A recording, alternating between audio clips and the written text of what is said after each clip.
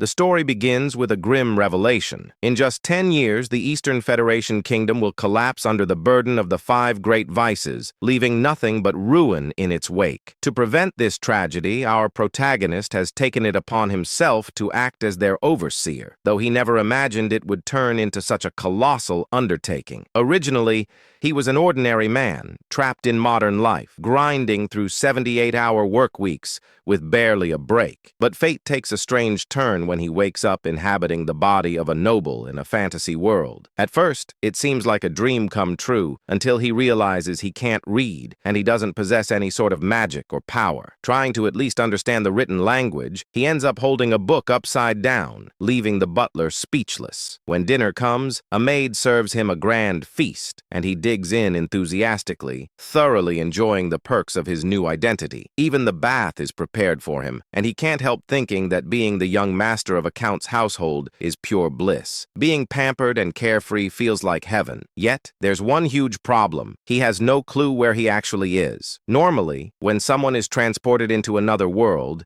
it's from a novel or game they're familiar with. So when one of the maids casually mentions that his older brothers, Leo and Tonio, will be returning tomorrow, he's baffled. The maid, in turn, is surprised that he seems to have forgotten his own family. As he mulls over their names, something clicks. They sound painfully familiar. Then it hits him like lightning. He's in the world of Psychedelia, a turn-based RPG he used to play during his rare moments of free time. But there's a catch. In every possible storyline of Psychedelia, once the 5 great vices, wrath, greed, sloth, pride, and obsession, emerge, the kingdom's nobility and cities fall into madness and destruction, and the Palacio family, where he now finds himself, is infamous in one of the game's early side quests. The eldest son, Leo Palacio, is dubbed the King of Lust, while the second son, Tonio, is known as the King of Vice. When he realizes this, he drops to his knees. He remembers this place vividly. It's the very first sub-quest of the game. Looking around, he sees that the mansion is exactly how it appeared in Psychedelia. The Palacio household is destined to be among the first noble families wiped out by the 5 great vices. And his current identity? The third son, Alan Palacio, a minor villain who meets a terrible end. His face remains blank as this truth sinks in. Even though he's just discovered that his death is certain, the only thing that crosses his mind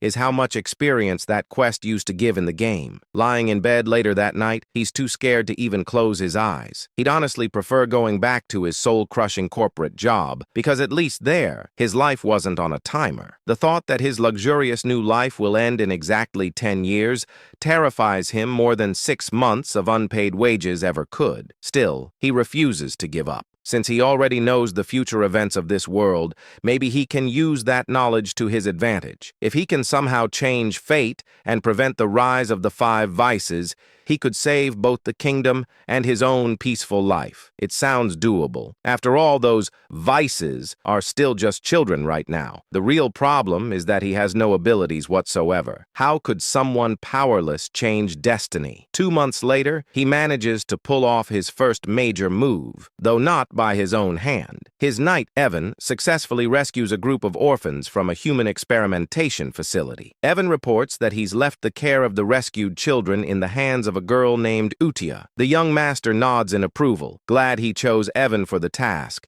as the knight proves to be capable and trustworthy. However, because his face rarely shows emotion anymore, Evan can't tell whether that nod was a compliment or just indifference. Trying to clarify, the young master forces an awkward smile, which only makes Evan think he'll never get used to his lord's new demeanor. He recalls how Alan used to be easy to read, cheerful or gloomy. His emotions were always visible, but now he seems eerily expressionless. Even the protagonist suspects that possessing Alan's body may have left his facial expressions frozen. Evan, still uncertain, decides to accept the gesture as praise. The protagonist reflects that Evan is one of the rare honest souls in the corrupt world of Psychedelia, a loyal knight who never betrays those he serves. That's why he recruited him right away upon meeting him. Finally, Evan reminds him that the main reason he was sent to the testing facility was to save Utia, and the young master confirms that's correct. Evan remarks that he can understand why his master went out of his way to save the girl. Even with all his years of experience as a mercenary, he can tell Utia is no ordinary child. Her strength alone makes it hard for him to fathom why she ever allowed herself to be locked up in the first place. He then questions why the young master didn't bring her back to the manor, since keeping someone like her in an orphanage seems wasteful. Our protagonist agrees out loud, but has other thoughts in mind. He knows it might look like he's ignoring her potential, but leaving her there is actually part of his larger plan. Utia isn't human. In the original timeline of the game, she forms a pact with a being from another realm and eventually becomes the physical incarnation of wrath, one of the 5 great vices responsible for countless deaths. Thanks to his interference, that dark fate has been diverted. He wants her to grow up peacefully, far away from corruption. To him, that means he's successfully neutralized one of the 4 remaining disasters. Of course, he can't tell Evan any of this, so he decides to act cryptic and simply says, "The time isn't right yet." Evan, ever curious,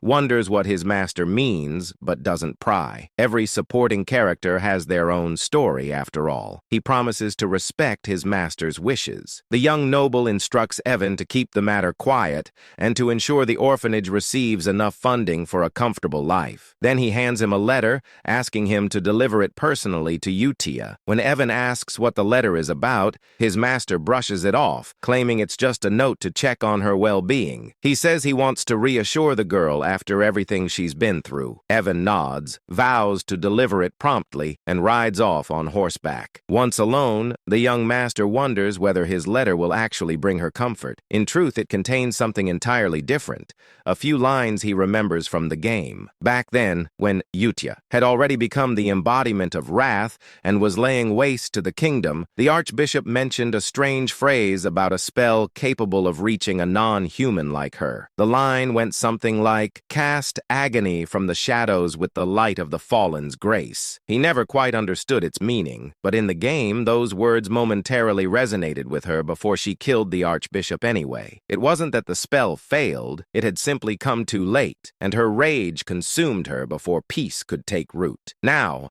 our protagonist believes that by sending those same words early, he might truly change her destiny this time. With wrath handled, at least for now, he's ready to move on to the next of the great vices. Still, he can't help but think how absurd it sounds to try befriending a potential monster with a single poetic quote. Yet, considering that these sins all seem to worship some mysterious higher entity, maybe there's something to it. To him, they all seem like fanatics. Meanwhile, we shift to Utia Sao, who's reading the letter herself, and she's not happy. Evan, watching her, can feel the immense surge of mana radiating from her small frame. It's beyond belief. He admits that she might be the strangest person he's ever met. Her face is emotionless, her voice calm, yet her power screams otherwise. She asks Evan to confirm whether the young master truly wrote the letter. When he nods, she explodes with fury, her mana flaring like a storm. The sheer force is enough to terrify even a seasoned warrior like Evan. Manifesting mana in tangible form, like she's doing, is something only master-level individuals can achieve. Her anger is unrestrained, like that of a jealous lover denied attention. Evan recalls his master's words that it simply wasn't time yet,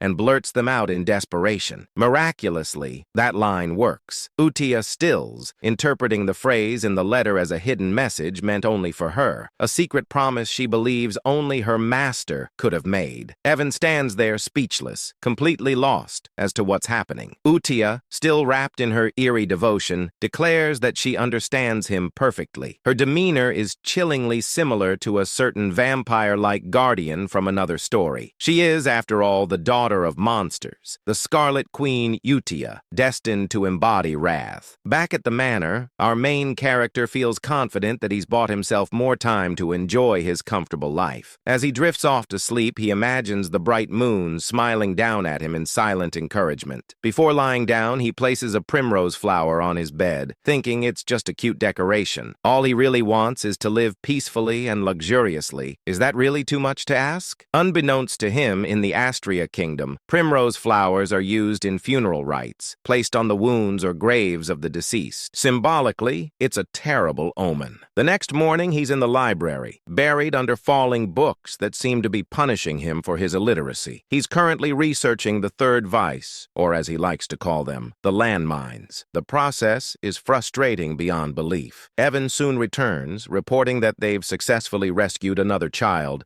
thanks to the young master's directions. When asked, our protagonist makes sure the child was treated gently after being saved from an underground slave market. Evan assures him that she was, but before their conversation can continue, the library doors slam open with a deafening crash, sending papers flying everywhere. The intruder? Tonio, the second son of the Palacio family. He immediately starts mocking his younger brother, demanding to know how an illiterate fool like him dares to hold a book. Our MC, expressionless as always, just stares back. Tonio's taunting escalates, but the young master decides it's not worth the effort. He plays it cool, saying Tonio can use the library if he wants. He'll be taking his leave. Tonio, thinking he's asserted dominance, grinds his heel onto his brother's head with a smirk. Before things can go further, a knife suddenly whistles through the air, lodging itself into the wall beside them. A new voice cuts through the tension, scolding them for being too loud. The newcomer is Leo, the eldest son of the family. As Leo and Tonio start bickering, our protagonist takes the chance to quietly crawl away, completely unbothered. He remembers that in the game,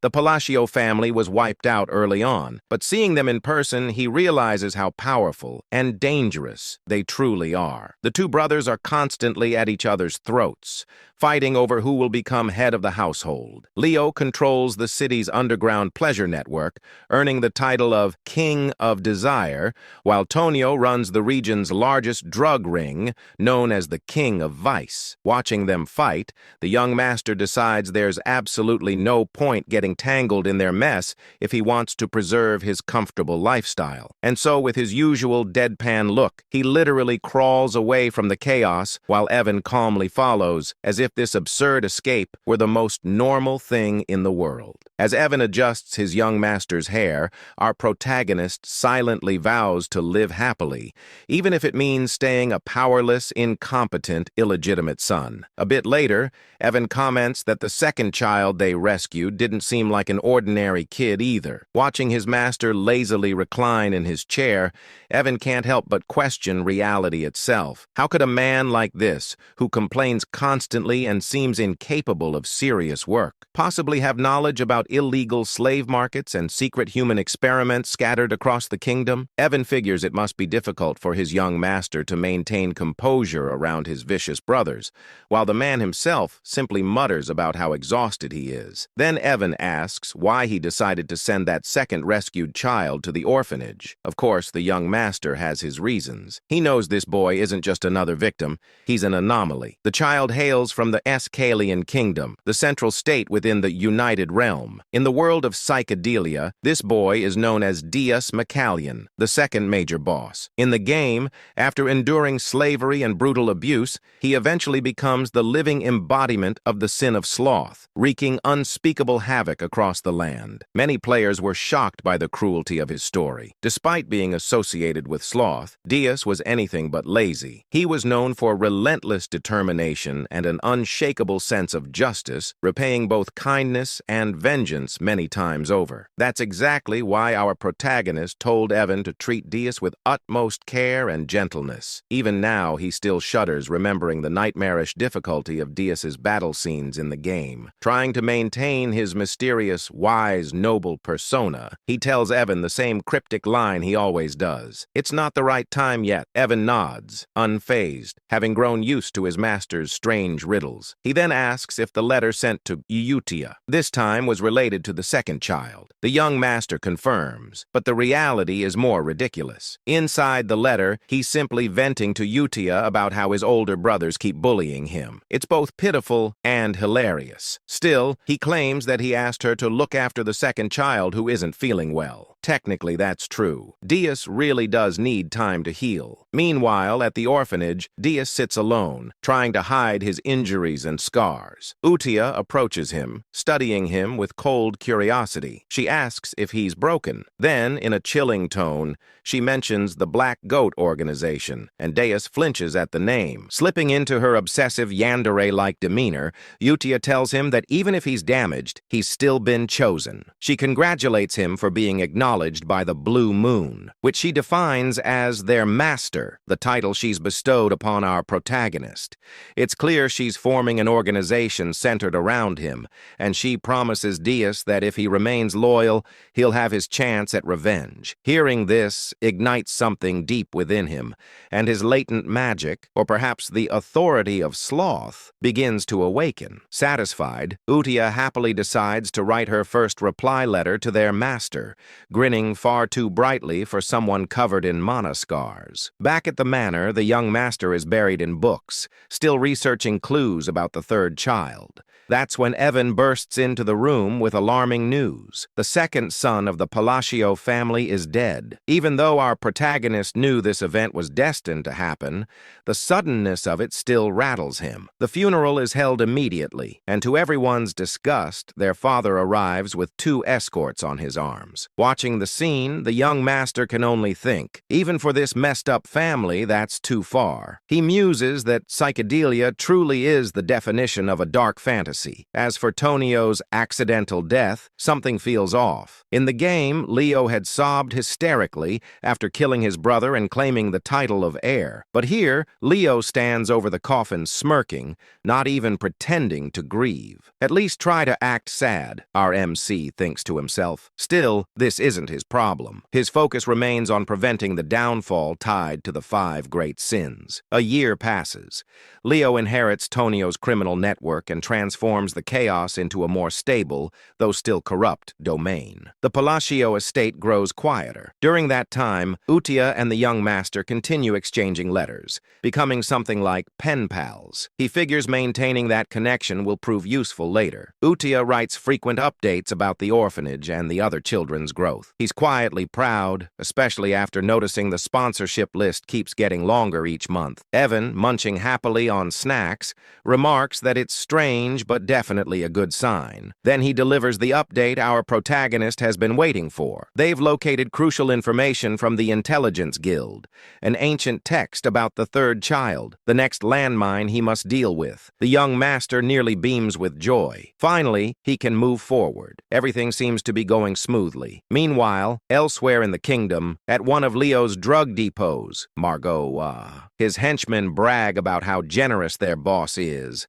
boasting that his operations now number in the hundreds. Their laughter dies quickly when chaos erupts. One by one, the men turn on themselves, screaming as if something invisible is forcing their bodies to move against their will. The perpetrators are none other than Utia and Deus. Deus manipulates deadly threads of magic, effortlessly erasing the entire group. He then turns to Utia, asking if slaughtering these people is truly necessary. She replies coldly, asking if he pities them. He answers that he doesn't. After all, these scum used human lives to produce drugs. Utia explains that this is purification, necessary to prepare for their master's rise. With a serene, almost divine smile, she says they can't let the place remain filthy when he returns. Dees nods in understanding, or at least he thinks he understands. Together they etch a glowing sigil into the ground. A surge of mana explodes outward, leaving behind a crescent-shaped mark.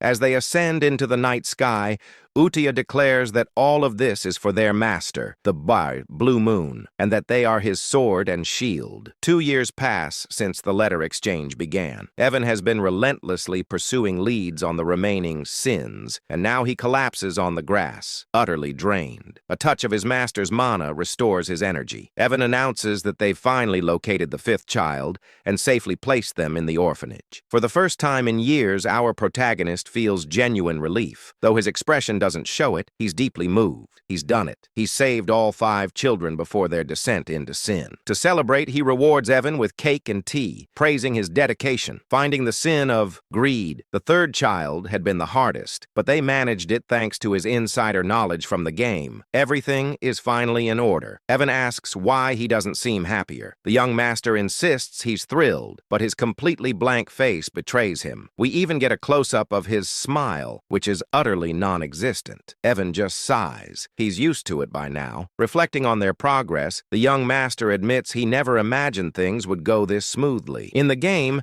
the 5 bosses became the great vices because of unbearable suffering. Saving them before that transformation seemed nearly impossible, but somehow he's managed it. When he asks about the orphanage's current state, Evan hands him a letter reporting that everything is running smoothly and the children seem happier every day. The young master remarks that if that's true, they might not even need a new caretaker. He's surprised Utia has handled things so well, though it makes sense, considering her deep attachment to the orphanage in the game's story. Reading Utia's letter, he finds that she's written warmly about each child's progress, especially Dias, reassuring him that everyone is doing fine. For the first time, a faint smile appears on his lips. He's genuinely glad they're growing up well. Evan asks when he plans to finally meet them in person. As always, the young master replies vaguely that the right time will come. In truth, he has no intention of meeting them anytime soon. He's terrified of the power they'll eventually wield. For now, distance feels safest. Still, he's aware that if he wants to survive in this grim world, he needs to get stronger. The answer lies in magic, and luckily, this body has the potential for it. While training, Evan mentions a new group rising across the continent called the Blue Moon. The young master feigns ignorance,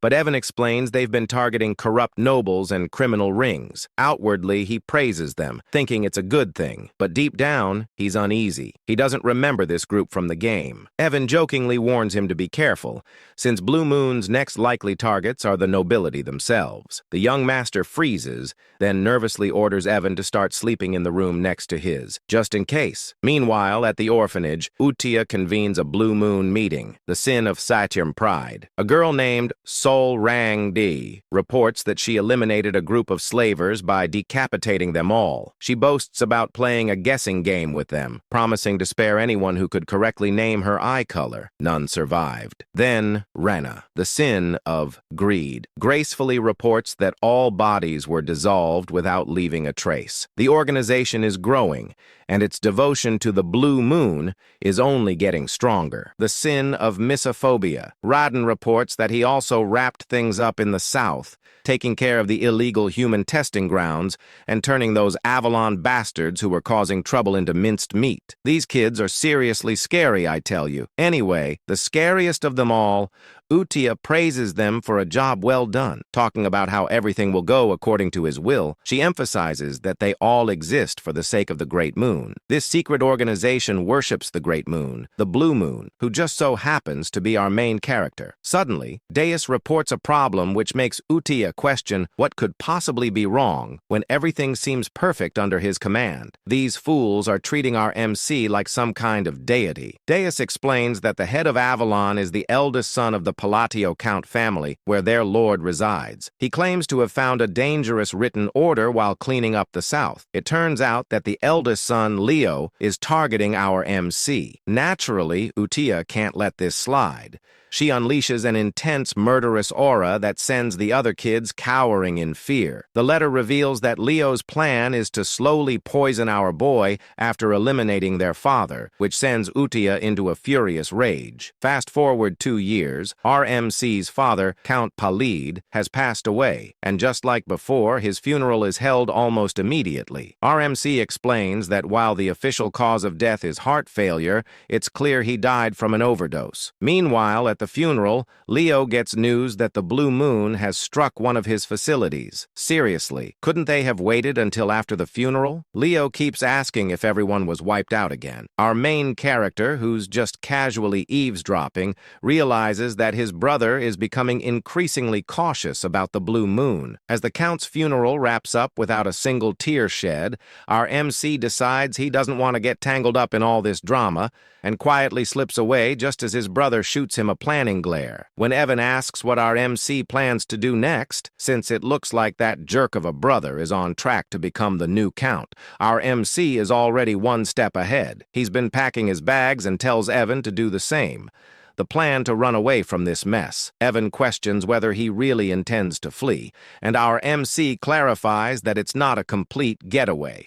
They're just heading downtown to lay low for a bit. When Evan asks if he means the town of Rodmill, our guy confirms it. He's been eyeing Rodmill for a while now, and it's a small town in the south of Paleo, making it the perfect hideout. Plus, he's timed it well since Leo has been giving him some seriously unsettling looks. Once they arrive in Rodmill, our MC actually starts enjoying life, whipping up some delicious-looking toast while Evan just goes along with everything like it's the most normal thing ever. But 3 days later, their peaceful existence is shattered when our MC is forced to return home for his brother's funeral. He can't believe he's back so soon. According to the game, Leo wasn't supposed to die yet. The cause of the death is a stab through the heart, which leaves our MC wondering who could have done such a thing. He tries to ask one of the servants about the details, but they scream in horror as if they're about to meet their end. It's not just that. All the servants are acting strangely, overly apologetic, and treating him like he's some kind of mafia boss. He can't help but wonder what's going on with these people. As he's making his way out, Evan catches up to him, and he asks him if he found out why the servants are acting so weird. Evan claims he did, and playfully wonders if our MC was the one who made the Avalon drug organization disappear overnight. Turns out Leo was the head of that organization, and now that he's gone, it seems like the whole thing vanished without a trace. We then flash back to the day our main character set off for Rodmill. Inside the carriage, Evan was curious, asking why he's heading to a small town like Rodmill instead of a bustling city. Our MC explains that a city is simply not an option for him. Rodmill is his ultimate destination, the end game in all his plans. He shares that his mission is straightforward: save the 5 great sins from their misfortunes to prevent the world from crumbling. Plus, since Rodmill isn't part of the original story and has a villa, it's the ideal spot for him. A villa is a separate estate, making it the perfect hideaway for a laid-back noble like him, where he can relax and do absolutely nothing. Honestly, I share that dream. If you like this video,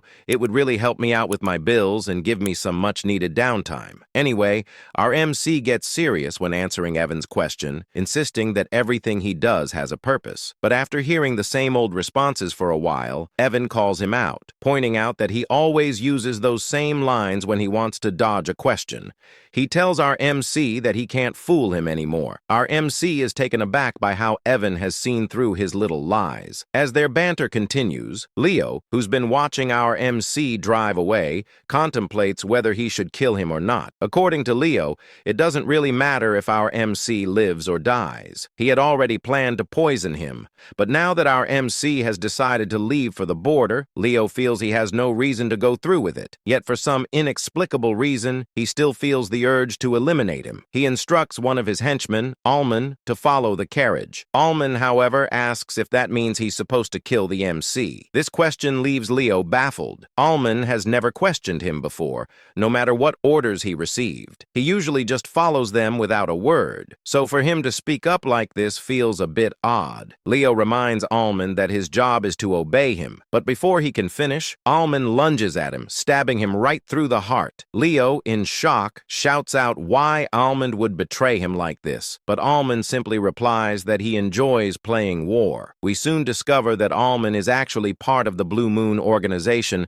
and his real name is Hidden. He explains that they've been taught a creed by Blue Moon. Since the Blue Moon is essentially RMC's sword, it makes sense for them to act according to his wishes. However, if anyone dares to threaten the Great Blue Moon, RMC, they're allowed to take matters into their own hands, meaning they can eliminate the threat. Hidden reveals he's been waiting for Leo to give the order to kill their lord, and he can't believe it took 2 years for that to happen. Leo tries to argue that his subordinates won't let Hidden live, but Hidden counters that with Leo's death, the entire organization will be wiped off the continent forever. Looking at Leo's lifeless body, Hidden can't help but comment on how unfortunate this all is. If Leo hadn't tried to kill their great master, he might have lived a few more months or even years. Meanwhile, Meanwhile, in the present, our MC is enjoying his dream life in the small town of Rodmill. He wakes up whenever he wants and shares delicious meals with Evan, living the life of a true noble. But his fate would have it, his peaceful existence is shattered when he receives a letter. The letter requested that he step up as the next head of the family. Just like that, his carefree life came to an end a mere 4 days after it began, forcing him to return to the palatial state. However, things felt off. The maids and other staff were acting strangely around him. He couldn't help but wonder what was behind their odd behavior. Then Evan teasingly asked him when he had become the shadow leader, leaving him completely baffled. It dawned on him that all this fuss was due to the bizarre circumstances surrounding his brother's death, which had led to his current predicament. In his usual dramatic fashion,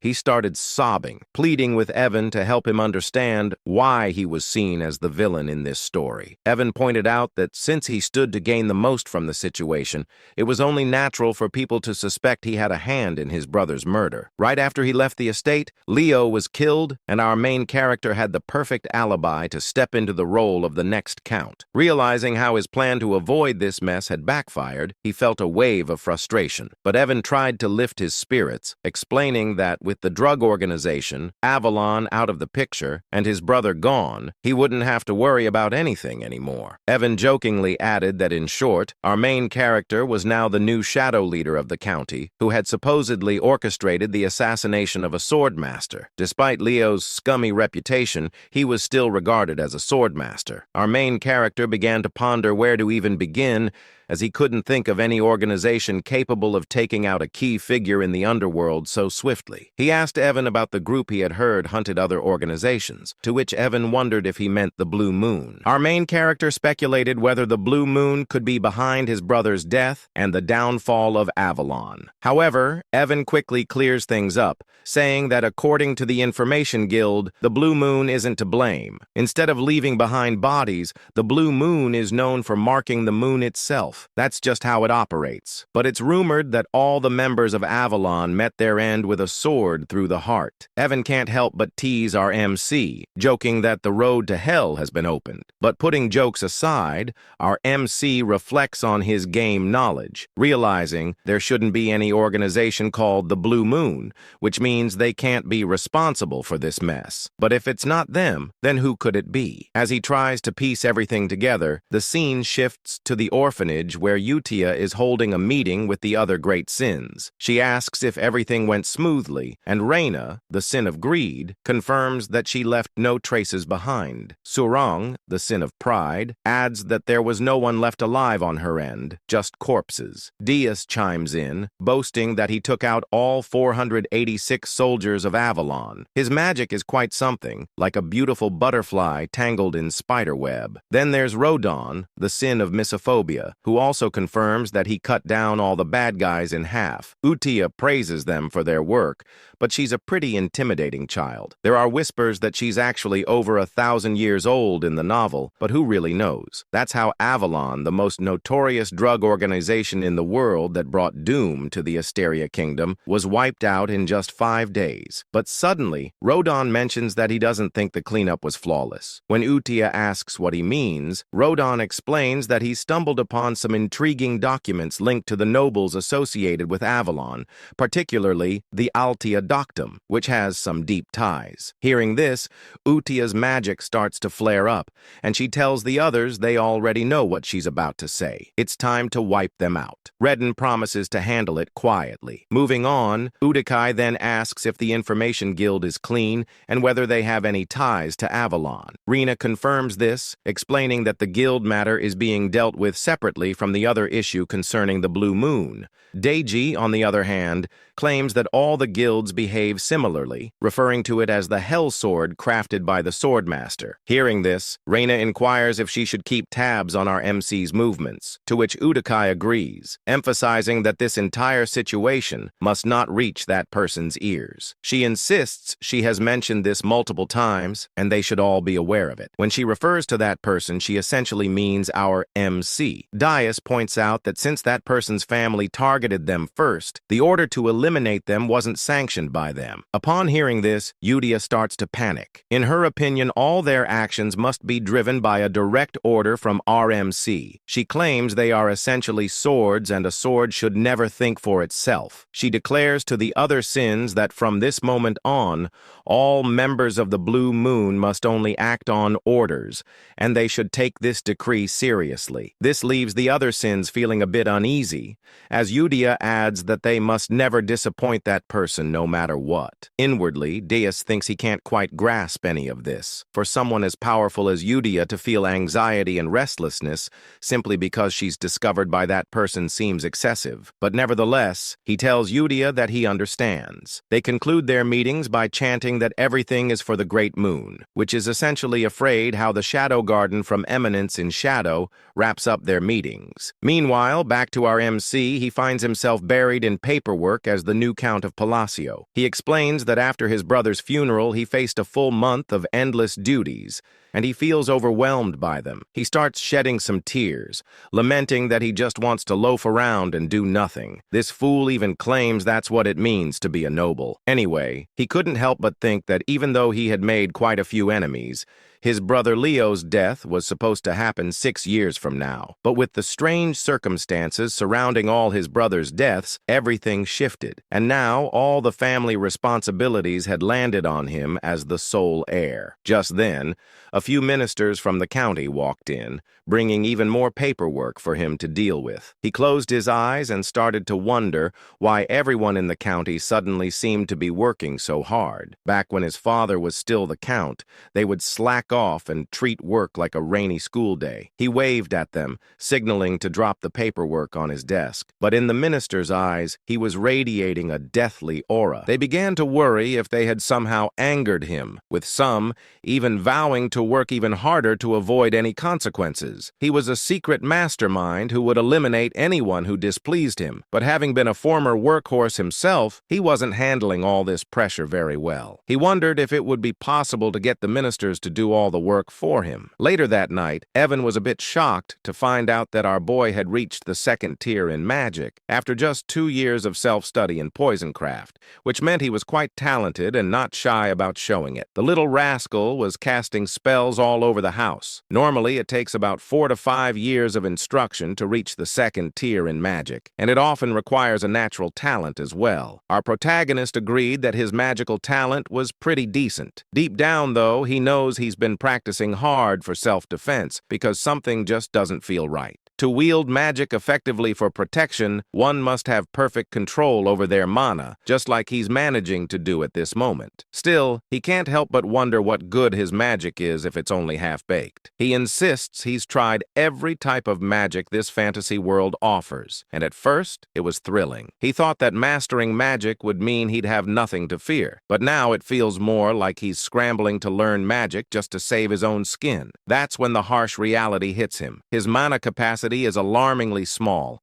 Without enough mana, there's no magic, and that spells trouble, possibly even death. As he wallows in his predicament, we discover that innate mana capacity is akin to an athlete's natural weight class. While some are born with extraordinary talent, our main character is stuck with a minuscule mana pool, and no amount of training will change that. Yet he clings to a glimmer of hope. If all else fails, there's a way to fix it. Just then, Evan interrupts his thoughts, announcing that his invitation to the ball has finally arrived, leaving our present puzzled about what he's talking about. The scene shifts a few days later to the grand ball, where our main character makes his entrance in some truly majestic attire. The fit is impressive, but being the introverted guy he is, he claims to be already worn out, even though he just got there. This party, let's call it what it is your typical aristocratic gathering in the southern part of the Asteria Kingdom. It's basically a meet and greet for nobles, and since our MC is about to be sworn in as a count soon, he really has to show up. He gets into serious mode, thinking this is his golden opportunity to network with the nobility,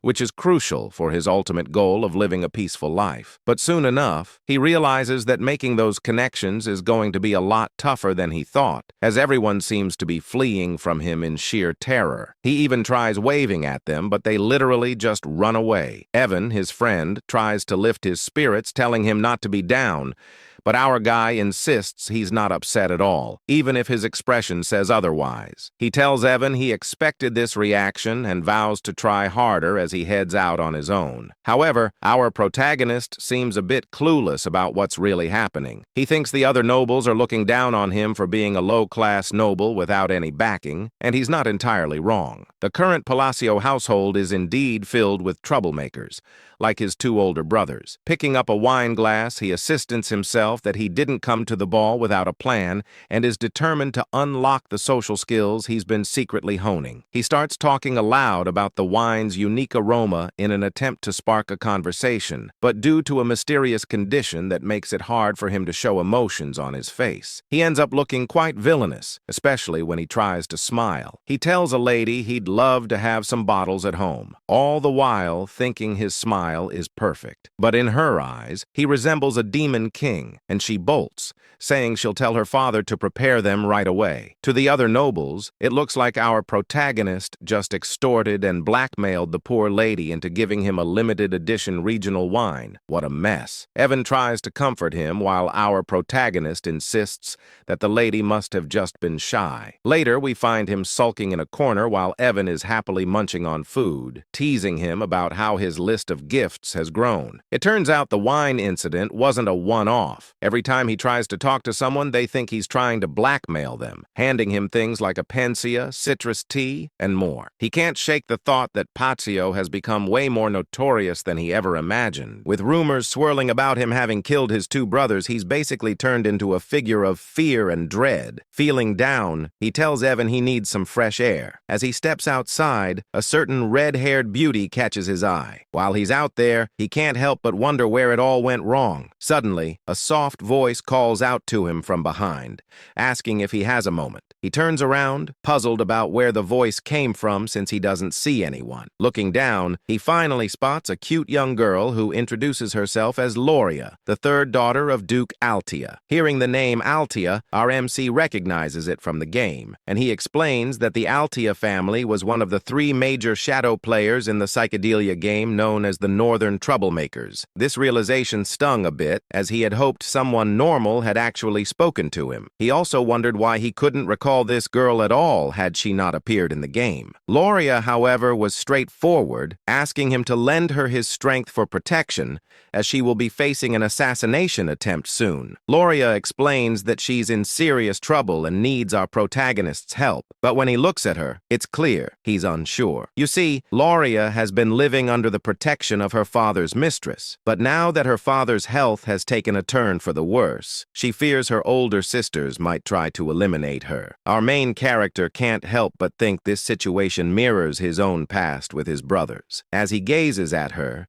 it dawns on him that the reason he didn't recognize Lauria from the game is that she must have already been dead and never made an appearance. Lauria, looking as adorable as ever, pleads for his assistance, claiming that with his abilities he could really make a difference. But our protagonist firmly turns her down. She insists she's not coming to him empty-handed. If he saves her, she promises to share half of the Ultia family fortune.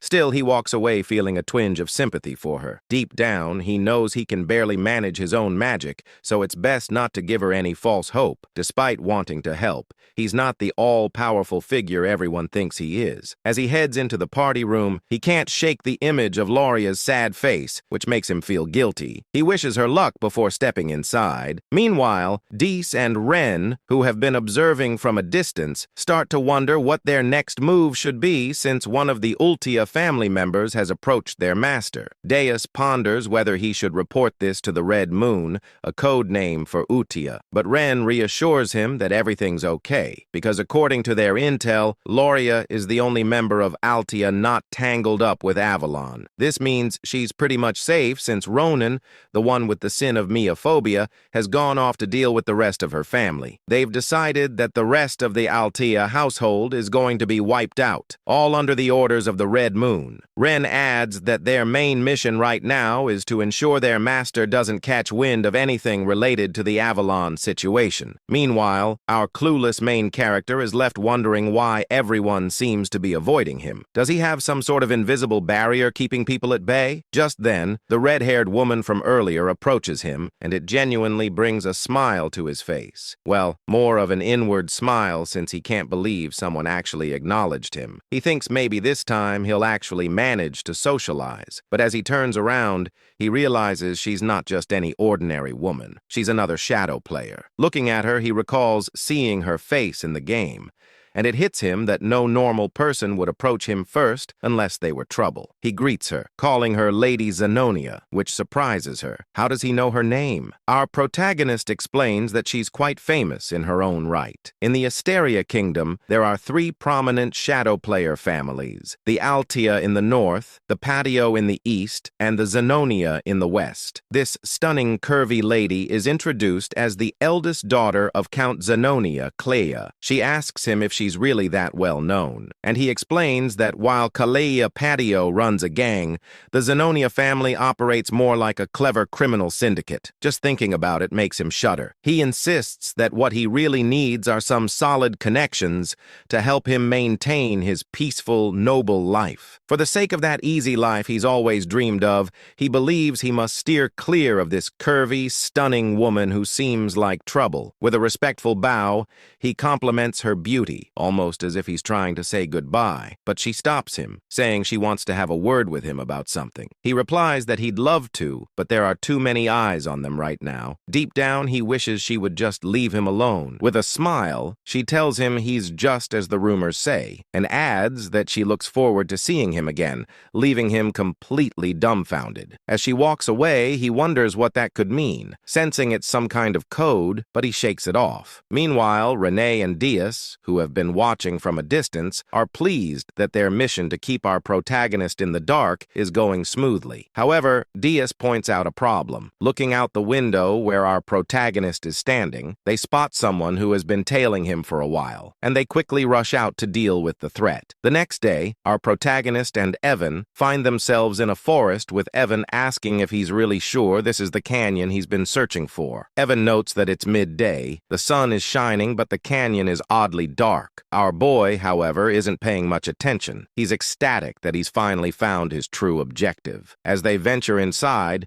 he jokes that if this place turns out to be empty like the others, he might actually cry. But as he looks at the symbols on the walls, he realizes this is the real deal. He explains that in the game, finding this place was a breeze. Truthfully, he admits that the only reason he traveled all the way to the south under the guise of attending the ball was to discover this labyrinth right here. The labyrinth is called the Labyrinth of Whispers, and if you can crack all the riddles in its 8 rooms, you'll earn a powerful artifact as a reward. Exactly what he's after. He claims to have memorized all the routes and puzzles this labyrinth has to offer. Finally, he arrives at a massive door, and as he gazes at it, he confesses that seeing the labyrinth entrance in person is breathtaking. It feels so much more real than it did in the game. In the game, he tackled this labyrinth countless times. Evan, on the other hand, asks how our protagonist even knew a place like this existed. Our boy, without thinking, replies that he's been here often, leaving Evan puzzled about what this guy is talking about. Realizing he might have slipped up, our protagonist quickly backtracks, saying he was just kidding, and suggests they head inside. Once inside, they encounter some monsters and giant golem hands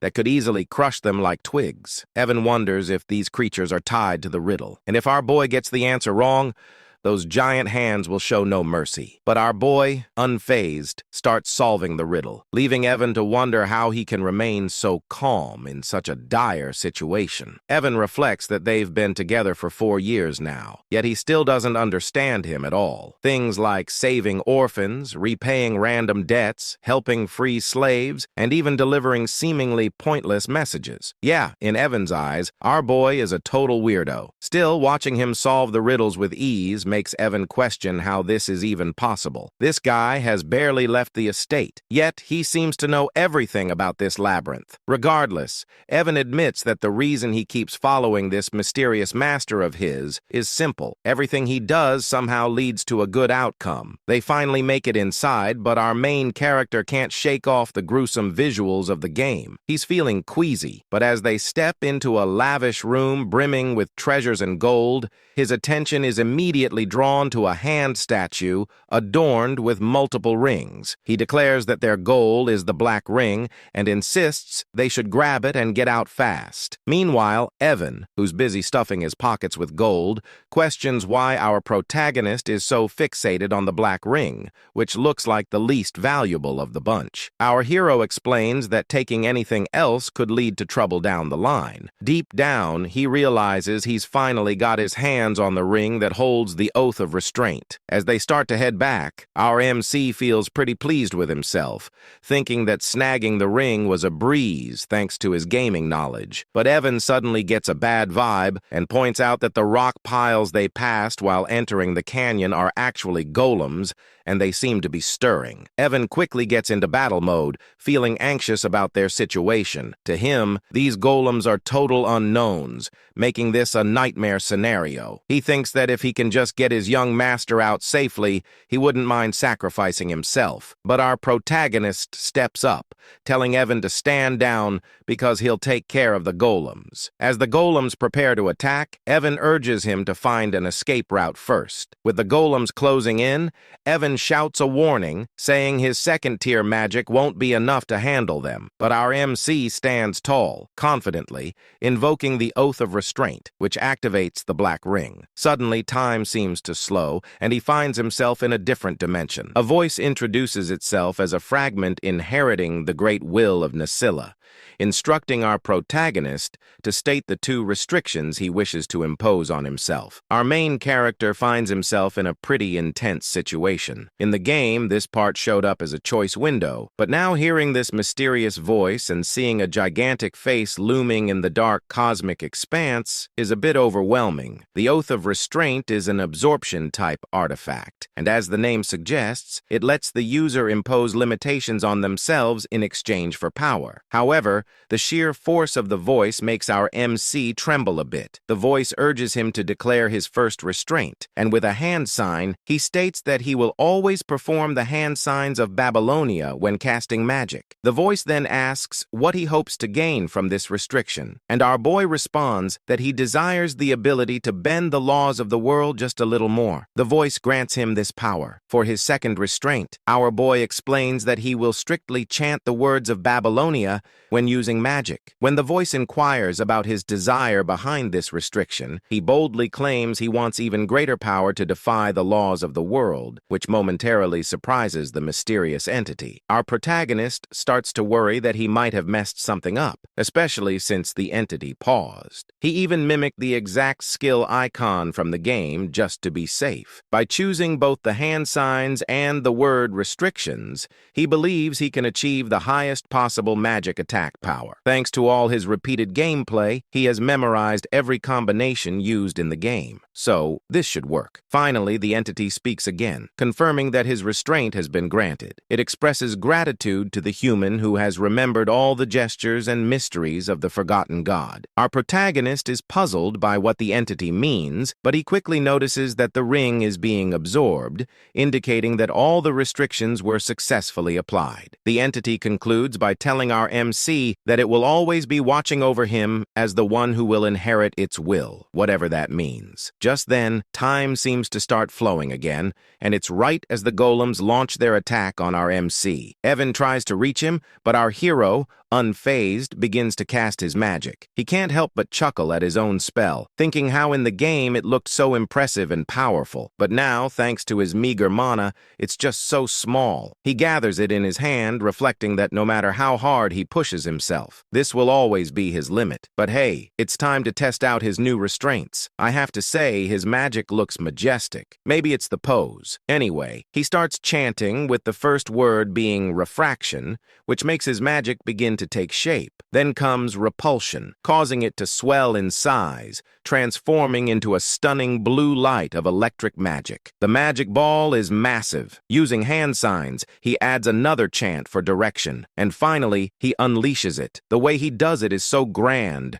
reminiscent of how Gojo releases his hollow purple. The sheer power of our boy's magic leaves Evan in shock, as the lightning obliterates all the golems, turning them to dust. In the aftermath, Evan can hardly believe his eyes, wondering what on earth just happened. He asks our protagonist if he's been hiding his power all this time, but our boy shakes his head. Evan explains that in all his 15 years as a mercenary, he's never seen anything like that. He questions if our MC is really sure that was second-tier magic, to which our boy confirms, though deep down, he's just as confused about what transpired. He admits that this wasn't at all like it was in the game. In the game's turn-based battle system of psychedelia, magic could be enhanced each turn through hand signs or incantations. This time, he boosted the chain lightning magic with all 4 incantations and hand signs for a total of 5 turns. In other words, he simply used magic settings for a large-scale lightning spell. However,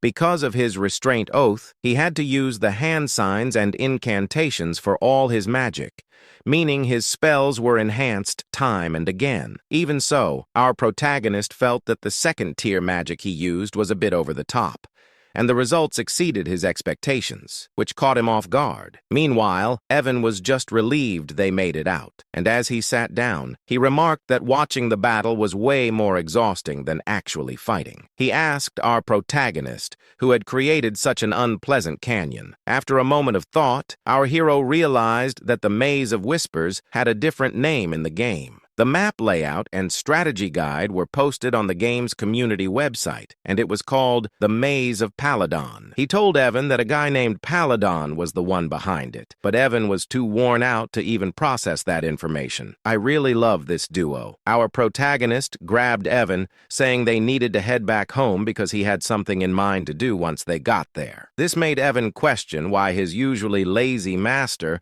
was suddenly so motivated today. Our main character explained that every time he picked a hand sign that matched the spell's attribute he was casting, the power increased. If he chose the right incantation, the magic properties would get enhanced, which is how the game mechanics were designed to work. The only difference was that, unlike in the game where the visuals remained the same and only the numbers went up, in this world, the spell actually changed shape with each incantation. But he suddenly wonders if this only applies to him, especially since he's particularly skilled at controlling mana. He decides he'll need to test it out once his mana has recovered. But for now, he's just relieved that everything turned out okay. As they prepare to leave on their horses, we see Ren, who has been quietly following our main character, watching the whole scene unfold. She quickly makes her way to the canyon, and upon arriving, she spots the runes on the wall and realizes she can actually read them. She explains that these are the glyphs of the Aleph Empire,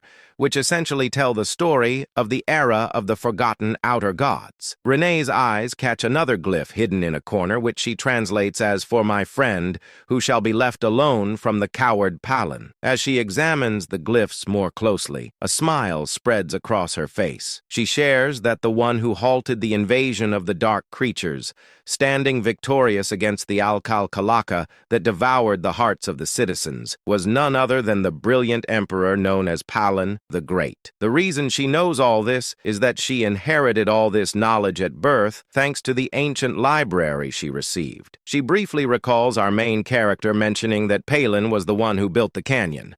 But as usual, she misinterprets the situation. She thinks that she knew our MC was special since someone like the bloody Queen Udia follows him, which is a pretty big deal. Having someone like Udia as a subordinate is something you'd only read about in history books. However, she continues to believe that our MC is actually a friend of Palin, completely misreading the glyphs he saw. Moreover, she claims that the phrase "our boy used while casting magic" doesn't exist anywhere in the ancient library, which only strengthens her belief that our MC is truly remarkable. Blushing, she admits that Udia was right all along, feeling a bit embarrassed about having followed followed orders without question all this time. And just like that, our boy ends up with another yonder in his harem. Kind of a strange thing to say since they're basically just kids, but I digress. Anyway, Rena spots Deus arriving and immediately asks if he got any info from the fool who was tailing their great master. Deus responds that the idiot is dead, and he didn't even do it. It's more like the guy's head just twisted in midair. Rena insists they need to report this back to Udia for processing, and disagrees. So they head out. Meanwhile, in Zenonia County, Lady Kalia is sipping her tea, pondering how our main character is, just as the rumors say. She notes his chilling, emotionless expression and those abyss-like eyes. It bothers her that he called her famous. Count Zenonia is indeed strong and well-known, but for our boy to label her as famous despite not being involved in social activities is quite intriguing. What's really going on here is that Kalia is the true mastermind, using black magic to control her father, the Count, making her the real head of the family. The fact that our boy called her famous makes her think he might know something about her secret, which terrifies her since no one is aware that she's turned her father into a puppet. She recalls how our boy mentioned there are too many eyes on them, which she misinterprets as him having discovered the person she had following him. Now, that's a classic case of misunderstanding, like something out of an Eminence and Shadow scenario. Suddenly, Clea gets a call from one of her servants who says there's a problem. Well, she asks what's going on, and the servant insists that it's better for her to see it for herself. When she heads to her room, she discovers that the person she had following our boy is dead. The servant explains that since the seal on the body didn't activate, it means he didn't spill any secrets. But Clea quickly points out that the person who killed her man must have intentionally brought him to her room. Frustrated, she starts questioning how our boy figured out she was the one who sent this guy to tail him. And just like that, our boy gets misunderstood once again. At the grand halls of the Alta Ducal estate, the scene unfolds as Lauria walks through the quiet corridors, her face heavy with disappointment and fatigue. Her mind drifts with thoughts of regret and realization. As expected, she knew he was not someone to underestimate. The distinguished one of the underworld, a man who possessed cold eyes, much like her father's. He was the kind of person she must never make an enemy of. Once he had been her last lifeline, but she knew he would never accept a deal that could bring him significant losses. All her assets and power had been stripped away by her sly siblings. The eldest daughter, Mararian, the second son, Ki, the eldest son, Tamion, and the second daughter, Pai. With nothing left, she had survived only through her father's love and mercy. But now, even that seemed uncertain. As she walked deeper into the estate, lost in despair, she whispered to herself that she no longer knew what to do. The moment she entered the estate, the maids rushed toward her in panic, their voices trembling. They cried out, calling for Lady Lauria, their faces pale with fear. They told her that Lady Pine and Key had taken their own lives. Shock spread across Lauria's face, her body frozen in disbelief. Her thoughts raced. Those people would rather stab their own family, and yet they took their own lives. It didn't make any sense. Fear gripped her heart as she asked about Tamalian and Marianne. Soon after, she was shown a horrifying sight. Both Talon and Mararian lying lifeless, their swords buried into each other's chests. Gloria's body trembled as terror consumed her. Her mind screamed with confusion, wondering why and how such a tragedy had occurred. Meanwhile, outside the Altia estate, Radon was seen leaving swiftly, a faint smirk curling on his lips as he muttered to himself, "Successfully eliminated." Gloria's mind flashed back to Alon's earlier words, the ones that had hinted that good things would soon happen. Remembering that, she felt an icy dread run through her veins. A realization struck her. The true mastermind of the Count's household, the one who had hidden his claws and waited for the right moment to seize power, had finally made his move. This was exactly what he meant. Now she had become the only successor in the ducal family overnight. A bitter laugh escaped her lips as she wondered what kind of monstrous devil she had made a pact with. But she knew there was no going back now. Those who betrayed him had already met terrible fates. There were too many precedents. She told herself that she must walk the path she had chosen, no matter how dark dark it became. A sudden determination lit up her eyes. 2 months later, a grand gift arrived at Duke Alea's estate, addressed to Alon. Upon seeing it, Evan's eyes widened in surprise. It was a bottle of Cernant's wine, a rare and luxurious drink that cost thousands of gold per bottle. He was amazed, saying he had never expected to see such a treasure. When Alon read the letter accompanying it, he realized that the gift had not been sent by Duke Altea himself, but by Lauria Alea. It seemed that the youngest daughter had prepared it personally. He was confused, wondering why she would send it to him. The thought stung his conscience, reminding him that he hadn't been able to help her when she needed it most. He turned to the servant and asked if it was truly meant for him. The servant confirmed that the Duke herself had prepared it and ordered him to deliver it personally. That single phrase of the Duke herself made Alan pause. Realization struck him. The youngest Lauria had become the Duke. In the next scene, Lauria was shown in her office, busy with documents. When her work was finally done, she leaned back, stretching her arms as she softly remarked how quickly 2 months had passed. After her father's funeral, who had passed away due to illness, she had officially become the Duke following the succession ceremony. She recalled how she couldn't even enter that office before. The death of her siblings had happened so suddenly, yet no one had suspected her at all. She had an alibi. She was attending the ball at the time. Back then, her secret organization had been destroyed by her siblings, leaving her utterly powerless when she returned to the mansion. Later, she came to understand how deeply he had calculated everything. He had declined her plea with indifference on the surface, but had perfectly cleaned up everything behind the scenes. She wondered just how far into the future he had planned all of this. She hadn't even informed him about her father's funeral, not wanting to trouble him. Yet, he still helped her. It was clear that he had a reason. He needed Alea for some part of his grand plan. Although she had successfully merged all the subordinate organizations under Altea, it still wasn't enough to match the immense power he hid behind his calm facade. That only meant one thing. He wanted something from her. Palatio, the distinguished figure of the underworld who had risen through sheer business prowess. If there was one thing she possessed that he didn't, it was her ability to manipulate the political stage from the shadows. He needed the Altea name for now. She decided to focus on what she must do, believing that the distinguished one would contact her soon. She hoped he would appreciate her gift of gratitude. The scene shifted once more, showing Alon in his quarters as Lauria's servant bowed before him, saying that he would take his lead. Alan stood still, lost in thought, still unable to process the news. The fact that Lauria, who had once been threatened with death, was now the Duke, didn't sit right with him. Evan noticed his troubled expression and wondered silently what was wrong with him now. A few months passed. The narration marked that this was 5 years before the original story began. Evan entered with excitement, calling out to Alan and addressing him as the young master before quickly correcting himself to call him the Count. Alan replied calmly that the succession ceremony hadn't taken place yet, but since a year had already passed, he supposed it was fine to be called that. Despite his words, he sighed quietly, thinking that he had never planned on becoming the Count. Still, since he had already adjusted to it, he decided to make the most of his noble status and use it to his advantage. Evan then handed him a letter saying it had arrived from Utia. Alon received it with a thoughtful hum,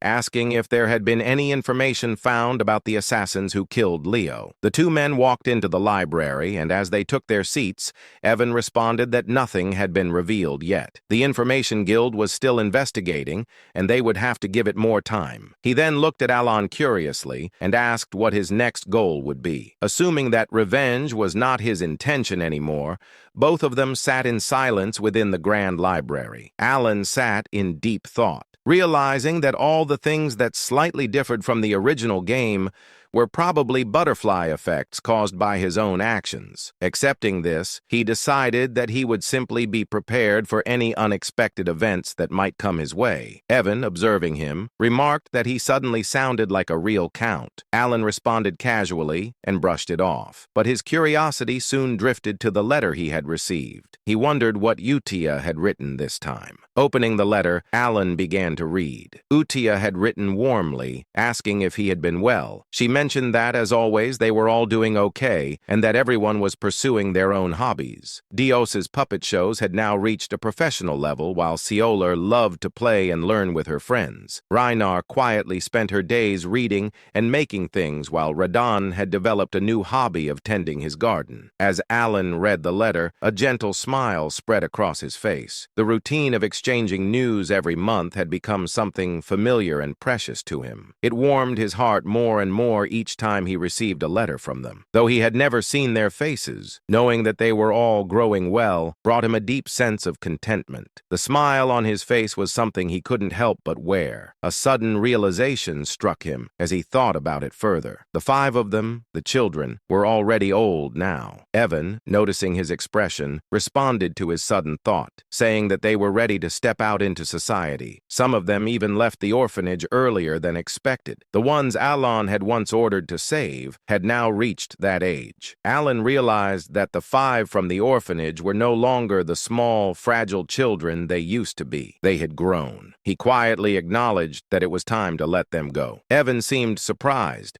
reminding him that he had placed them all in one place because they had been wounded. But Alan calmly reasoned that there was no need to do that anymore. The time had come to let them go. He thought to himself that he had cared for them enough to ensure they would not awaken as deadly sins, and because of that, they should be fine now. Evan agreed, noting that since they were all in good health, it was time to move forward. Alan's mind drifted toward his knowledge of the original game. Each boss battle had a rough outline of its setting revealed through narration. Utia possessed the talent of faith. Dios had the talent of the sword. Rena had the talent of studying. Seorang had the talent of a fighter. Roden had the talent of an apostle. If they used their talents in the right fields, they would surely thrive. The thought filled him with satisfaction as he mentally declared it a perfect plan. Feeling determined, he decided that while he was at it, he should also prepare a gift for each of them. He had planned on giving them gifts anyway, and now seemed like the right time. As evening arrived, his work for the day finally came to an end. Evan stretched and exclaimed with relief, saying that he would step out for a while before returning soon. Alan waved him off, bidding him goodbye. Alone in the quiet office, Alan smiled to himself, wondering if he might one day receive something back from them once. They became successful and influential. His thoughts softened as he hoped his letters would guide the children to step confidently into the world. Meanwhile, in another scene, Utia received Alan's new letter. Gathering everyone around, she announced that the orders had arrived. This time, however, the message had been delivered to each of them individually. The group grew silent, reading their respective letters with focused expressions. Though Seorang couldn't contain her excitement, her eyes sparkled as she eagerly unfolded her letter, marking the beginning of another chapter in their intertwined fates. Meanwhile, Yisha finished reading the letter sent by Alan. She announced excitedly to everyone that new orders had arrived. This time, Alan had delivered them individually, which surprised all the members. But before anything else, Yusa suggested that they should read the previous letter as well. Since the new instructions seemed to require a high level of attention, Xiang spoke cutely, mentioning that only Yusa had been able to read the earlier letters. Yusa explained that since Alan had given each of them a personal order, it meant he had decided it was time for everyone to see the contents themselves. The letter written by Alan made Seorang and the other sins react like curious kitten. Seorang clumsily repeated the first line of the message Alan had written. "How have you been lately? It seems you have many talented friends. If you need anything, let me know." Renee commented that it sounded like ordinary small talk, but Yusa smiled. She understood that Alan had intentionally kept the opening simple. After the greeting letter, this was the first true order he had issued. He had defined the elimination targets, assigned missions, and instructed them to report the results afterward. It was during this time that he entrusted Blue Moon to her. As everyone could see, he had personally chosen each of them, and all the sins were excited to meet him. Deus nodded and said it made sense. This prevented information leaked. She remembered her first order and smiled, recalling how firmly she had been told to understand the instruction clearly and carry out the mission without fail. Deus then wondered aloud if it would be better to visit Alan directly or contact him through magic communication. Raiden agreed that if leaks were the issue, letters seemed unusual. Yusa's expression sharpened. She reminded them that their duty was simply to follow Alan's order. She gripped the letter tightly, and Deus let out a sigh at her unwavering resolve. Deus eventually said they should read the orders properly. Moments later, after going through her assignment, she explained that Alan had instructed her to head to Caliban. The nation of knights Seal Rang scoffed, calling it a desert colony she disliked. Raiden mentioned his destination, Rexy, the entertainment city. Renee said she was ordered to go to Latina, the mage city. Finally, Yusha, the female lead of the entire story, looked stunning as always when she spoke. She said she was assigned to the Holy Kingdom of Ryza. Everything they needed to do was clearly written in their letters. Dea said she didn't understand the reason, but Alan had ordered her to become a knight. It felt unusual even for her. Xiang added that Alan had also told her not to worry since the patronage would continue. Reina mentioned that he had revealed the locations of their gifts as well. Raiden responded calmly, saying they would understand everything once they reached their destination. Yusa gathered everyone and repeated the final rule Alan had guy. They must never mention the name Blue Moon. Everyone agreed and prepared to leave. Next day, all the members assembled and departed to carry out Alan's orders. 3 months later, inside his office, Alan sighed. As expected, there was no noticeable change in the field of magic. He continued reading advanced magical texts to increase his capabilities and muttered that he would have to experiment on his own, ridiculous as it felt. Suddenly, he looked at his knight, Yuan, and asked what he was doing. Alan then remembered something and questioned him about the investigation into the killing of Leo. Yuan replied that the Information Guild still hadn't found anything. Alan seemed surprised for a moment and asked if there was anything else to report. Then he whispered under his breath that the butterfly effect caused by saving the 5 deadly sins had already gone out of control. Even Lyra, who was never supposed to appear in the storyline, had become the Duke of Ayla. The thought distressed him. She was expanding her power and influence at a terrifying pace within the underworld. Alan let out a tired chuckle and told Yuan they should stop investigating the Ascension altogether. It was dull work, and he already had far too many responsibilities piling up. Yuan looked at him with surprise and really master. Alan explained that the entire situation was clearly the result of his own ignorance. In a place like this, almost nothing escaped the network of the Information Guild. Even he felt uneasy about it. If he tried to uncover things he was not meant to touch,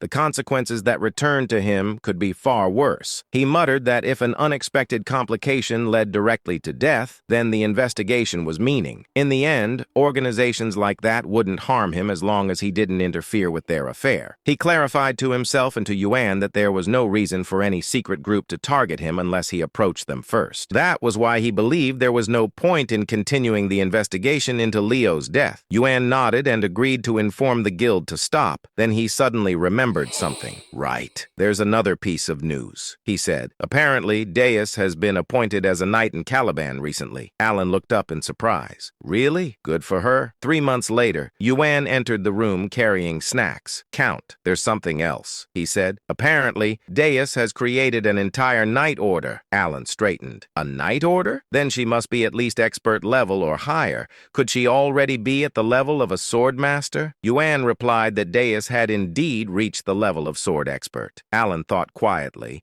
noting that it hadn't been long since she was first appointed. Students across the continent were now talking about it, claiming the world would see a 5th Master Knight within 10 years. Alan raised an eyebrow. Deus, the future Master Knight. You mean the one they call the Sword of Caliban? Yuan chuckled. Yes. She's incredibly talented. Caliban must be in an uproar because of her. She keeps gaining more recognition and followers with her swordsmanship. Alan silently admired her progress. 6 months later, Almost a full year had passed since the 5 deadly sins left the orphanage. Alan had slowly grown accustomed to the responsibilities of a count when Yuan rushed in again with news. "Count, something very recent just came in." Alan asked what it was. Yuan replied, "Deus officially become the Sword of Caliban." Alan froze in place. That meant one thing. She had become the 5th Master Knight. In the next moment, Alan said calmly that only a sword master could become a Master Knight. He explained that the sword master of Physidalia was a superhuman who had surpassed the aura blade and unlocked a unique ability known as deviation. He looked at Yuan and asked if he was really saying that Deus had become a sword master. Yuan interrupted and clarified that she was about to reach that level. She hadn't created her deviation yet, but the nation had granted her the title of Master Knight regardless. Not only had she defeated the 4th sword in a duel, but Caliban had also lost one of their Master Knights to the northern barbarians. Alan thought for a moment and acknowledged that the two sides had been at war for more than a decade. Yuan continued, realizing mana and learning to control it took around 5 years, while creating a deviation usually required decades. The first sword, Reharnet, had been 32 when he became the youngest Master Knight in history. He had wielded a sword since the age of 5 and was unmatched in strength. Even with that talent, it had taken Reharnet over 20 years to reach that level. Yet now, a child who once knew nothing about swords, Deus was becoming a Master Knight. Alan's eyes widened. So, if she's only waiting for her deviation, does that mean she has already surpassed Reharnet? She might reach Swordmaster status soon. A small smile appeared on his face. Maybe I can benefit from her sooner than I thought. Yuan quietly took note of his reaction. Alan looked at the letter with surprise and murmured that perhaps he couldn't do anything more. But Yuan immediately insisted that he should not blame himself. Alan held the letter again and explained that he only ever received letters from Yusha. Even after she left for the Holy Kingdom, she continued to send them regularly. Every letter contained news about the 5 deadly sins she grew up with. It seemed they stayed in close contact. He sighed, saying that even though none of them had ever seen his face, they could have at least thanked him for the gifts. He paused, then slapped his cheeks lightly and corrected himself. He was already grateful that they hadn't destroyed the entire kingdom. After awakening as the 5 deadly sins, Alan whispered that as long as they were living well, he was genuinely happy. Then scene shift to Caliban, central area of Kritham. Caliban, the central district where high-ranked nobles resided, held the grand mansion of the illustrious Sor Scapliff Knight Order inside. Countless knights practiced their swordsmanship. At the top of the hill stood Deus, now in full knight uniform. He looked immense, calm, and strikingly handsome. His title echoed across Caliban. Deus Mark Lane, captain of the Sor Scapliff Knight Order, youngest Master Knight in history. A girl suddenly waved at him with joy. Brother Deus smiled back. He looked far older and more composed than in his childhood. He smirked softly, thinking that even after a full year had passed, the memories still made him feel embarrassed. He remembered the day he lost everything to the black corruption, how his sister fell into darkness. Deus had been consumed with uncontrollable rage trying to protect her. His hatred dragged him down repeatedly to the point where he was nearly imprisoned. He had completely fallen into the dark. The fact that the great moon saved his life wasn't reason enough. He had sworn his allegiance out of desperation, believing it was the only path left. He thought of Yosha's voice and reminded himself of the promise he had made to take revenge with his own hands. Working under Blue Moon placed him in countless dangerous missions. He never complained, never hesitated. Each assignment became a stepping stone toward facing the black forces. After several years, he finally received his first personal order. When he opened the last letter, he had been confused. The order was different from anything Blue Moon had given before. It led him to a small inn in southern Caliban, where he was told to retrieve a gift. At first, it didn't excite him. Gifts meant nothing to someone who had lost everything. But when he arrived at the location, Deus instantly understood what his master Alan had been trying to give him: The gift was his sister, alive, safe, and waiting for him. His eyes trembled with disbelief as he read the final line of the letter. "The gift from the great moon is your family, the one you thought you lost forever." Deus broke down. Tears streamed uncontrollably as he ran forward and embraced her with shaking arms. His sister stared at him in shock, unable to believe what she was seeing. To Deus, she was more precious than his own life. The brother embraced his sister tightly. His voice trembled as he tried to speak through the tears. He said that the sister he had believed to be dead was still alive. Overwhelmed by pain and relief, he looked at her and asked what had happened after he lost her. Styla also cried while holding her brother's arm, offering a faint smile of comfort. A little later, they sat together with cups of tea. When she had calmed, she began to explain. After those people dragged her away, she had been trapped in darkness for a long time. The memories returned vividly as she spoke. She described being locked inside a pitch-black cage, waiting for the moment she would be taken out to be killed. When her turn finally came, someone terrifyingly strong appeared. That person grabbed her hand and pulled her toward the light, allowing her to escape and survive. Years later, when she was nearly sold to a slave merchant, another powerful figure protected her again. A blade cut through the attackers, saving her a second time. That person was Alan's knight, Yuan, who rescued Styla, Dana's sister. Returning to the present, Styla explained that after those events, he had received precious medicine from a sponsor. She confidently repeated his words while holding Alan's letter. She explained that the letter had been handed to him directly, and that Alan continued to send medicine and support without fail. The name written on the letter was Alan Palestonio, and the message stated that Alan had sent everything specifically for Styla, and she added that Alan had instructed him to deliver it personally. By that moment, Deuce understood that the Great Moon had been acting for her sake as well.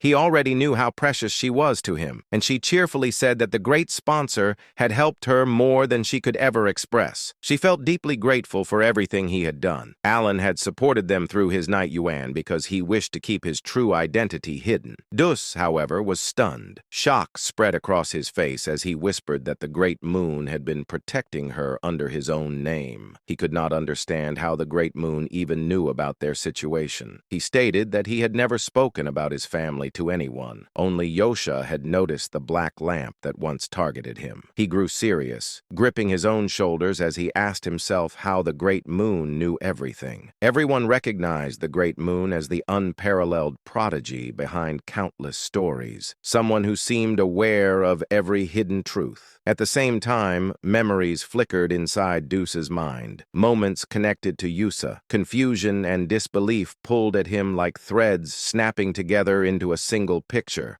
Everything suddenly aligned. He struggled to understand the anxiety Yusa had shown whenever she spoke about the Great Moon, the nervousness in her voice, and her repeated reminder that a sword could never act on its own without its master. Darkness washed through his thoughts as he realized that the foolish one had been himself. Yet a glimmer of hope remained. He remembered the words he had once heard. The Great Moon already knew everything and had been leaving hints for the child who would be forced to survive alone. His body trembled, his voice shaking as this truth finally struck him. Styla pulled him out of that spiraling realization and asked why he looked so stunned. Inside, Dus understood that his own sword had dared to act alone, yet the Great Moon had chosen to be merciful. The narrator's view widened, revealing how the Great Moon, Alan, had been guiding Deuce's life like a carefully arranged strategy, almost as if controlling him like a puppet. Dus whispered that he had spent all those years consumed by hatred and revenge against the Black Sheep,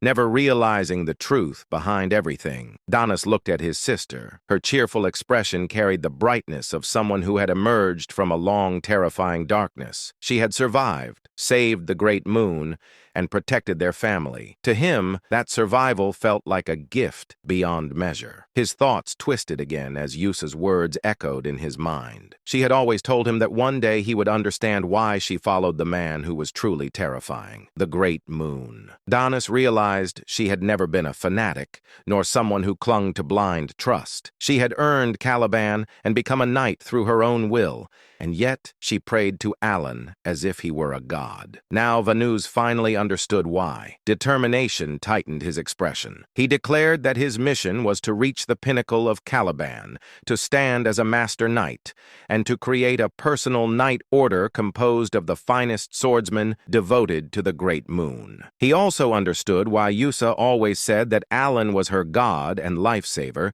She felt nothing but unwavering loyalty toward him. Fueled by his decision, Deuce embraced the path of sword mastery and the creation of his knight order. The story of their rise began to take shape. Sometime later, Danus stood on the balcony. A tall knight approached and informed him that the time had come. Danus walked forward and looked down at the assembled knight order. He announced that this expedition would become the first stepping stone for the solar skeletons. Hardship meant nothing to him. He gripped his mesmerizing yet terrifying sword and declared that he awaited the day he could offer his gratitude to the great moon, along with a repayment that would satisfy him. His eyes glowed with dark determination, his loyalty toward the prodigy of their age unwavering. He vowed to prove himself under the moon. The solar skeleton knights then departed for an expedition against the barbarians. Dina sat outside quietly, thinking that the place felt peaceful, perhaps because all his subordinates had grown into capable warriors. Meanwhile,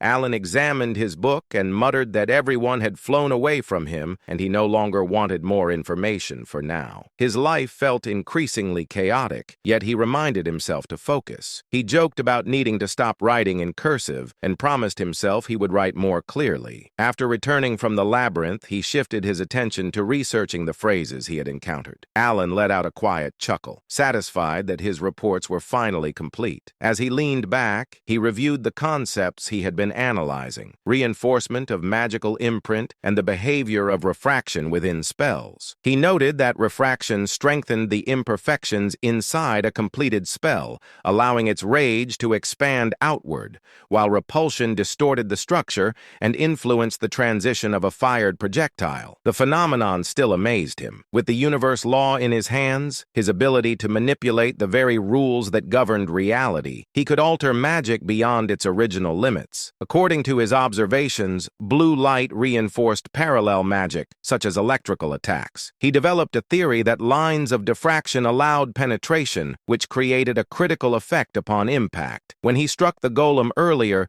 the massive creature had been obliterated instantly. Despite its size and strength, it had been completely vaporized. For him, the rule always mattered, and not a single phrase within a spell could afford to mismatch. However, with his current mana, he could only use one magic of that scale per day. Fatigue pressed heavily on him. It had taken a long time to understand even this much. He grew serious as he remembered the world's limitations. The hand signs and phrases of baby Lowena had been lost long ago, leaving no record of them. Nothing existed in the written history of this world, so he was forced to research alone and build the missing pieces from scratch. Even so, he found himself oddly enjoying the challenge, despite having learned magic only for self-P protection. He placed his fingers together, preparing the spell he had been refining for 2 months. A crackling purple light formed in front of him. Alan described the result aloud, noting that eliminating the focal point of the mana phrase would force the imbalance required to create lightning. A small sphere of purple lightning appeared. Alan called it a weak and limited form, merely a fluxation spell. Yet the moment he finished the chant, a wave of thunder rippled from it, completing the structure. He continued chanting again. Compression. The condensed magic canon tightened as the phrases broke down and reshaped themselves. At the final instant, he completed the last hand sign, triggering the purpose built into the spell. A violent thunder cannon erupted upward, blasting into the sky. Massive energy flooded the area, shaking the ground as bright blue lightning washed across the field like a roaring tide. Alan stood frozen, unable to believe the force that had been released. The order of the spell phrases had mattered more than anything. When he had attempted to use breakdown first, the spell failed instantly. But now, a voice echoed behind him. Impossible. Alan turned sharply. Shock stiffened his expression when he saw the figure standing there. Kalia, the red-haired woman, villain of her kingdom, murderer of her father, and the one who had always wanted to turn Alan into her puppet. puppet, stood with her butler. Her eyes were fixed on the remnants of lightning still flickering in the air. The butler's eyes widened. Origin magic. Using origin magic means he stands at the caliber of a seventh circle mage. Alan stiffened again, stunned by the term origin circle. He had never heard his abilities described like that. Yet the truth was clear. Someone had just named what he had become. Alan's expression twisted with disbelief as he watched the two of them stare at him with those ridiculous, exaggerated faces. He wondered how they could look so foolish at such a moment. Their reactions reminded him of his days at the academy, and his thoughts drifted back to a memory of his professor. During his time in Clyburn, the nation of knights, he had once received advice from that professor. The man had explained that one could establish an order only after gaining recognition from the king, and Alan had originally intended to become a mage, simply to defend himself. He wanted strength only for protection, both for himself and for those he cared about. Yet his professor had never taken him seriously. Instead, the man had treated him like a pet, constantly praising him and patting his head with the flat of his sword. He would call Alan talented, claiming him as his own student, begging him not to leave the country because he considered him precious. The narrator had even shown how fondly the professor looked at him. Alan, however, had always been annoyed by those assumptions. His magic ability had not come from the professor. None of it had been inspired or created by that man. Every spell, every theory, every refinement, he had achieved them through his own research. Lady Zenonia, or rather Zenonia Kalia, who had effectively been ruling the Zenonia County by making her father a puppet for several years, had come to Count Palatio's estate for two main reasons. One reason was to gauge the intentions of Elon, now Count Palatio. Despite holding cards that could cause substantial damage to the current Zenonia County, he hadn't used them. The relationship between Zenonia County and Palatio County wasn't necessarily bad, but she knew that the essence of the Count was similar to her own, a kindred spirit, so to speak. In other words, she easily understood that Elon wasn't the type to wield such powerful cards out of some trivial sentimentality or misplaced compassion. She had come to ascertain his true intentions. The second reason was to assess the power of the organization that Count Palatio was rumored to control. Of course, Kalia knew that just meeting the Count wouldn't reveal the full extent of the shadowy organization he commanded. However, Kalia had a way to glimpse at the fringes of that power. There was the wizard Bianchel. He had once proposed a new theory on forgotten era magic within the Magic Tower,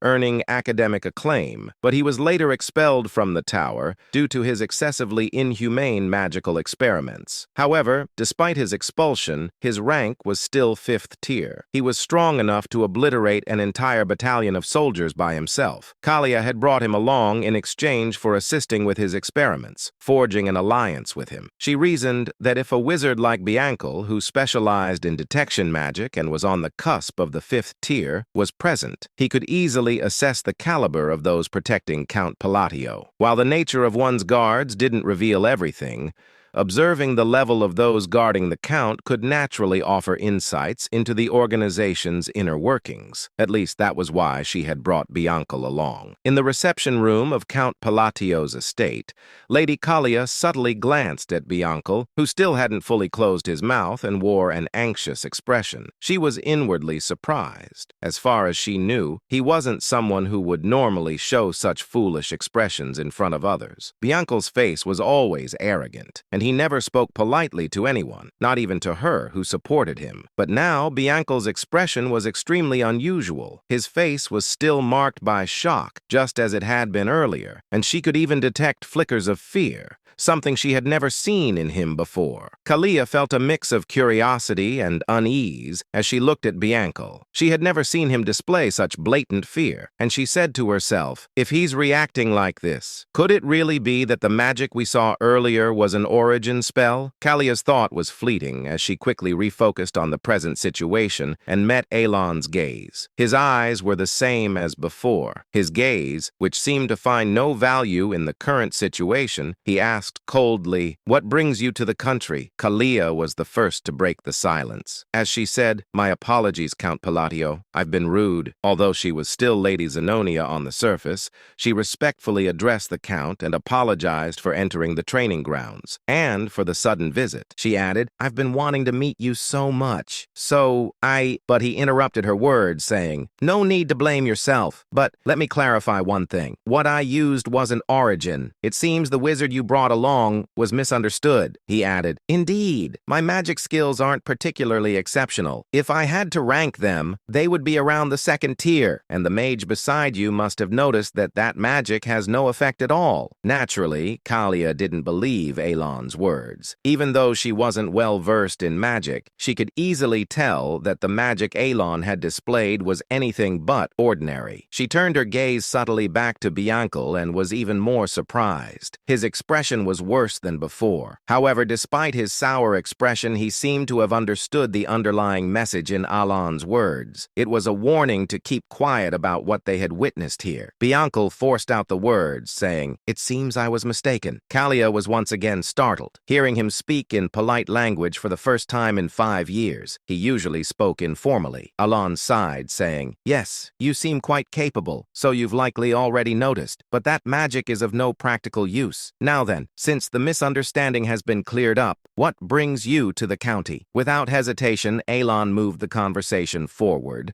prompting Kalia to quickly collect herself and said, it wasn't anything special. I happened to be in the area for some business and thought of you, so I decided to stop by briefly. Alon inquired, is that so? She replied, yes. After pondering for a moment, Alon said, unfortunately, I'm quite busy and won't be able to chat for long. She stooped ready to leave and said, that's fine. I only stopped by briefly. I just wanted to pay my respects. But Alon spoke with an indifferent expression, saying, if you're in need of conversation, it might be a good idea to visit the Duke of Altia. I think the two of you would get along quite well. Lady Zenonia smiled and replied politely, if you say so, I'll consider visiting the Duke. However, her mouth was dry. Watching as Lady Zenonia's carriage gradually disappeared into the distance, Evan asked, why would Lady Zenonia from that notorious family in the West visit you? Alon answered, how would I know? Evan looked puzzled, but Alon genuinely had nothing more to say this time. He couldn't guess why Kalia had come either, and he said to himself, it's annoying that I showed her my magic. And let's just hope rumors about me using origin don't start spreading. In this world,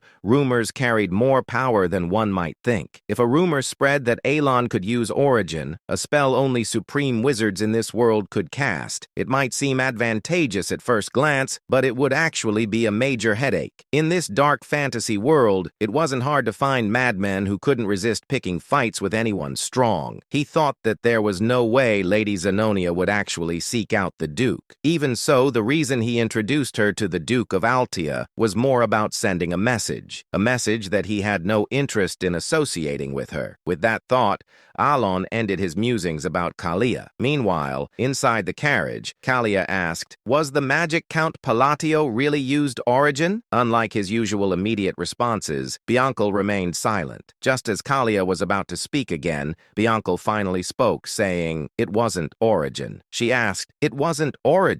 Then what was that earlier display? As Kalia questioned him, clearly not understanding, Bianca trembled in fear and began to explain, saying, origin is the endpoint of all wizards, a canvas of sorts. It is a canvas allowed only to those who have established magic as a truth, where they can draw their own unique laws. Magic that possesses its own unique arrangements and manifestation formulas, painted onto an unchanging canvas. This is what we call origin. However, he swallowed and continued, Count Palatio's magic was different. It wasn't drawing on a canvas. To be more precise, his magic was akin to tearing the canvas apart. Bianca explained further, saying, in other words, he was twisting the truth that should remain unchangeable. Although I only saw it for a fleeting moment, since I was using the observation eye at your request, I saw it clearly. Bianca muttered, fixing lightning that shouldn't stop, twisting the laws to collapse the spell that had been manifested, and yet still managing to manifest it flawlessly. It was an unbelievable miracle, and behind it, he He stopped speaking abruptly. The image of Count Palladio from earlier flashed in his mind, at the moment when he displayed that incredible magic. His eyes had revealed a talent that could only be attained upon reaching the 6th tier, even if acquired later in life. A talent that Bianco had only barely glimpsed after reaching the peak of the 5th tier due to his own latent talent. Eyes that could perceive the world itself. It was an eye, a pair of jet black and red eyes. With 2 crimson rings encircling the pupils, those eyes had appeared when the Count used his magic. Recalling this, Bianco could not hide the fear that filled his own eyes. If it was what he thought it was, the Count had accessed the power of a forgotten ancient god when he used that magic. But Bianco cut off his own thoughts, even using magic to force himself to stop thinking. Having delved into ancient knowledge, he was well aware of how dangerous it was to try to infer the truth behind such things through further thought. And he added, "Let me give you one piece of advice. Never make an enemy of him. Do not oppose Count Palladio. That's all the advice I can give." Having said that much, Bianco fell silent. Lady Zenonia also kept her silence. At the same time, Kalia naturally recalled Alon's expressionless face and his calm gaze as he had looked at her. Without realizing it, she let out a self-deprecating smile, because through Bianco's words, she had realized something. There was no point in trying to understand Count Palladio's intentions from the start, and she had also realized that she had already become nothing more than a pawn on his chessboard. And then, about 5 months later, 2 years had passed since the children had been sent off on their individual paths. Inside his office, Alan asked calmly, "Any new information? Preferably news about that kid?" Evan shook his head, saying, "Nothing about the children, Count, but there is something else." Alan glanced up, uninterested at first. Evan continued, giving news that struck like lightning. "Zenonia County and Altea Duchy have formed an alliance." Alan froze, inquiring, "What the hell did you just say? The 2 pillars of the underworld have united," Evan confirmed, saying, "On the surface, it appears harmless, but in the underworld, the alliance is confirmed." Alan dragged a hand down his face in pure frustration, saying to himself, "I went through all that effort, raising those little sinners, and now the world gives me a shadow alliance instead. Is the Astria Kingdom going to collapse next?" Exhaustion washed over him. A creeping fear followed, and he said, "No way she didn't. Kalia didn't actually take my words seriously that day, right?" He remembered his cold suggestion. Visit Duke Altea. He certainly hadn't meant form an alliance with him. He slapped his forehead again, saying, "Come on, it has to be temporary. With Kalia's personality, cold, arrogant, hostile, it's impossible, but I should prepare." He picked up his pen to write a letter. "Kalia, if I came off blunt, if I sounded cold, I was not intending to insult you." He stared at the line. This doesn't sound like an excuse at all. Still, he folded the letter and handed it to Evan, saying, "I'm leaving this to you." Evan nodded, saying, "I'll deliver the message to Lady Zenonia through the Machinery Guild. I'll continue searching for the children as well." Alan sank back, scanning several reports, and he said to himself, "I wonder what Randan and Seol Rang are doing now. Even Utia." His eyes landed on a blood-stained letter the 2 had sent after reaching their destination, and he said, "Seol Rang wouldn't have died, right?" The thought was dark, but it slipped out. He continued reading. If they followed the instructions and found the gift, they should have gained their warrior symbol, maybe even escaped Baba Yaga by accident. Alan reviewed the note describing the ability of the gold mana beast's hand glove, the treasure he had given Siren. That girl received something valuable. She wasn't born with the sin of pride. She could have become a strong warrior instead of a fallen sinner. He sighed, saying it was right there in the item description. If I had told her about the treasure's hidden value, she could have sold it or used it for funding. With her talent, she could have made a living anywhere. His gaze drifted toward the balcony and the stretching horizon beyond. He murmured, "After all, this land is a place where anyone can seize the world through strength." Night draped the desert colony in a quiet, shimmering glow. Deep inside a hidden cave, Seol Rang stretched her arms with a tired yawn and waved her hand as she walked forward. She murmured cheerfully, "At last, the ordeal is finally over." She lifted the golden hand glove, the treasure Alan, Great Moon, had given her, saying, "Oh, Great Moon, thank you," she whispered, eyes sparkling. "This gift is incredible." Clutching the glove with affection, she thought of the pale, gold, kitten-like spirit that had appeared earlier. She said, "I always believed the essence of the Golden Mane tribe was just some random charm. But what I heard as a child wasn't some fairy tale at all." Memories surfaced. Her mother's gentle voice, the warmth of their old home, her tribe's forgotten pride. "Our Lenjin are descendants of the Golden Mane tribe," her mother had once told her, "kings of all beastkin. The essence of the Golden Mane tribe is a high relic passed down for hundreds of years. It grants us power and divine authority." Returning to the present, Seol Rang held her breath, and she found that very essence inside this desert cave. The moment she had put on the golden glove, pain had surged through her entire body, so real, so overwhelming. She had faced trial after trial inside her own consciousness, each challenge tearing at her mind. But she endured. Looking at her hand, she whispered, "One day I nearly died as a test subject, yet the great moon saved my life." The memory stung her heart. Abandoned orphan, treated as nothing. But Alan had changed her fate, she said, voice trembling with emotion. "He gave me the power to take revenge on the Black Dragon, the monster who killed my parents." She tightened her fist. Golden aura burst from her palm, flaring across the cave like sunlight tearing through darkness. She added, "I must repay the great moon's grace." Energy surged violently from her body, golden essence blooming outward with force strong enough to shake dust from the walls. She stared at her glowing hand, amazed, saying, "This gift was never meant to make me an ordinary gladiator. Not at all." Testing the glove's strength, she felt the awakened lineage roaring behind her blood. She said, "All I have to do is become the strongest gladiator alive, gather the scattered Golden Mane relics, and restore our trib's glory." Golden light erupted again, brighter, fiercer, unstoppable. Raising her hand high, she declared with absolute resolve, "I will slay the Black Dragon." Meanwhile, a few moments later, she stepped out of the cave and looked up at the beautiful moon. With confidence, she said, "All of this is for my savior. Let us begin." She continued, "The golden man who commands the greatest of all beast kind, the kings among their race, shall rise again under the blue moon after 500 years." Alan, holding the documents in front of him, and a small detail brought back a vague memory. Before the thought settled, Evan said, "The Information Guild obtained news about the children.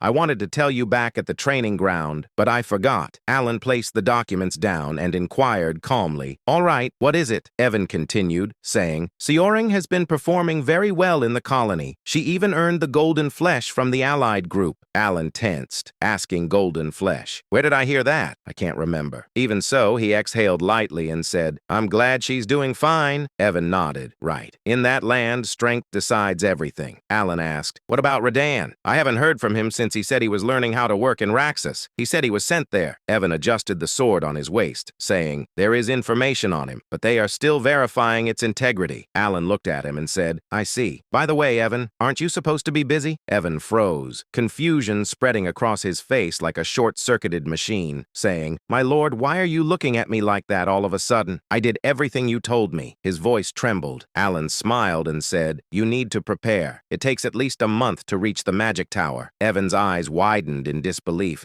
inquiring, "What? The Magic Tower? I've never even heard about that." Shock hit him like thunder striking his head. Alan replied casually, "Easy." "Oh, did I not mention it before?" Evan let out a breath, saying, "I'm used to it, but still a month? It should only take a week to reach the Green Magic Tower." Alan said, "We're going to the Blue Magic Tower." Evan blinked, saying, "Ah, that's near Labyrinth City, so it's quite far." Then Evan straightened his posture, saying, "I will start preparing immediately, my lord." Alan nodded. Sometime later, Alan collapsed onto the sofa and slumped like an old man. Exhaustion weighed on him, leaving him lazy and drained. And he said, "A month in a carriage, just thinking about it makes me tired again," he muttered. "But what else can I do? The item that can support my small precious mana hole is there." His gaze dropped as a faint memory surfaced. The massive city slowly appeared before his imagination. imagination, just as it had in the game. Alan continued saying, even though countless players visited the labyrinth, no one ever reached the end. I only reached the 115th floor because I used a cheat code. Those devs were insane. There were even more floors below that, and the item I need is on the 151st floor. Because of that,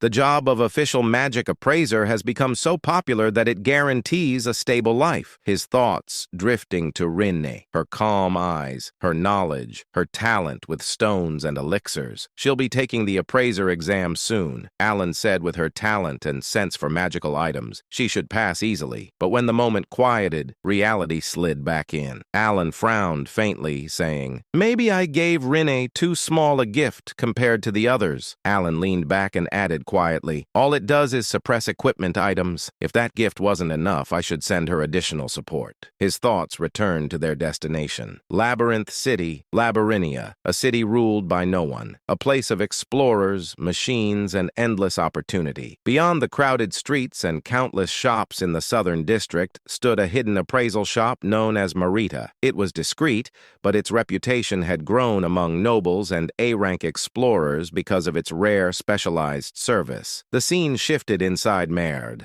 A man stood frozen, stunned by what he had just witnessed. An echoing voice reached him from deeper inside the shop. The voice reported, "The appraisal is over, my lord." The man gasped. Only then did the truth settle. The masked girl standing before the man was Rinne. She had concealed her identity flawlessly. She held an object between her hands. She explained, "This device ignites flame with mana," demonstrating it with quiet confidence. The lord nodded. "Thank you as always. Let me see." The lord carefully examined the lamp in his hand. He murmured, "It's a relic that can be imprinted." "What is the imprinted ability?" Rin answered with calm confidence, saying, "A small amount of mana will keep the flame burning for at least an hour." The lord smiled and said, "Its efficiency has improved drastically." "Very good." He genuinely appreciated Rena's precision and intelligence. She replied, "Thank you as always." Silence settled inside the shop. Rana removed her mask, her expression softening for a moment until her gaze shifted to another item on the table.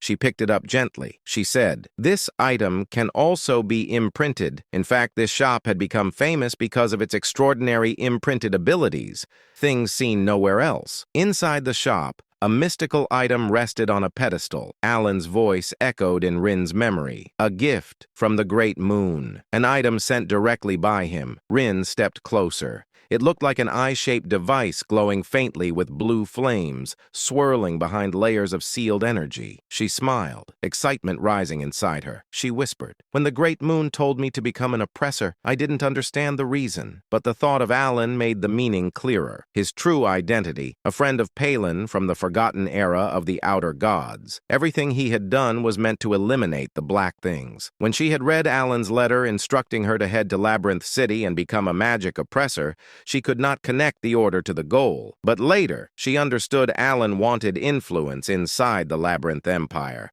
a foundation strong enough to reach the Magic Tower. Even so, in the present moment, she wondered aloud, what does becoming an oppressor have to do with killing the black things? She entered the appraisal room fully. She whispered, "The eye of the stalker repeatedly identifies items below a certain mana threshold to assist with oppression. It was dangerous, deadly even. Red demonic chains wrapped around it, and a dark presence seeped from the relic. It was nothing like normal magical wisdom." Reen reached forward and touched the chains. She said, "This substance, it doesn't exist in any library." The device trembled. Energy surged violently and the seals shattered open. A burst of blue light filled the room as the eye of the stalker awakened completely. Mana swirled around her like a living storm. Rin leaned closer, determination settling in her eyes, saying, "To gain the strength to fight the black things, I must awaken this item myself." "For the great moon," she said, "I have 252 more sacrifices left before it fully awakens." And, she said, in exchange for raising the relic's stats, it absorbs something from each sacrifice, instantly changing the eye. It only reacts to specific high-tier relics. If the wrong item is sacrificed, the entire stack disappears. She understood clearly.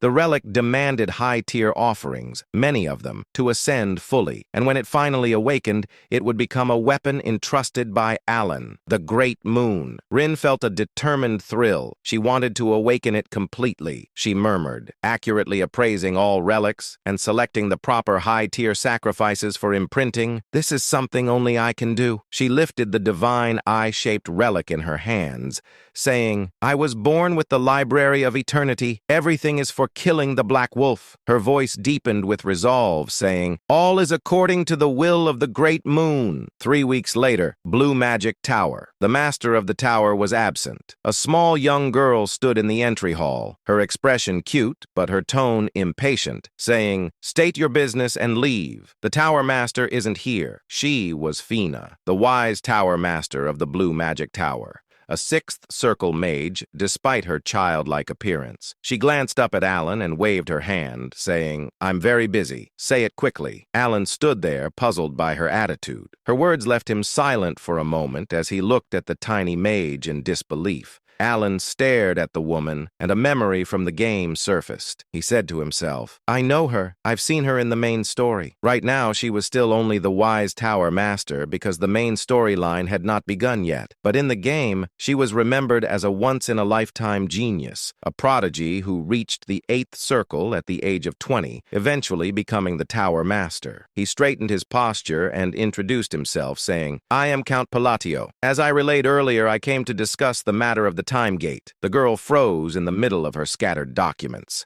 Papers slid across the desk as she frantically searched between stacks. She muttered, shuffling everything around. All right, I need the right document for that. Where is it? So, what did you say? You can eliminate the time gate? Wait, where is that file? I really need to find it. Alan kept his composure and explained the time gate, saying, it's cracking. It connects to a mysterious subspace that appears in areas where magic is frequently used. It creates a monolith that causes significant damage. Demons and disasters appear because of it. The girl activated her detection spell. Her eyes glimmered as she scanned him. She scoffed. With such a low-level talent? What are you planning to do? She waved her hand dismissively, saying, whatever, just leave. Alan froze and said to himself, this is not how it's supposed to go. He needed her cooperation. He said, trying to remain steady, I need an answer. But she squeezed her eyes shut in irritation, saying, you want to eliminate the time gate and take the treasure? Of course you do. Everyone says that. She slammed her hand on the desk, her voice rising, inquiring, do you have any idea how many people come here every single day with the same story? Alan felt wronged. He forced his frustration down and said, I am speaking the truth. Guide me to the time gate, and I will prove it. And he asked himself, why won't she believe me? Why is she so? His thought cut off as he watched her glare back at him, clearly unconvinced. The Vice Tower leader clicked her tongue. She said sharply, listen, I get that you need something huge to change the public's opinion. People are starting to discover that the only reason you became Count was because you got lucky when your siblings died. A violent wave of mana burst from her,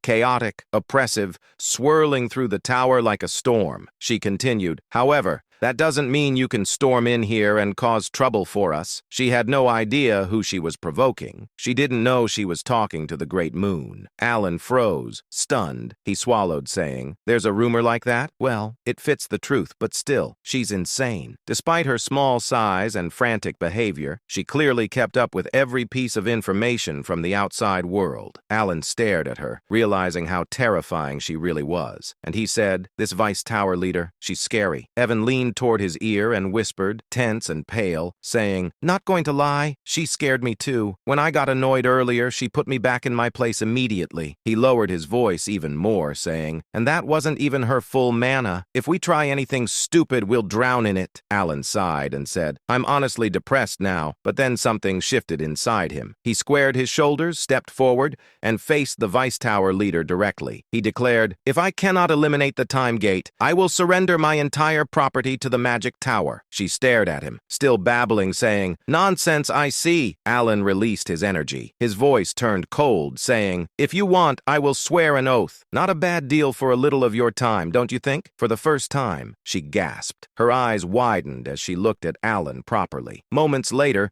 the two stood inside the tower's restricted zone. The Vice Tower leader said, the time gate is in here. As promised, your entire wealth becomes mine the moment you fail. Alan stepped forward without without hesitation, saying, "That won't happen. Just watch what I do inside." The Vice Tower leader looked at Alan with sharp, narrowed eyes. She said, "Perfect timing. I was wondering whether you were the true mastermind of your country, or just an incompetent man who got lucky. Now, I really want to see what you came here to do, and what kind of mess you're planning to create. If you fail this task, all your wealth becomes mine." She let out a low, evil chuckle. She said to himself, after listening to him for a while, "I'm convinced he's closer to the latter." Her gaze swept over Alan from head to toe, analyzing every detail with cold precision. She said, "Unlike that inhuman atmosphere around you, you only have a small mana hole and barely above average sensing ability. You're stuck at the very edge of the second circle." And she inquired, "What exactly are you going to do with such pathetic magic? You're completely useless." A box appeared before them containing the distorted fragment of the time gate. The truth was simple. There was barely any need to close it. In 3 months, the gate would naturally collapse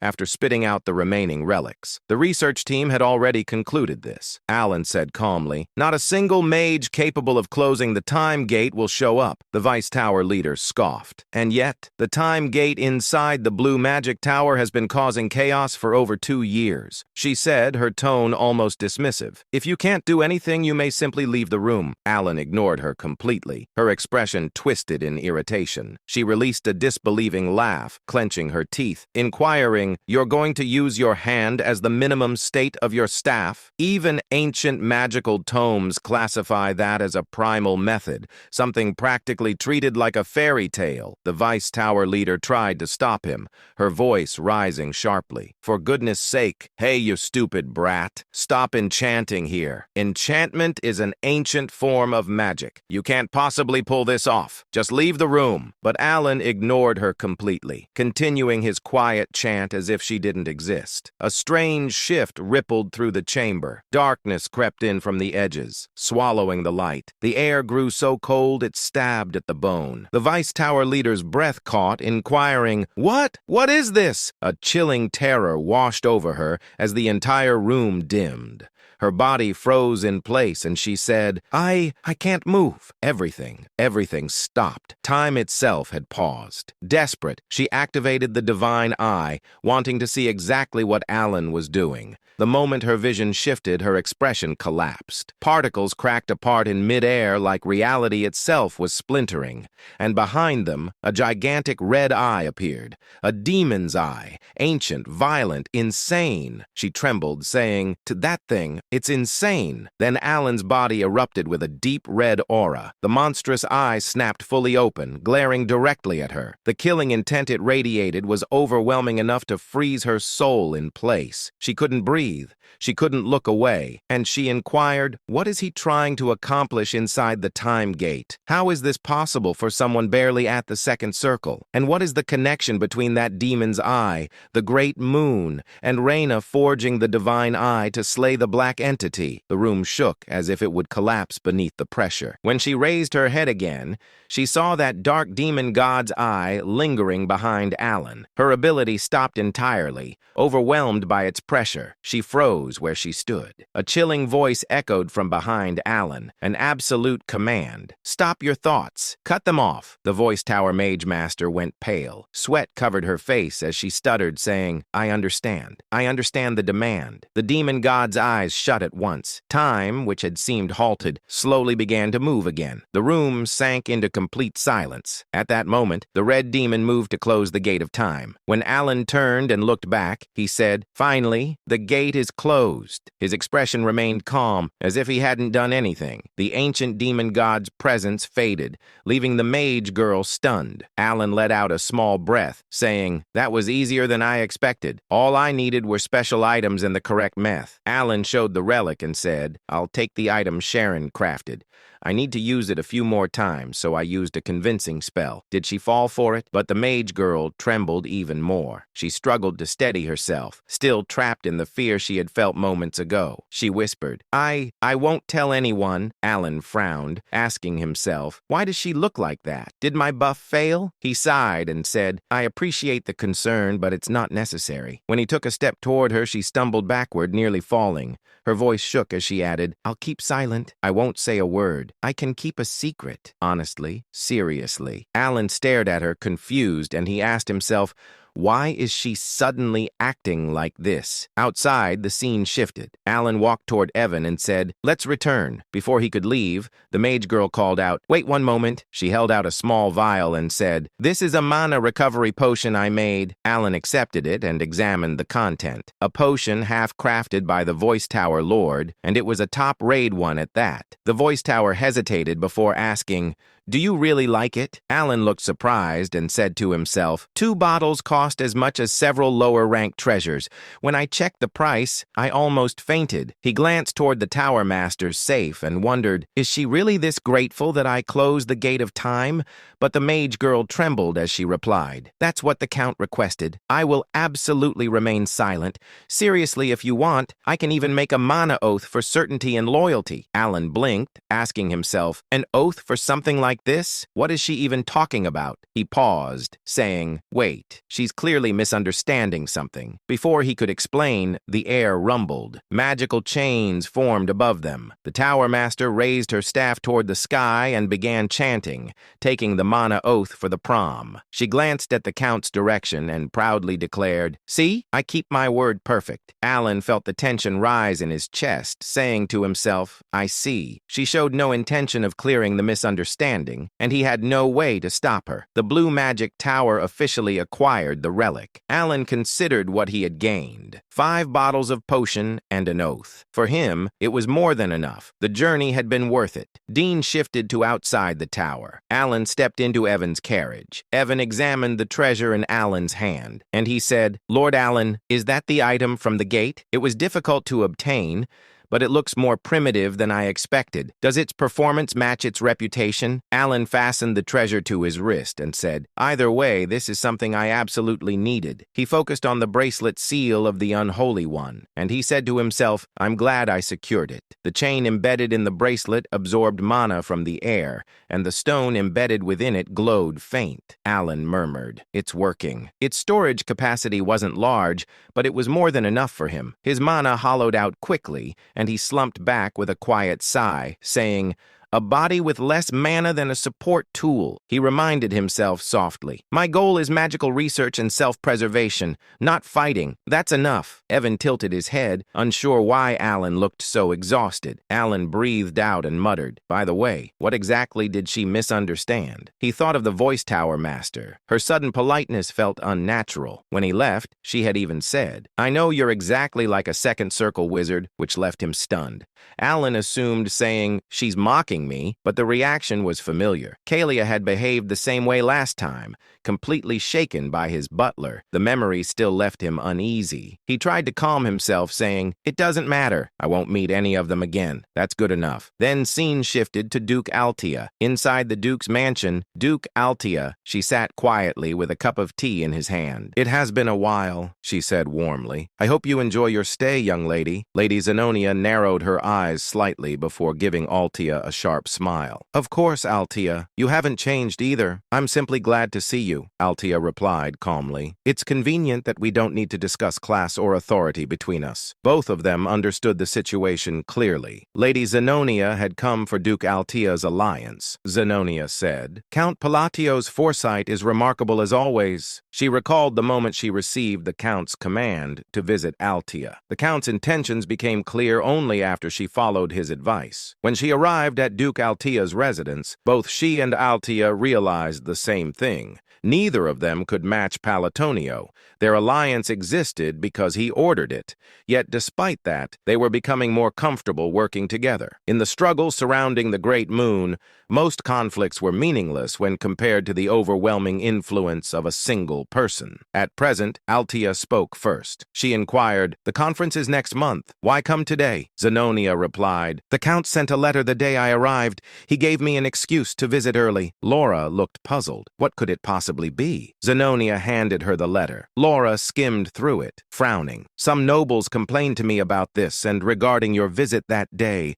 this command. The topic shifted to the conversation involving several noble family. Many nobles don't suit me, Laura muttered. There must be some misunderstanding. Zenonia nodded. It doesn't feel like a normal apology letter. Something about it is different. Laura leaned back sharply, saying, there must be a scheme hidden inside. Zenonia smiled and said, yes, that's why we need to discuss it. And Baron Kenya belongs to the noble faction. Marcus Martonio is a key figure in the royal faction. Viscount Bland is also tied to the royal faction. And you, Duke Altea, are an important figure among the nobles. Laura summarized in short, saying, he doesn't seem to side with either faction. Zenonia finished the thought, saying, which means he wants to push out the nobles heading toward extinction. Both women shivered at the idea. The thought that Alan, whom they believed to be dangerous, had sent that apology letter felt unsettling. Laura looked up, saying to herself, this must be the reason Altea needed my reputation and named me a duke. And the hangman of the West stands with him. That certainty explains everything. Zenonia nodded calmly. Then we should discuss a new plan. What plan? A plan to deal with their misunderstanding of Alan, whose letter was simply a normal apology, yet they believed he intended to erase noble factions entirely. Zenonia found the confusion useful and began weaving new schemes. Seeing change to blue magic tower inside the tower, Fina collapsed onto the desk. The tower lord approached, saying, tell me in detail, Fina, why were you so nervous? She looked up, still shaken, then seen back to the Alan. He sat outside, casually eating a roasted sweet potato. Evan asked, are you all right, Lord Alan? Alan nodded. I almost fainted, but it's still delicious. He exhaled and added, I want to go home. Utia's letter should arrive soon. The scene changed to the Holy Kingdom glowed under a beautiful sky. Utia stood in the sanctuary wearing her priest robes. Elegant, radiant, breathtaking. Those who saw her wondered what fate awaited someone like her. A gift of beauty, yet capable of becoming something frightening. Sometime earlier at the Blue Magic Tower, Master Selaim Micardo had just returned from a long journey when a faint sense of unease crossed his mind. He paused, frowning slightly. He could no longer feel the presence of their time gate. Concerned, he immediately sought out Fenya. When he entered her office, he found her slumped over her desk, visibly exhausted. As soon as she noticed his arrival, she forced herself upright and informed him that she had completed every task he had entrusted to her during his absence. Selaim froze. This was the first time he had ever seen Fenya behave this way. Normally, the Vice Tower Master would greet him with irritation or sharp complaints, often bragging about how she had reduced yet another arrogant newcomer to tears. Seeing her so subdued unsettled him. He asked calmly whether something had happened. Instead of answering immediately, Fenya collapsed forward again, resting her forehead against the desk. Selaim observed her quietly. Fenya had become Vice Tower Master at an exceptionally young age, blessed with overwhelming magical talent. Her arrogance had once been sky-high, almost unbearable, yet he had never bothered correcting her personality. As far as he was concerned, geniuses like her inevitably reached a point where they realized how insignificant their achievements truly were. Once she reached the seventh circle, humility would come naturally. That was why her current state felt so strange. Letting out an awkward laugh, Selaim mentioned that his business trip to the north had taken longer than expected. He casually asked whether she had been overwhelmed with work while he was away. At that point, Fenya finally spoke. With a drained expression, she explained everything she could, carefully avoiding certain details. She revealed that the time gate had been closed and that the one responsible was Count Alan Palladio. However, she could not explain how it had been done. She stated plainly that she was bound by an oath and could say no more. Besides, she added, there truly wasn't much she could explain in detail anyway. Selim tapped his temple lightly, thinking, what kind of phenomenon could leave Fenya, someone normally bursting with pride, this subdued? Was it some incomprehensible form of magic? Or perhaps something even closer to origin magic itself? As he gently placed a hand on Finea's head, she did not swat it away, too exhausted and shaken to react. That alone told him how deeply the experience had affected her. With a faint smile, Selaim leaned back. he thought quietly. Count Alan Palatio of the Asteria Kingdom. That man is far more interesting than I expected. The scene shifted to Alan Palacio's residence. It had been a full month since Alan's return from the Blue Magic Tower. Since obtaining the Mark of the Corrupted, he had devoted himself almost entirely to research, specifically to the study of phases and their application within structured magical arrays. As Alan continued writing, he paused. He realized he had uncovered a new rule governing phase usage. There seemed to be a connection between where a phase was placed and how it functioned, but the exact relationship still eluded him. At that moment, footsteps sounded behind him. Alan turned momentarily startled to see Evan, his knight, standing at the entrance. Evan stared at the surroundings in disbelief. The fractured ground, the scorched earth, and the massive crater left behind by Alan's experiments. He muttered in awe that Count Alan's magic seemed to grow stronger every time he witnessed it. Alan let out a quiet sigh and asked casually whether that was really the case. Evan nodded, stating that it no longer felt like second circle magic at all. Compared to a few months ago,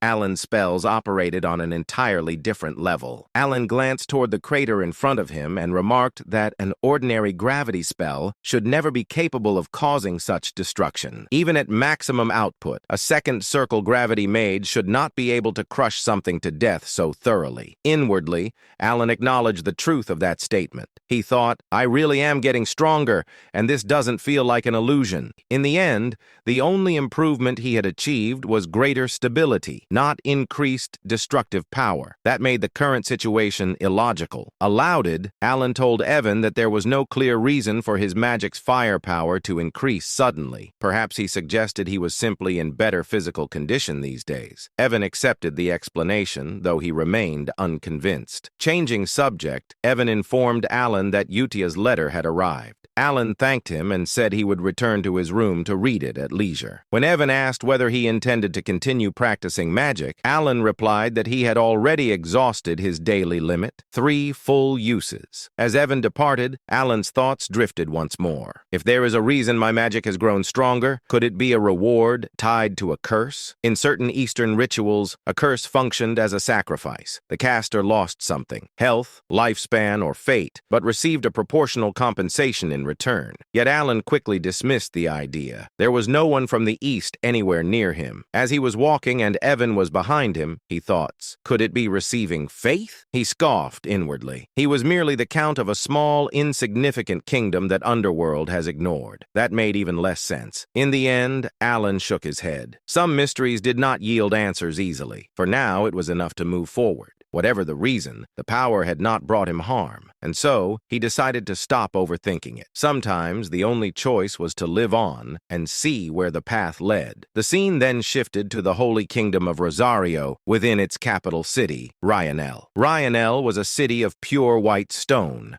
a sacred land where people worshipped the goddess of the moon and peace. The air itself felt solemn and tranquil, as if faith permeated every breath. Inside the Eastern Prayer Hall, Utia stood silently before a massive statue of the goddess. Moonlight filtered through the high windows, bathing her figure in a gentle glow as she prayed. Footsteps echoed softly behind her. A holy knight approached and greeted her respectfully, addressing her as sister. Utia turned to face him. Her presence was calm yet overwhelming, graceful, dignified, and strikingly beautiful. With a gentle smile, she asked whether Sir Locke had well. Locke stiffened slightly. Though Utia did not wear the sash of Holy Grace and held no official rank equal to a paladin, he knew instinctively that she stood far above him. Without hesitation, he bowed deeply in respect. He reported that their recent mission had been successful. Thanks to her guidance, they had managed to save 8 children and 25 villagers from a remote settlement in the eastern region. Utia immediately dismissed the praise, stating that the credit belonged to Locke alone, as he was the one who had carried out the deeds. Locke shook his head and spoke earnestly. He said that she was the one who had taught him everything, who had guided him when he was ignorant and lost. For that, he would always be grateful. His thoughts drifted back to the past. For nearly 20 years, Locke had lived in despair, unable to sense divine power. And no matter how fervently he prayed, he had stood on the verge of giving up entirely when someone had approached him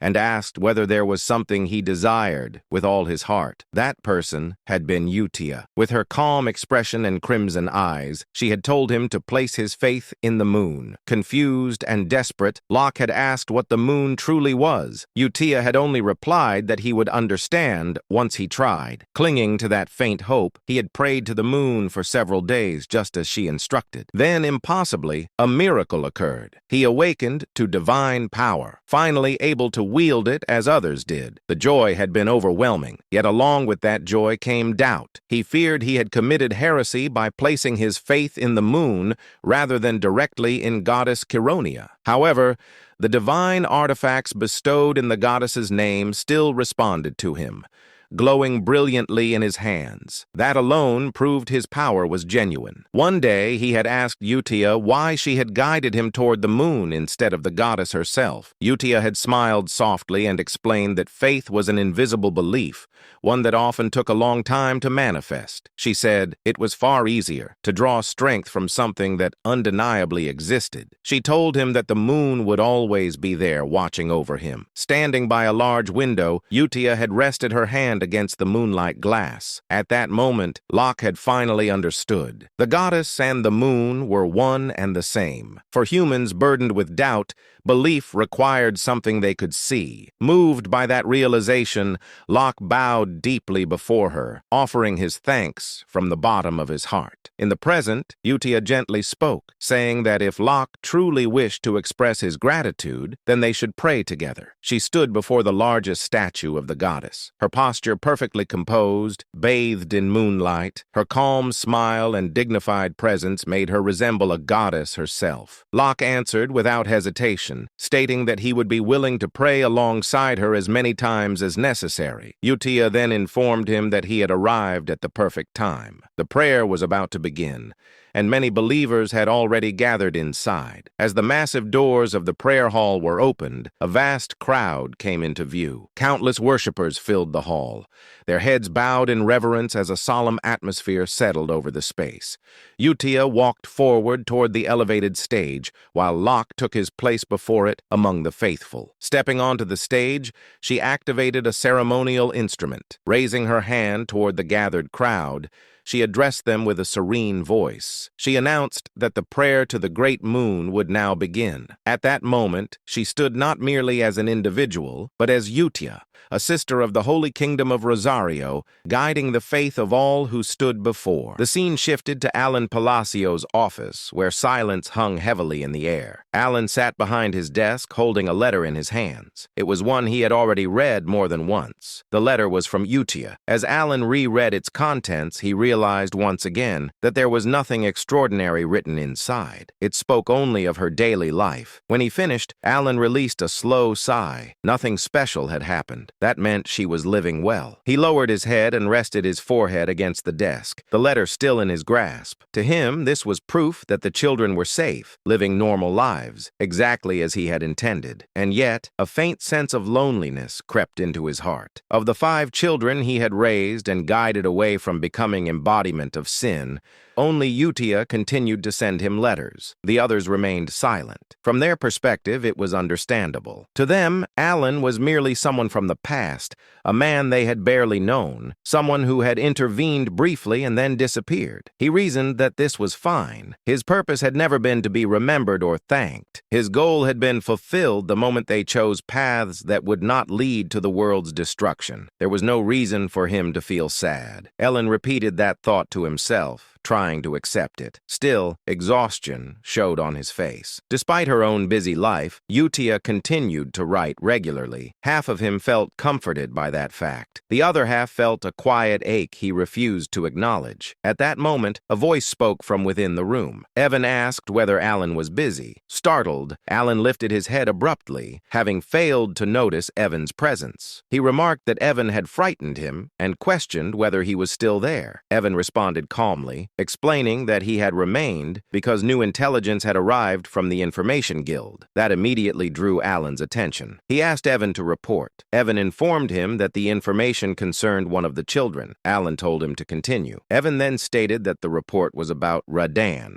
the child Alan had asked about previously. Evan reported that, according to confirmed intelligence, Radan had become a pirate. Alan was visibly taken back. He repeated the word internally, disbelief filling his thoughts. Piracy was synonymous with lawlessness, bloodshed, and cruelty, far removed from the life Alan had envisioned for the child. Suppressing his reaction, Alan demanded a full explanation. Evan continued his report without pause, clearly prepared for the weight of what he was about to reveal. He informed Alan that among all the circulating rumors, the most prominent ones concerned Seolang and Deus. At the mention of Seolang's name, Alan's attention sharpened. Evan explained that Seolang had already achieved a 32 consecutive win streak in official combat matches. Out of the 100 victories required for qualification, she had reached nearly 1/3 of the threshold needed to earn the title of Baba Yaga. The moment Alan processed the number, his expression changed. 32. He stopped Evan mid-sentence and asked who currently held the longest win streak. Before Evan could fully answer,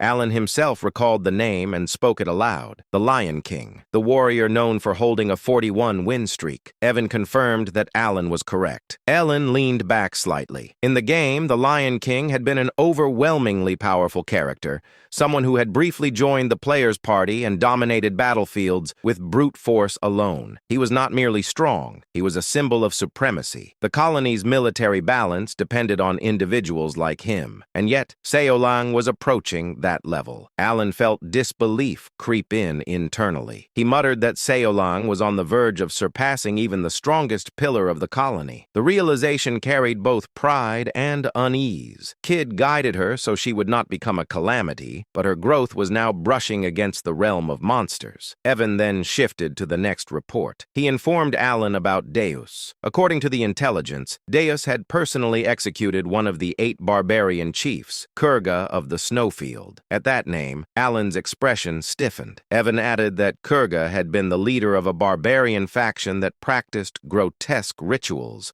transforming themselves into monsters through blood sacrifices. He cautiously asked whether Alan was familiar with them. Alan did not answer aloud. Instead, his thoughts returned to the past. He knew them all too well. In the game, the barbarian tribes had been recurring threats. Alan had fought them repeatedly, and eventually he had been the one to eliminate their god, Alterus. He reflected silently that Alterus only manifested after the 5 deadly sins gathered together, which meant one thing. As things stood now, Alterus would not appear. Alan finally spoke, stating calmly that this meant there was no longer any reason to worry about Deus. Evan smiled brightly at that confirmation, and added that Deus was now widely acknowledged as standing on the same level as Reinhardt, the first sword. That comparison made Alan pause. Reinhardt was not a title lightly given. Alan considered inwardly that perhaps it was time for him to meet Deus in person. Evan then proceeded to the 4th report. He informed Alan about Renee. Renee had become an appraiser, a rare specialist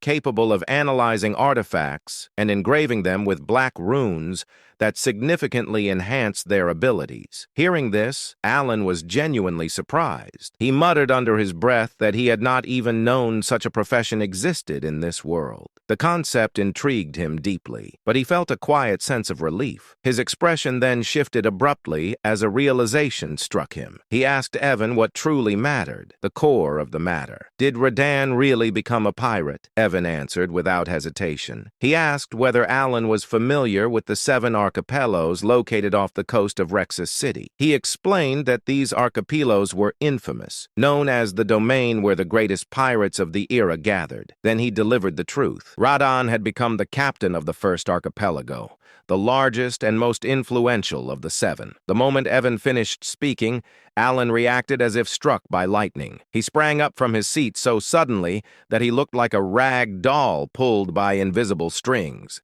He shouted that it was impossible. Internally, a strange sense of déjà vu washed over him. Memories from his past life surfaced. Old internet posts he had once laughed at. One in particular echoed in his mind. A person joking about donating for years so Radan could live a proud yet ordinary life only for him to become a pirate. That ridiculous joke had now become reality. Alan felt tears well up as he muttered that he had not sent Radan to Raxus to become a pirate. Evan, maintaining his calm, continued his explanation. He stated that Radan possessed an exceptional talent for locating enemies and navigating danger. More importantly, he reminded Alan that Radan was a rare sea godkin, a being naturally attuned to the ocean and capable of moving freely through water without restriction. Evan added that the seas surrounding Rexus were filled with priceless relics from ancient eras. Because of this, he had initially recommended that Radan pursue the path of a treasure hunter,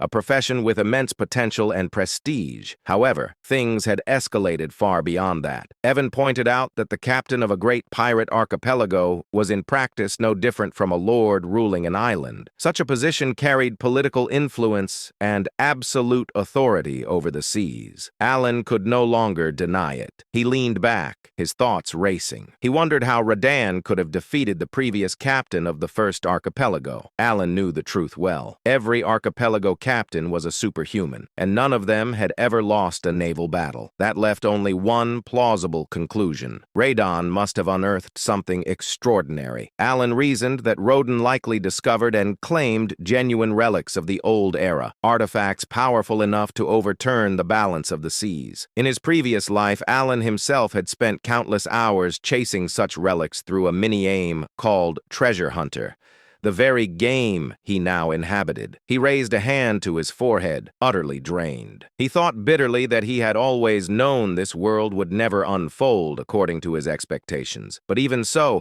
this outcome was strangely not the worst. In fact, it was almost impressive. Letting out a long breath, Alan slumped back into his chair, completely limp, as if life had momentarily left his body. Seeing this, Evan rushed to his side and asked with concern whether he was all right. The scene shifted to the very heart of the Principality of Korkia, the colossal maritime city of Rexus, a city of endless sails and salt-stained stone. Raxus stood as the gateway between land and sea. Beyond its sprawling coastline lay the infamous 7 pirate paradises, territories ruled not by law but by blood, strength, and greed. Among them all, the most powerful was the first archipelago. Once this domain had belonged to the great pirate Alcaride, the Red Slayer, a man who secured the protection of the so-called Heavenly King through obscene wealth and tribute. His reign ended the day he was defeated. The one who struck him down was Radan. Now Radan stood atop a rooftop overlooking the sea, the wind tugging at his cloak as the glow of sunset painted the horizon red. A faint smile rested on his lips, the smile of someone who had climbed to the summit through blood and fire. He was now the captain of the first archipelago. Radan leaned back against the wall, cracked his neck lazily,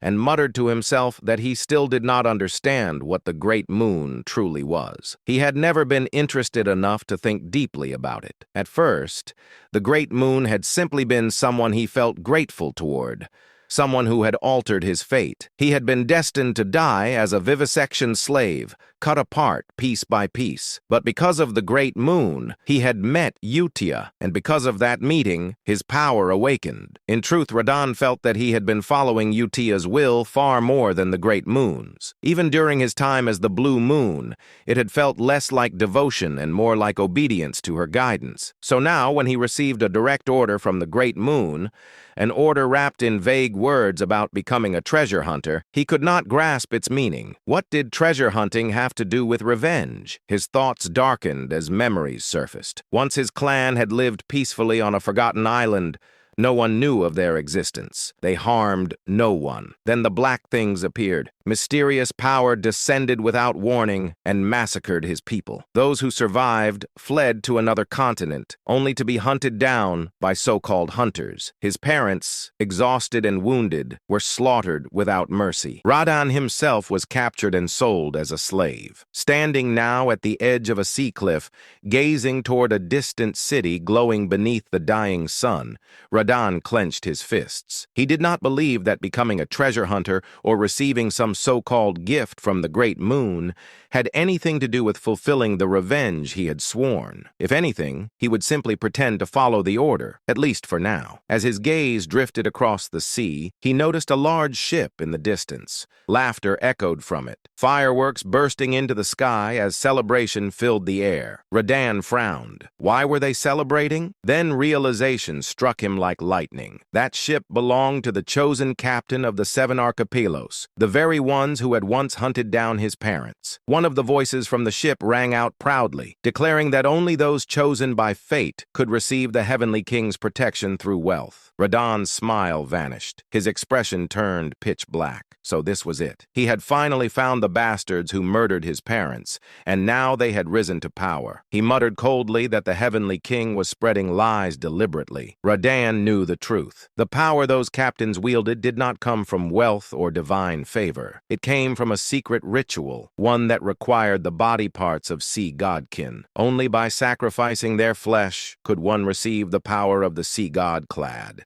Every captain of the 7 archipelagos had performed that ritual. As the laughter and fireworks continued, Radan's breathing grew heavy. His eyes trembled with restrained fury. In a low, broken voice, he realized the final truth. Those damned hunters had split his parents' bodies into 7. The moment he realized this, he felt an overwhelming surge of rage, joy, and confusion all at once. Even though Radan had never shared his story after being rescued by the Blue Moon, it seemed as if the Great Moon had orchestrated everything from the very beginning. As if fulfilling a promise, he had given him the opportunity for revenge. However, just because the opportunity for revenge had come, it didn't mean it could be executed immediately. Objectively speaking, Radan was currently no match for the captains who wielded the power of Cleod. Though he was strong, his strength wasn't enough to defeat those who had reached the realm of superhumans. As he began contemplating, it didn't take long for Radan to realize that the answer lay in the gift bestowed upon him by the Great Moon. The gift, known as the Goggles of Amrita, had the ability to illuminate countless relics buried under the sea, making them easier to find. After discovering that some of these relics could compensate for his lack of power compared to the captains of the 7 archipelagos, Radan realized that everything had been planned from the start. At the same time, he understood the true intention of the Great Moon: revenge and domination over the 7 archipelagos. The moment he understood this, the Great Moon became more than just a small entity he was grateful to. Not only had it laid out everything before Radan, but he had also given him the strength to seek revenge. From start to finish, everything had been planned. Radan muttered unconsciously. For the Great Moon, these words had once been meaningless to him, just a simple phrase without any real significance. But now, for the Great Moon, no longer felt hollow. Now, when those words left his mouth, they carried true meaning. Only then did they hold the significance of loyalty. About 3 months had passed since the news of the 5th son becoming a Somali pirate had reached him. As the unbearably hot summer began to fade, and the leaves in the forest started turning red, Alon boarded a carriage. He was on his way to the grand church held every 2 years at the Duke Rotegre's estate. I'd rather skip this if I could. While his body was moving in the carriage,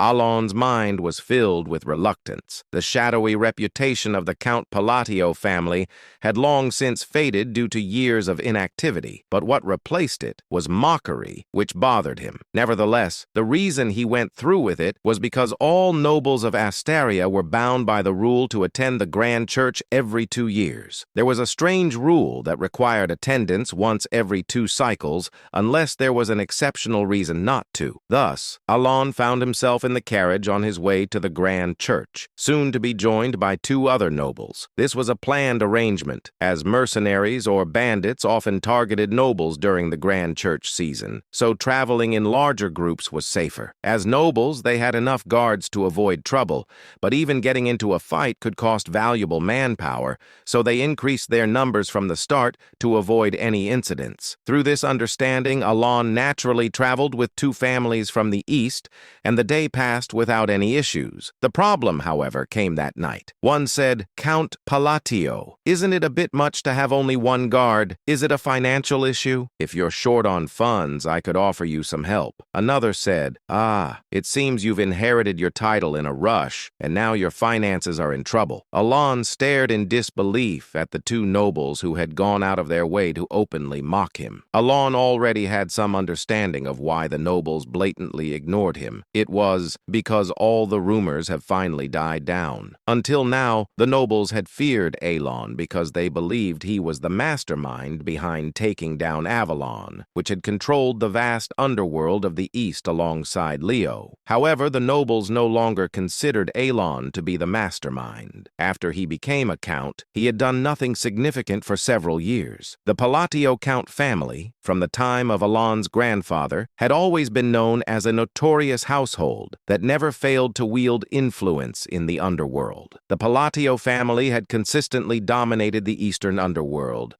though the degree of their control varied over time. But ever since Alon became the count, the Palatio family no longer exerted influence in the underworld. As a result, the current Eastern underworld was now divided and devoured by packs of wolves that used to scavenge for the leftover crumbs outside the domain governed by the Palatio count. Furthermore, the power of the Palatio count family had also weakened, which was natural. The power they wielded up until now had mostly been fueled by the wealth generated from the underworld. However, since Alon became count, he no longer used money to maintain power. His desired life was not one of grand success in the underworld, but rather a comfortable and prosperous life that any noble could enjoy. In other words, he had already achieved what he wanted. However, by completely withdrawing from the underworld, rumors began to spread among the nobles. Some speculated that perhaps the current Count Palladio wasn't a mastermind at all, but merely someone who became count by chance. As time passed and Alon continued to do nothing, the rumor gradually became accepted as truth. Eventually, Alon's reputation had devolved into that of a lucky fool who happened to become count in the place of the real mastermind. Of course, there were still a few nobles who remained suspicious of Alon, but even they had begun to agree with the spreading rumors. After all, it didn't make sense that Alon, if he truly had the power to destroy Avalon in a single day, would not have used that power until now. In any case, Alon had somewhat expected this kind of treatment, but he hadn't anticipated that people would go out of their way to mock him like this. Alon looked up at the two nobles, whose faces radiated slyness. He didn't recognize either of them. However, based on the crest engraved on their carriage, it was easy to tell that one was from the Krilda Count family and the other from the Edelon Count family. He said to himself, "They both look old enough, but isn't this too childish?" Alon laughed to himself as he noted how aged their faces were. He quickly understood why the two nobles had come all this way just to mock him. He thought, "I see. This is a gathering of the victims." The Palatio family, notorious as they were, had also been a powerful family in the underworld. As a result, they naturally provided benefits to the surrounding families, but also exploited them beyond necessity. The families that were frequently treated like tools were none other than the Krild Count family and the Edelon Count family. To summarize the current situation, these families, who had suffered under the Palatio family, were now venting their grievances on Alon. Of course, it wasn't Alon, but Leo, the first son of the Count family, who had exploited them. In short, Alon had no real reason to be the target of such mockery. But to the two nobles who were eagerly mocking him, what mattered wasn't that he was Alon, but that he was the Count of Palatio. One said, "All those underworld forces you had, did they vanish because you couldn't manage them properly?" Another said, "Looks like you haven't been taking care of your carriage marriage properly either. Would you like to borrow some money? The two counts, like anonymous trolls commonly found on online communities, made every effort to scratch at Alon. Alon briefly thought, this is kind of annoying, but he chose to follow his reason rather than his instincts. If he were to fight now, he could easily crush the two nobles before him, maybe not slaughter them, but leave them beaten to a pulp. However, doing so would only complicate things. The moment he fought with them, Alon would have to leave the gathering and move separately, and that might lead to unnecessary trouble like running into bandits. Clearly, responding to their provocations was exactly what they wanted. Alon decided to ignore them, saying, "There's no need to entertain these fools." He wasn't stupid enough to fall into such an obvious trap. That day, Alon ate 2 ears of corn, using the jeers from the two counts as background music. He said the roasted corn tasted even better in the slightly chilly weather. It would have been nice to have some butter. Going to the cold northern lands, a place where no living being should be able to survive, was gripped by an unrelenting, life-draining frost. In this bleak, cursed land, painted eternally in shades of gray by the relentless blizzard, a man had fallen. Where his right arm should have been, a crimson stain of blood marked the spot, and his left eye socket lay empty. This man was none other than one of the 8 barbarian chieftains, the great Kulkan, now awaiting death after his defeat at the hands of the cowardly knights of Caliban. Yet even in his final moments, his eyes were filled with rage. He cursed, "Those dishonorable dogs!" His rage wasn't because of his defeat. To the barbarians, death in battle was a glorious end, a noble fate. Kulkan's fury stemmed from the dishonorable way he was struck down, caught in an ambush, tricked by the knight's deceitful challenge to a duel. Blood spilled from Kulkan's mouth as his world grew dim. The gray landscape blurred, and his ears gradually stopped hearing the bitter winds. Despite his anger, his mind slowly began to sink into darkness. Just as everything was about to fade into nothingness, Kulkan whispered the name of the great god, Ultultus. At that very moment, time seemed to stop. The dim, fading vision cleared. The harsh northern wind blew in his ears once again, and his mind, slipping into unconsciousness, began to rise. A voice echoed, "Child of blood, call my name. Call upon the great name that you worshipped. Call upon my name, and I shall grant you what you desire." As if commanded by a divine force, Kulkan, entranced, murmured, "Great god Ulthultus, I dare to call upon your honorable name." And in that moment, the demon smiled and said, "Do that, and I shall grant your heart's desire." For the next few days, the uncomfortable coexistence continued.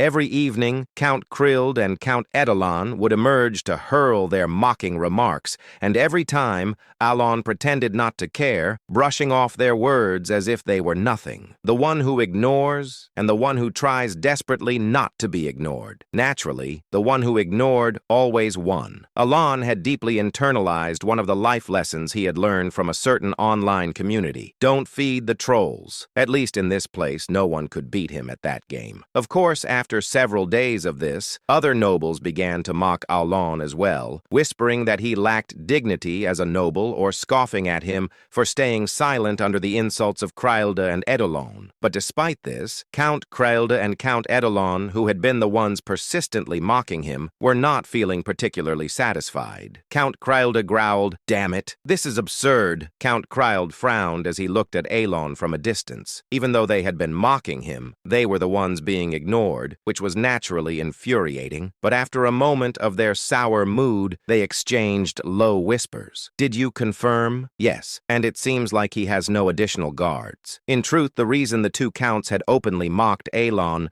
wasn't just to vent their frustrations, it was also to assess his security. They continued, "Even with an artifact to secretly check, there was nothing. It's just that foolish brat and that rogue knight sitting next to him. So the rumors are true after all. It seems certain. If he had any forces, he wouldn't be moving around alone. Then we can proceed with the plan." The reason the two counts had been investigating Alon was because they were planning to expand into the underworld. They were well aware that Alon had no interest in the underworld, and that as a result it had become overrun by various packs of scavengers. While the rumors about Alon were already widely accepted, the two counts, having been tormented by the Palladio family for so long, wanted to confirm the truth for themselves. They needed to be sure that Alon truly had no power left. After days of checking and confirming that Alon had no personal guards, a smile spread across their faces. They said, "The gods are smiling upon us." Indeed, who would have thought we'd get a chance to step into the underworld? While most nobles hesitated to enter the underworld, these two were different. Having once acted as lackeys for the Palladio Count family,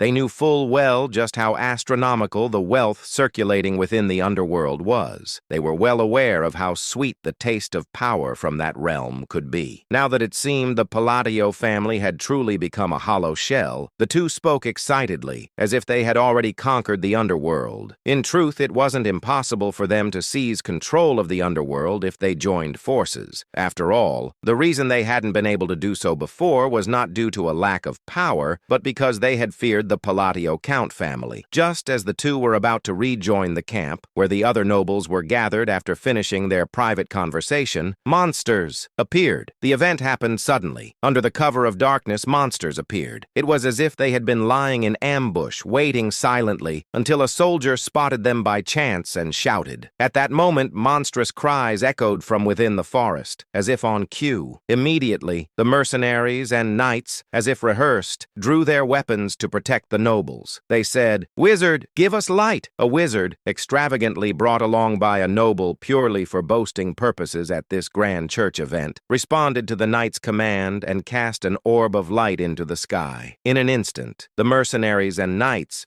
who had been noisy just moments earlier, fell silent. What they saw when the light from the wizard illuminated the dark forest were goblins. Goblins are commonly found in forests. With the strength of a child, they are not dangerous monsters for anyone other than rookie mercenaries. Though the rusty swords and bows they wield can be dangerous, they pose little threat to seasoned mercenaries and knights. Goblins only become troublesome when their numbers swell, but even with dozens of them, they can still be easily driven off. However, if their numbers are enough to fill the forest before them, then they are undoubtedly a threat to the knights and mercenaries. Moreover, what heightened the tension for the knights was that the goblins before them were far from ordinary. A knight's voice, laced with both fear and confusion, was directed at the sight of the goblins. What on earth is that? The problem wasn't just that they were goblins, it was their grotesque appearance. Purple crystals were growing all over their bodies, including their heads, as if they had been afflicted by some kind of plague. To make matters worse, one said, "Wait, isn't that Mark?" Among the horde of goblins, the body of a seasoned mercenary who had been assigned to external surveillance for precautionary measures was being devoured savagely. In the hands of a massive goblin was what remained of Mark's body. The mercenaries who saw this sight felt a rising wave of fear within them, saying, This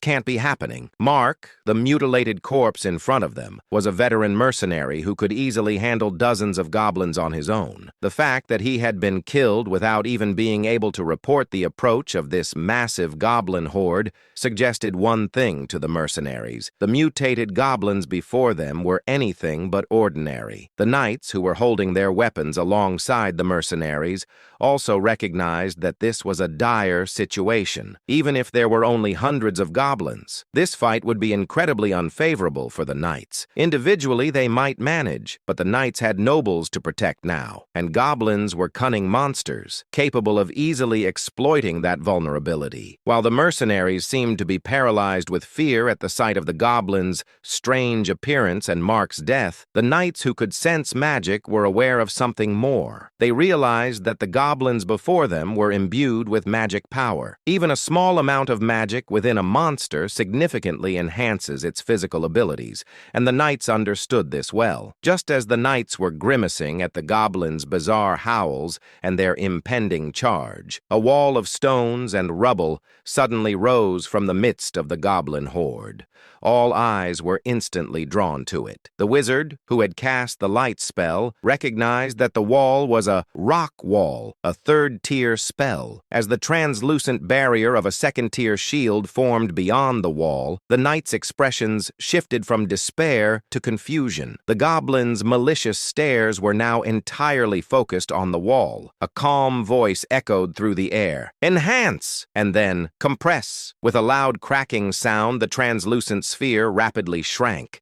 distorting the stone wall as it collapsed inward. In the ensuing silence, the sound of footsteps drew the attention of the knights and mercenaries to one direction. A man was approaching. Even in this life-threatening situation, he appeared completely unfazed, walking with an indifferent expression. The nobles and knights quickly realized that the man was Count Palatio. As soon as his lips moved again, the round shield transformed into a rough, rock-like shape, about the size of a soccer ball you might find by the roadside. And then, he said, "Return to origin." With Elon's final words, the bracelet on his wrist began to emit a faint gray light. The compressed stones exploded outward like a shotgun blast, tearing dozens of goblins to pieces. It all happened in an instant. The nobles, knights, and mercenaries stood in stunned silence, their mouths agape, as they watched the magic-infused goblins get shredded into mere lumps of flesh. Among them,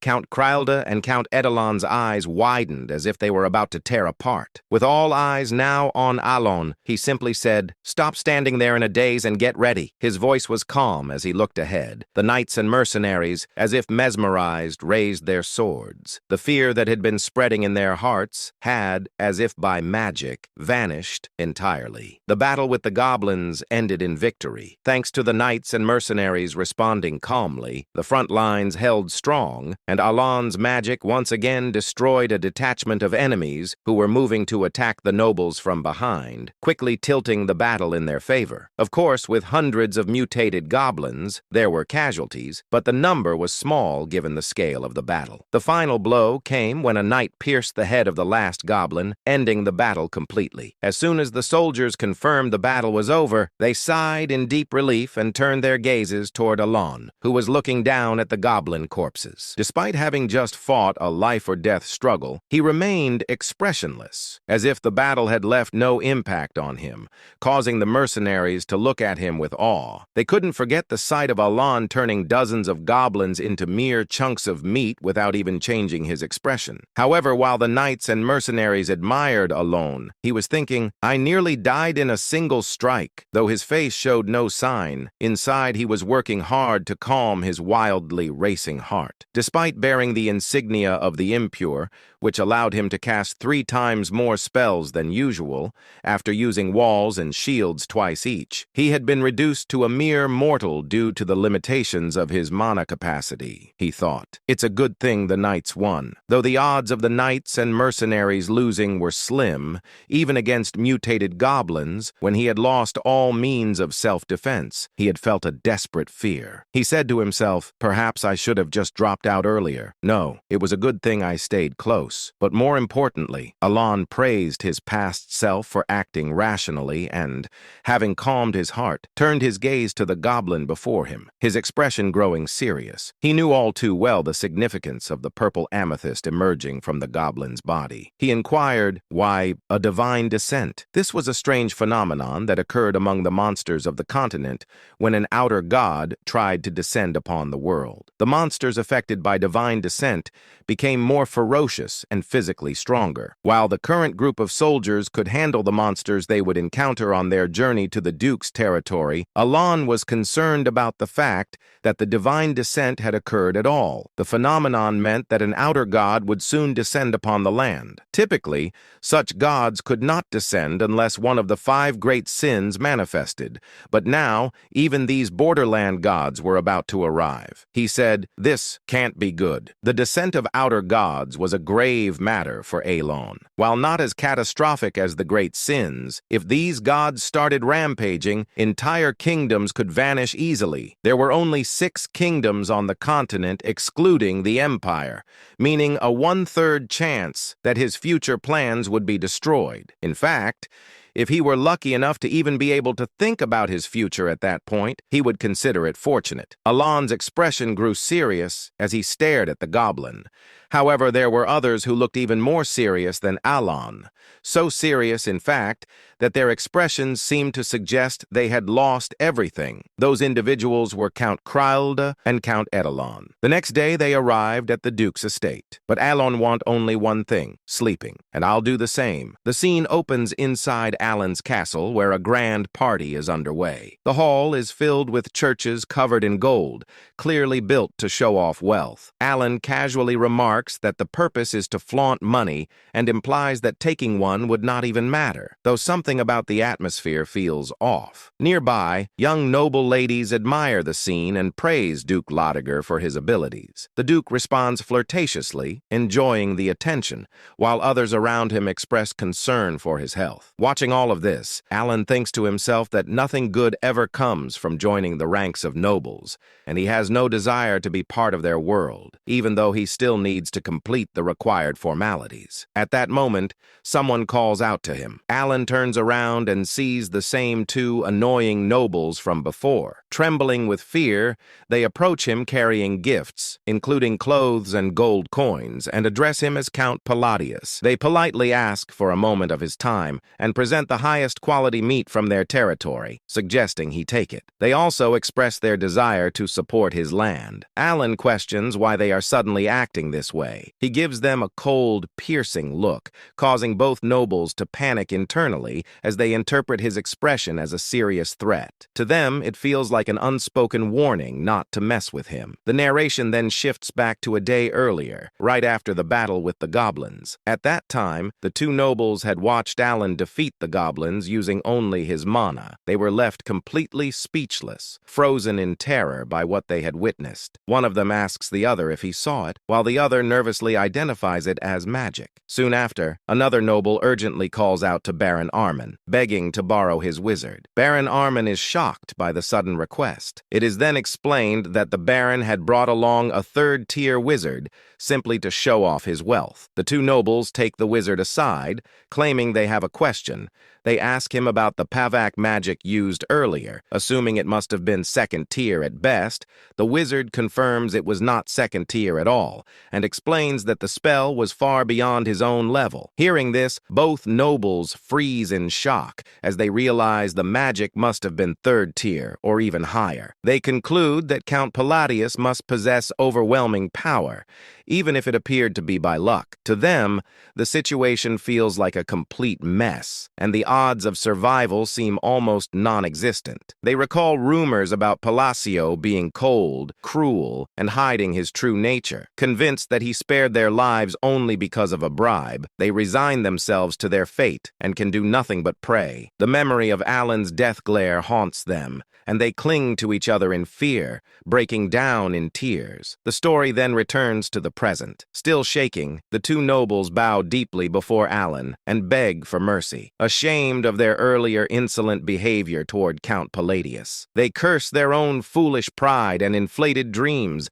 realizing they had completely lost their minds. Overcome with fear and regret, they plead desperately for forgiveness, hoping to escape his wrath alive. Seeing the nobles behave this way, Alan becomes visibly annoyed. Evan quietly whispers to him, pointing out that Alan seems to be using the truth here as well. Alan reflects that he cannot even begin to understand what Evan is thinking. Evan comments on those nobles and casually suggests that maybe they should just kill them. He then adds that making a scene would only make things more exhausting. Alan thinks to himself that no matter how impressive or cool the country might be, the situation has crossed a line that cannot be ignored. Internally, he makes an irritated face and thinks that even though he does not have the strength to act recklessly, they should be as scared as they want. Outwardly, Alan gives the nobles a sharp death glare and tells Evan that he will handle the matter separately. The nobles immediately start crying, convinced they are completely finished. In their minds, this feels like a huge problem, and they believe they are already dead. The scene then moves forward to Alan eating at the party. While calmly enjoying the food, he thinks about how Evan was sent to the Information Guild and hopes to hear some new updates about the nobles. As he looks around around the hall, he notices two men talking quietly. Alan senses that they are having a secret conversation using magic to enhance his hearing. Alan listens closely. The two men discuss rumors involving a baron and mention the Duke of Altia and the Count of Zenonia. They acknowledge the situation and note that those nobles are now trying to form factions. One of them admits that he never trusted the alliance in the first place. Hearing this, Alan thinks it is not a big deal and sees no reason to worry. He reasons that the two dark families have never gotten along well, so the alliance is unlikely to last long anyway. Relaxed, he continues eating and is impressed by the taste, thinking that the egg tart is exceptionally good. As he keeps listening, the conversation takes a more shocking turn. The men mention something even more surprising and warn each other to be careful. After hearing it, they reveal that the head of the faction is neither of the two nobles previously mentioned. When the name Palacio comes up, Alan is stunned. They continue stating clearly that the head of the faction is called Count Palladius. Alan is so shocked that the egg tart slips from his hand. Internally, he questions what they are even talking about. He recalls seeing the Duke of Alia only once when she was young and having met young I of Zenonia only a couple of times. He also remembers that the current Count of Zenonia has never even met him face to face. To him, the spread of such ridiculous rumors makes no sense. He judges the information as exaggerated and largely false at first glance, concluding that this is just how rumors about nobles circulate. Just then, someone approaches him and addresses him as Count Palladius. Alan feels uneasy, wondering why so many people are suddenly talking to him today. The man introduces himself as Carmine, the third son of Duke Comian from the kingdom of Ashtalin, and greets him politely. Alan finds it dull, but notes internally that even nobles from allied countries attend the ambassador church. He responds politely, introducing himself as Count Palladius. Carmine smiles and remarks that he heard Alan truly became a count, expressing envy and curiosity about his face and whether there is some secret behind it. Watching from the side, thinks to himself how surprising it is that even fools talk so boldly these days. Suddenly, another man interrupts and confronts Carmine, accusing him of ignoring and insulting the nobles of the kingdom of Asteria. Carmine panics and denies the accusation. In his thoughts, he wonders what went wrong as he believed the situation was harmless. The narration then explains who Carmine Kalin is. He is described as a gorgeous and romantic man coming from a distant land. He is the youngest of the Ligren and has arrived to take Yonga as his wife. He invites peons to taste the amazing tarts that Yiga brought. After some time passes, Carmine approaches Yungai and asks her for a dance. In his thoughts, he reflects that there is no such thing as a perfect woman every day. As he looks around, he suddenly notices someone and reacts in disbelief. He makes careless remarks about a young lady needing to take care of her figure and complains about someone nearby snoring loudly. He then notes that it is fortunate Lady Ligon is beautiful just like her mother and thinks of it as his moment to appeal. Embarrassed and irritated, Young responds by suggesting they reconsider their marriage proposal. Carmine is shocked and calls out to her, but she leaves without looking back. For reasons unknown, the marriage proposal with the youngest daughter of the Lot family falls apart. Left behind, Carmine fumes internally, thinking about how much he suffered just to come here and how unbearably annoying the entire situation has become. Carmine's gaze slowly shifts toward Alan. He sticks his tongue out slightly and grins, noticing the same hair color and the cold impression. In his thoughts, he connects those features and concludes that the man must be Count Palladius. He recalls hearing rumors that the Count was nothing more than a lucky fool with no real connections. To him, someone like that feels like the perfect and easy stress reliever, and he quietly resolves to act tomorrow. The scene then returns to the present. Several nobles and dukes glare sharply at Carmine and reprimand him for losing his sense of respect. They remind him that the kingdom of Ashtalin has been a long-time ally. Carmine panics and hurriedly denies any disrespect,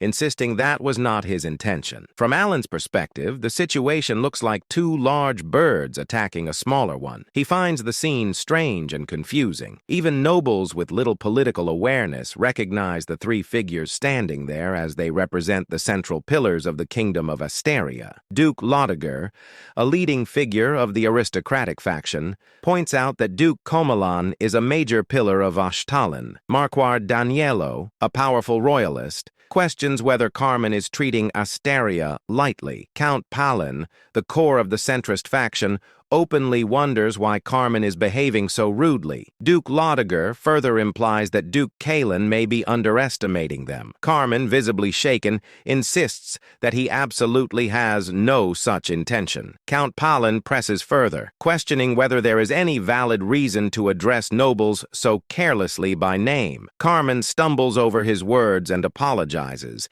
admitting his disrespect. Marque Mardano fixes Carmen with a death glare and criticizes him for forming an attitude based on ignorance. Carmen freezes, unable to figure out what to say next. Alan quietly observes the scene and thinks about how unlucky Carmen is for ending up as a shield in front of him at such a moment. He also realizes why the nobleman's spinning wheel had looked so familiar earlier. Eventually, Carmen bows deeply and apologizes to the three nobles. The Marquis responds coldly, implying that apologies alone do not erase consequences, and sarcastically questioning whether an apology could end military service. Carmen continues apologizing repeatedly while the Marquis presses the point again, reinforcing the severity of the situation. Watching this, Alan thinks about how traumatic the scene is and how it reminds him of unpleasant memories. Tearfully, Carmen leaves the area while muttering that he committed an offense so rude that he nearly lost his life. Duke Loiger then turns to Alan and checks on his condition. Alan assures him that he is fine, though internally he feels unsettled. He wonders why everyone is acting this way toward him today and feels an unfamiliar sense of pressure and fear. Even as things calm down,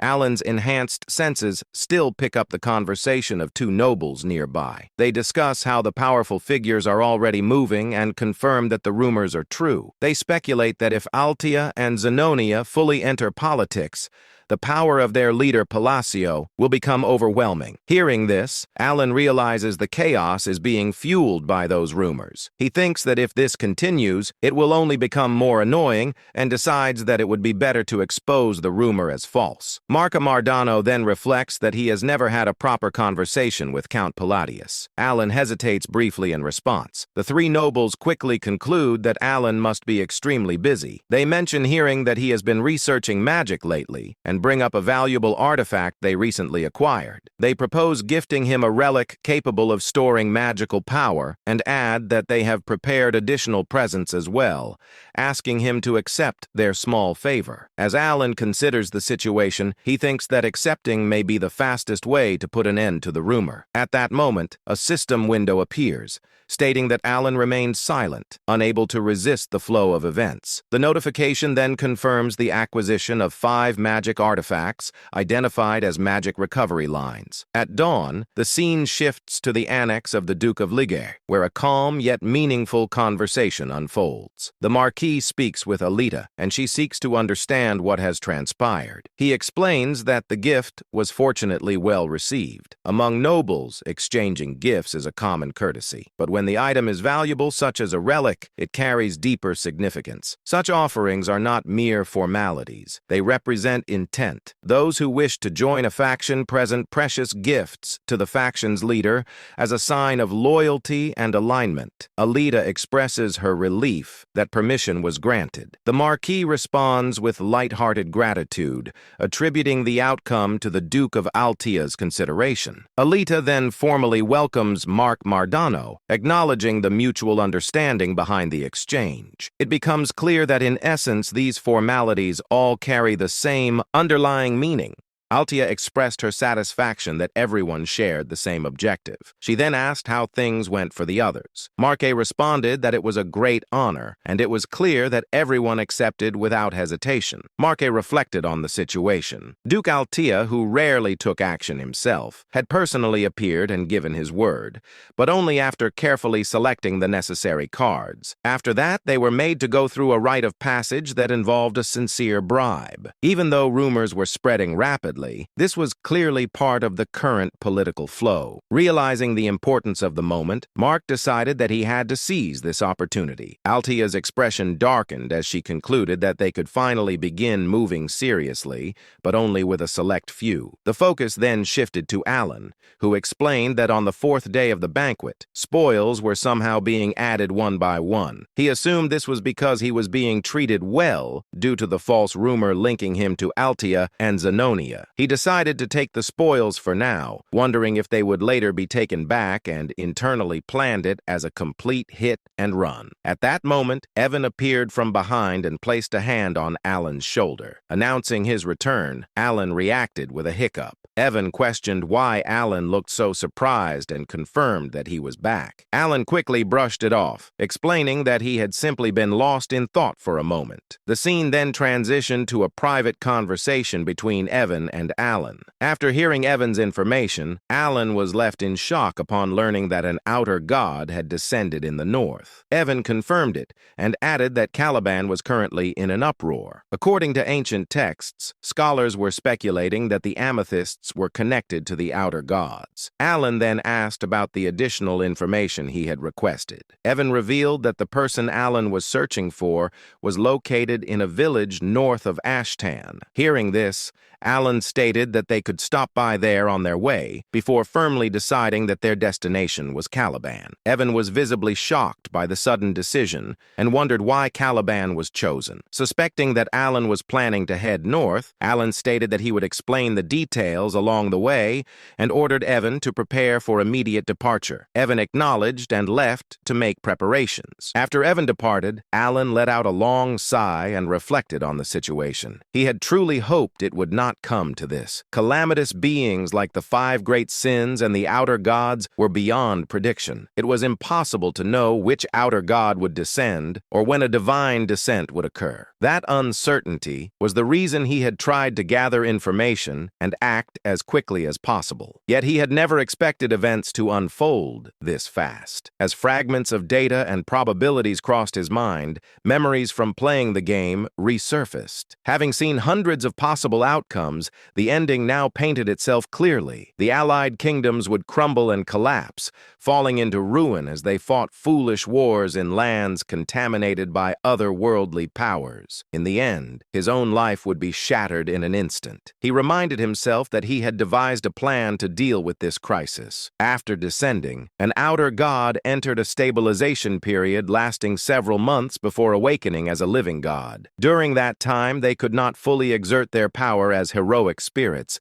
making that window the best opportunity to target them. Even though nothing was guaranteed, he knew he had to try. This was the only way forward. With that resolve, he briefly wondered what that kid might like. With those thoughts settled, Alan began writing a letter. The scene then shifted to 1 week later. The vice commander approached the commander and handed over the letter written by Alan. After reading the contents and realizing it was an official order, the commander was left in shock. He immediately addressed the vice commander and gave a clear instruction. The vice commander acknowledged and was told to inform everyone that the next northern schedule was being pushed back by 2 weeks. The scene then shifted to Pakran, a village located north of the Ashtalan kingdom. As Alan spotted someone ahead, he reflected that he never expected to find him this easily, and the discovery felt unexpected. Standing before them was a bright, ill-looking child who warmly greeted them. Alan observed that the boy truly stood out. He immediately recognized him as the protagonist and playable character of the Liban roguelike turn-based APS Psychedelia. Seeing him in person made Alan quietly acknowledged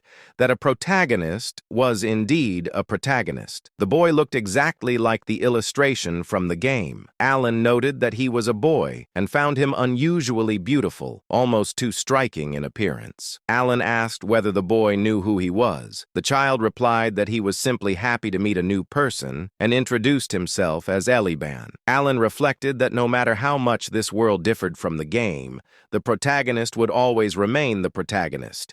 Eventually, Eliban would become famous and strong. Alan remarked that Eliban had a very bright personality while internally admitting that facing a character he once played as felt strange. Alan then handed Eliban a small bag and told him it was for him to take. When Eliban opened it, he found a large number of gold coins inside. Alan then instructed Evan to bring the other item. Evan stepped forward, opened another box in front of Eliban, and revealed that it was filled with potions, explaining that all of it belonged to him. Eliban reacted with joy, overwhelmed by happiness, and expressed disbelief that everything was really for him, wondering why it was being given so suddenly. Alan explained that it was an investment. Internally, he affirmed that he had brought everything necessary for a protagonist's early growth. Alan explained to Eliban that he was doing this because Eliban was destined to become a big deal in the future. Internally, Alan urged him to grow quickly so that he could one day deal with threats like the outer gods in his place. As more indicators crossed his mind, Alan briefly wondered whether this treatment was generous enough and assumed that he must have won Eliban over. Suddenly, Alan realized he had forgotten something and introduced himself as Count Palatio. This was the name of the patron he should be grateful to when he succeeded. He quickly corrected himself, thanked the Count sincerely, and promised to remember the name. Filled with excitement, Eliban then happily said goodbye to Evan. Watching this, Alan reflected on Eliban's personality and wondered if it had always been this bright, considering that the story belonged to a dark fantasy genre. He had never expected the protagonist to be so upbeat. As they prepared to leave, Evan addressed Alan, acknowledging his intentions, but pointing out that they were leaving without even having a proper conversation. Alan responded that Eliban was a sharp kid and would understand. Internally, Alan admitted that his own life was on the line and that he did not have time to build personal affinity. He noted that he had effectively set the protagonist on auto hunt and embraced the idea of pay to win as his chosen strategy. Evan then remarked that the child seemed to possess incredible talent. His mana felt dense and constantly swirling, and despite wearing ordinary clothes, he appeared to be equipped with artifacts. Alan agreed,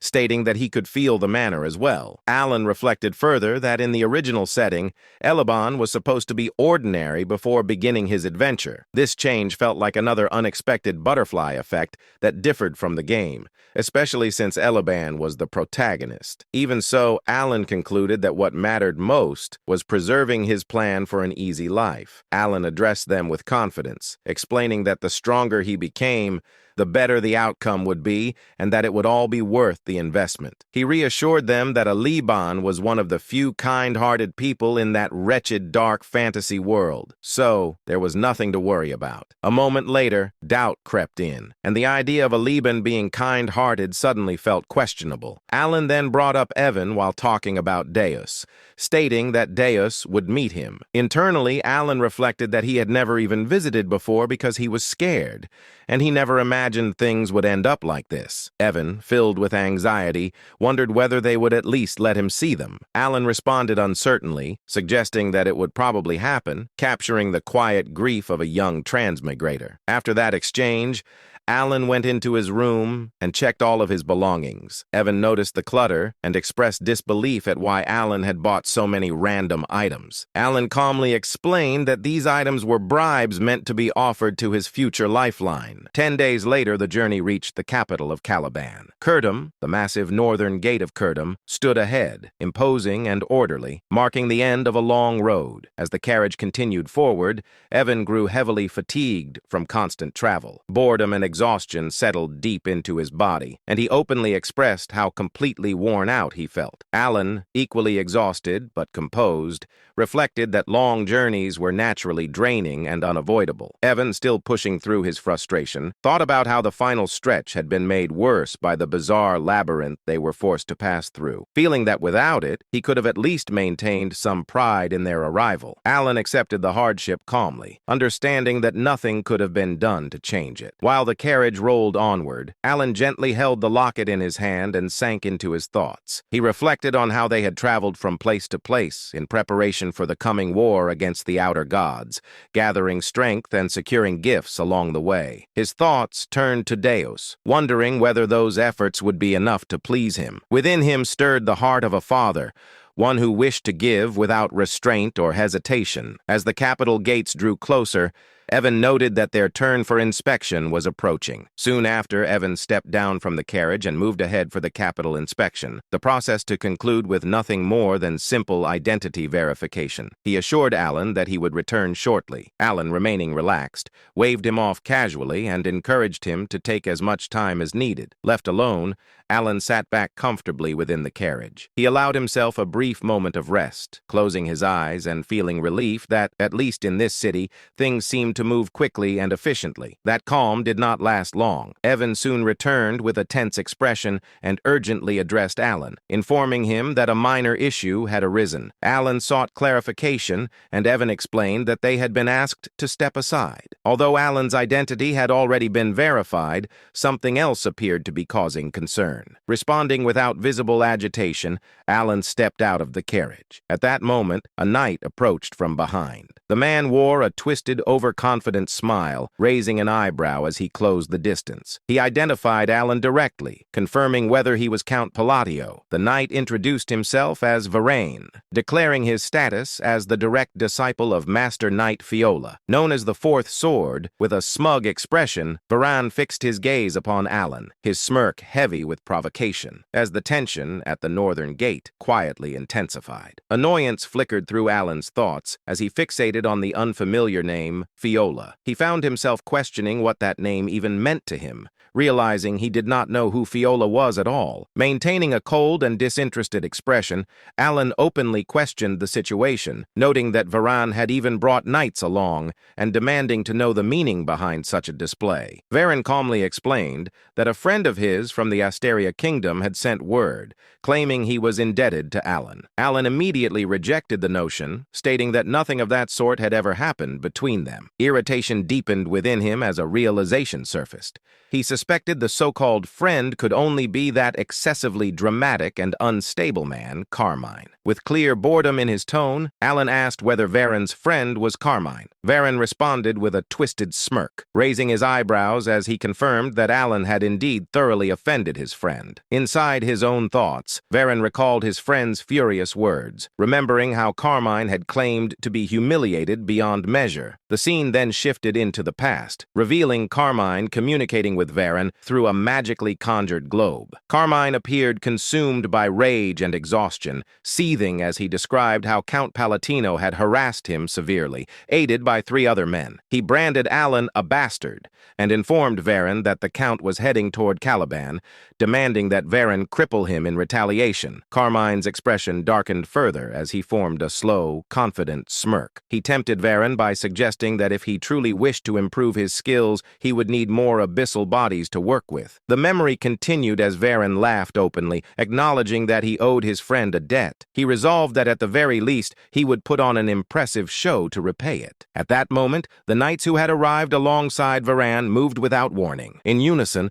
they drew their swords and swiftly surrounded Evan and Alan, steel flashing under the light near the northern gate. Confusion crossed both of their faces as the situation escalated abruptly. Evan reacted on instinct, pulling out his own sword and taking a guarded stance beside Alan. Irritation surged through Alan's mind as he assessed the scene. He reflected bitterly that the brat had picked a fight on his own, fled afterward, and now this mess had followed him here. He recognized it clearly as revenge taken through a friend, finding the behavior pitiful and rat-like in its cowardice. Varain then drew his own sword. He stepped forward and pointed the blade directly at Alan's chest. His lips curling into a smug smirk, he made his demand clear, insisting that if every valuable item inside the carriage were handed over, he might consider showing leniency. He regarded this act as nothing more than the favor he had been asked to fulfill. Pride filled Varain's thoughts as he maintained his confident grin. He believed there was nothing for him to lose in this situation. In his mental assessment, everything aligned in his favor. The probability tilted decisively toward success. Alan was, in his view, merely a fringe noble from the Asteria Kingdom, someone with little influence within the Union, and absolutely no connections to Caliban. Varain had investigated the matter thoroughly, and with that certainty, he stood convinced that no consequences would follow his actions. Alan visibly grows angry, annoyed, and irritated by Varain's words, and a thought crosses his mind that birds of a feather truly flock together. He clenches his fist, and a highly powerful, energetic flame-like aura forms in his hand, aimed directly at striking Varen. At the same time, Varen rushes forward with a wild grin, charging toward Alan. Alan remains calm as another thought runs through his head, believing that even if things go slightly awry, his master will smooth it over. Before the clash can happen, someone suddenly appears from behind and forcefully grabs Varen by the neck. Stopping him mid-attack, Varen lets out a scream of pain, accompanied by the clear sound of bones breaking. The person gripping Varen's neck then lifts him up into the air. Overwhelmed by pain, Varen groans helplessly as the sword slips from his hand and crashes to the ground below. The pain becomes so intense for Varen that the veins on his face begin to bulge visibly, and he clenches his teeth hard as he endures the agony. The one holding Varen by the neck keeps him lifted in the air, while Varen, filled with rage and pain, tries to find out who this person is and who dared to attempt to kill him. As the scene continues, it is revealed that the one gripping Varen by the neck is none other than Deus. Deus makes it clear that his identity is not important at the moment, and he instead condemns Varen's actions, making it known that Varen had no right to lay a hand on his benefactor. Varen remains suspended in the air, still groaning uncontrollably in pain. Unfortunately, the crucial truth that Varen completely failed to grasp slowly comes to light. That truth is that Count Palatio had already triumphed in a duel against Kurga of the Snowfields. Through that victory, Count Palatio earned the title of Swordless Master Knight and became known as the benefactor of Deus Macallion. Deus suddenly releases Varen and hurls him down onto the ground. Varen groans loudly in pain as Deus relentlessly kicks him again and again without mercy. Deus then grabs Varen's hair with an iron grip, holding him down with overwhelming force, maintaining a cold, deathly glare. Deus shifts his attention toward the surrounding knights and issues a clear warning. He makes it known that if even a single one of them dares to move, the consequences will be beyond their imagination. Deus delivers a brutal kick straight into Varen's chest, so powerful that blood spills from Varen's mouth as he is sent flying and crashes far away. Alan watches in shock, a realization forming in his mind as he recognizes that knight, understanding that this is the present-day Deus. Deus then makes it clear to Varen that he should be grateful to be in a situation where he cannot be killed. Varen struggles to even stand after the earlier attacks, barely able to move as he leans against a tree for support. In the very next moment, Deus steps in and slams his knee forcefully into Varen's chest, sending him crashing violently into the tree once again. Varen's cheeks swell badly from Deus's kick, and Deus continues to strike him mercilessly, landing punch after punch and kick after kick without pause. Nearby, Evan remarks to Alan that his strike was quite impressive. Hearing this, Alan's mind drifts back to the moment when Deus had declared his outrage at anyone daring to lay a hand on his benefactor. A realization settles in as Alan reflects that Deus did, in fact, call him his benefactor. He considers how Deus may have been grateful when he was young,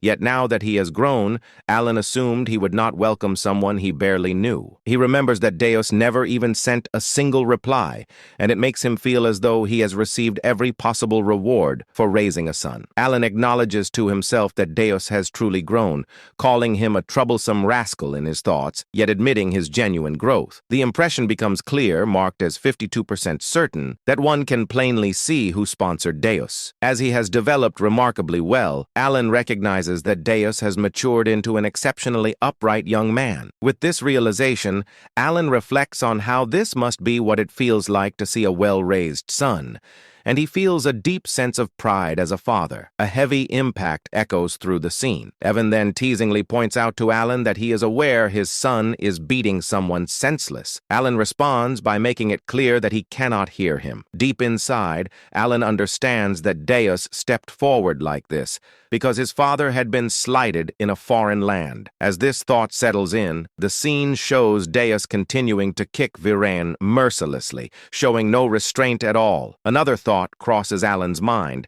as he wonders why his son is unbearably sweet like this. Soon after, Vereen is shown taking an overwhelming beating, struck again and again until he finally loses consciousness. Even then, Alan cannot help but think that this still feels a bit excessive. At that moment, another realization suddenly occurs to Alan, reminding him once more that Deus is one of the 5 great sins. As the situation shifts, Deus is seen turning and walking toward Alan. He then stops in front of him, bows respectfully, and wears a confident smile as he states that he will escort him. Hearing this, the remaining knights are left completely shocked by what they witness. The scene opens in a frozen, icy land where a brutal war has taken place. Dead bodies lie scattered across the battlefield, their frozen forms covering the ground. Some of the corpses are engulfed in flames as the opposing side burns them without mercy. In the midst of this aftermath stands Delman, the wielder of Caliburn's 3rd sword and the commander of the Crimson Flame. Overcome with triumph, he raises his sword high, celebrating the outcome of the battle. Delman shouted, "One of the 8 chieftains, the great Khan, along with his entire tribe, has been wiped out. The Red Flame Knights have emerged victorious on the kingdom's land." Hearing this declaration, all the Crimson Flame Knights erupt in joy. They cheer loudly, jumping and celebrating their hard-earned victory. After allowing the celebration to settle, Delman said, "Return to the outpost and begin preparations." The knights responded in unison, "Yes, Captain." As they begin to move, Delman's expression hardens. In his mind, he reflects on his achievements, believing that after accomplishing something so significant, he should no longer be pushed around by the newly appointed Master Knight. His anger deepens as he clenches his teeth. Delman thought, "Even if that man used underhanded methods unknown to others, I know the truth." Caliban and the barbarians had shared a long-standing conflict, a war governed by mutual honor and unspoken rules. But this time, everything was different. K.L. Khan had been tricked. He was lured out alone and eliminated by an undercover force. Delman remembered how the great Khan's knights were slaughtered and how unfair the entire operation truly was. By exploiting the momentum of the battle, the tribe was completely annihilated. Delman muttered, "That bastard!" He remembered how that same man sent him a victory report, claiming the defeat of the Kurga of the snowfield. It had all happened because Delman demanded a decisive result from the expedition. Khan's body had vanished during the chaos of the battle. Even if he had survived, the poison would have ensured his death. Eventually, Delman convinced himself there was nothing left to do except return to Caliban and report the mission's success. A smirk formed on his face as he stepped forward, but suddenly stopped. In the distance, he noticed a lone man standing still near the forward base. Confusion flashed across Delman's face. The man slowly turned toward him. The man said, "Delman." Filled with rage, Delman gritted his teeth and swung his sword. Flames burst from the blade as fire erupted into the air. A strange unease crawled up Delman's spine. Delman thought, "Clank should already be dead." As he looked closer, an overwhelming aura began to rise from Clank's body. Within Clank's shadow, Delman perceived the shape of a demon forming. Clank said, "You defiled a sacred duel, a duel meant to be fought with honor." Terror radiated from his presence. Even superhumans capable of ending hundreds of lives could be devoured by this being. Cold sweat poured down Delman's face. Delman realized this is not Clank. Driven by desperation, Delman launched another attack. Flames exploded violently from his sword. The man dodged effortlessly. The man said, "Answer me first." Refusing to hesitate, Delman attacked again, unleashing even greater flames. Once again, the man evaded him with ease. Delman thought bitterly, "Believing in duels on a battlefield and was foolish." The flames scorched the land, melting the ice around them. The man stared at him with a deathly glare. The man said, "You are strong. For a human, I will give you one last chance. Duel me." Sensing danger, Delman shouted, "Prepare for battle." The knights surrounded the man from all sides. The man smirked. Demonic mana gathered in both his hands. The man said, "A mortal without honor does not deserve an honorable death. There will be no duel between me and a barbarian like you." From his hands, poisonous mana erupted and spread into the fallen knights' bodies. The toxin infected every corpse. The knights began screaming in unbearable pain. Their eyes turned blood red as their bodies collapsed. Several knights cried, "Kill us! Please, end it!" As their screams faded, the man stepped forward. forward. He slashed Delman's throat with his bare hand. Immediately after, he struck the ice, triggering a massive explosion. The remaining knights were blasted into the air and slammed violently into the ground. Blood spread across the sky like a grim mist. The man then delivered a devastating punch. His fist pierced straight through Delman's chest. Blood poured from Delman's mouth. Delman whispered weakly, "What alternative remains?" He collapsed to the ground, trembling in agony. Delman cried, "It hurts! Kill me! Please kill me!" Moments later, Delman died. As his life faded, the man's eyes turned blood red. The man said, "Savages, all of you, creatures formed from the dead, robbed of your rightful death." The fallen knights began to rise, surrounding the remaining Crimson Knights. Shock spread through their ranks. The man announced, "The bloody Colosseum is now open." Suddenly, a terrifying presence descended. Althus appeared with a twisted smirk. Althus declared, "I am the god of all barbarians, the father of duels. I will personally grant you honorable deaths. If you claim you are not barbarians, prove it in a duel." Blood began raining from the sky. The scene then shifts away from the battlefield. Deus lowered his head respectfully. Deus said, "I will take you there, Count Alan." The surrounding knights froze in shock. The narration explained that in Caliban,